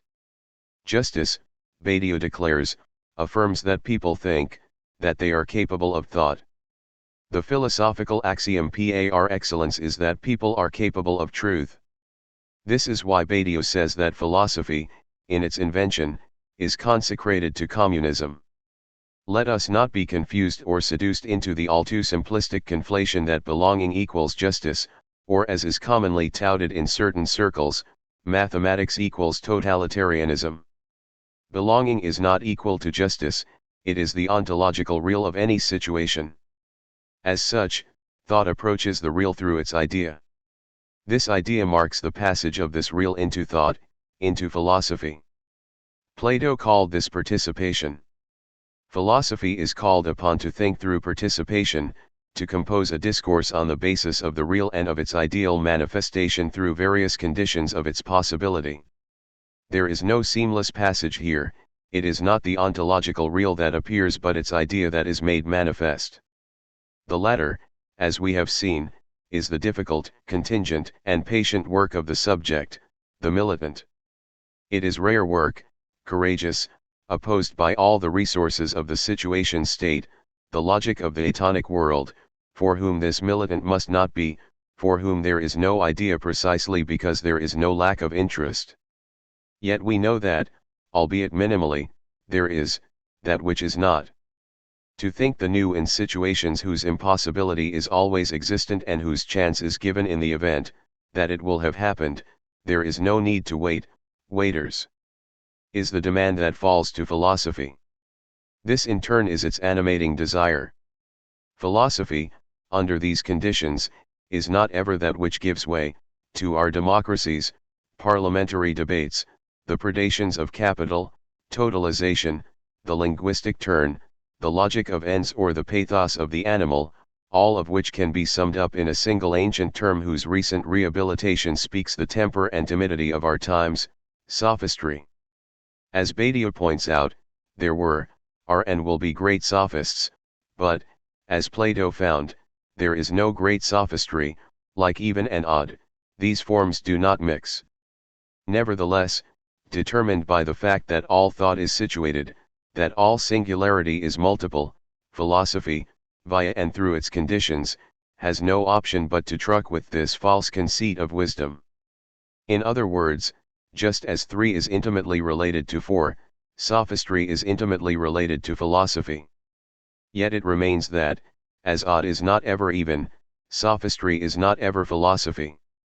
Philosophy, committed to thinking that which is new in situations, that which is generic to them, is the guardian of this thought, which is to say, the guardian of an idea both anticipated and retrospective. Philosophy, for Badiou, is the desire to continue in thought that which from time to time manifests itself without predicate and against all odds. If we are in earnest, if we are attentive to our times, then, yes, we shall have our human life turned upside down. To continue to do philosophy before, with and after Badiou means, to have our human life turned upside down in essaying to live as contemporaries of an idea. Notes 1. In the dedication for the century, Badiou remarks that the very idea for these texts could only have arisen thanks to Natasha Michel, who one day, against the current of all the anathemas launched at revolutions and militants, and flouting their obliteration by today's democrats, pronounced the verdict, the 20th century has taken place. See also the century, 90, Polemics, 239, Logics of Worlds, 554-5. On Lazarus, see Metapolitics, ch. 2, Being and Event, 483, Logics of Worlds, 519-22, where Badiou says that attempts, by others, to oppose his philosophy to his organized commitment, or to the political and anthropological creation of Sylvain Lazarus, have no more chance of success today than they did in the past.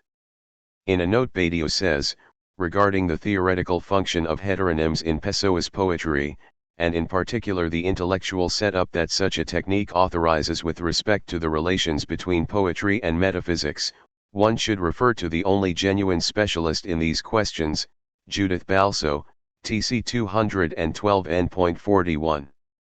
C. Casson, 1995, 2000. 24 J.P.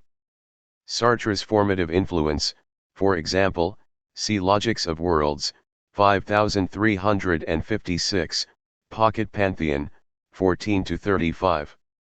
Bibliography.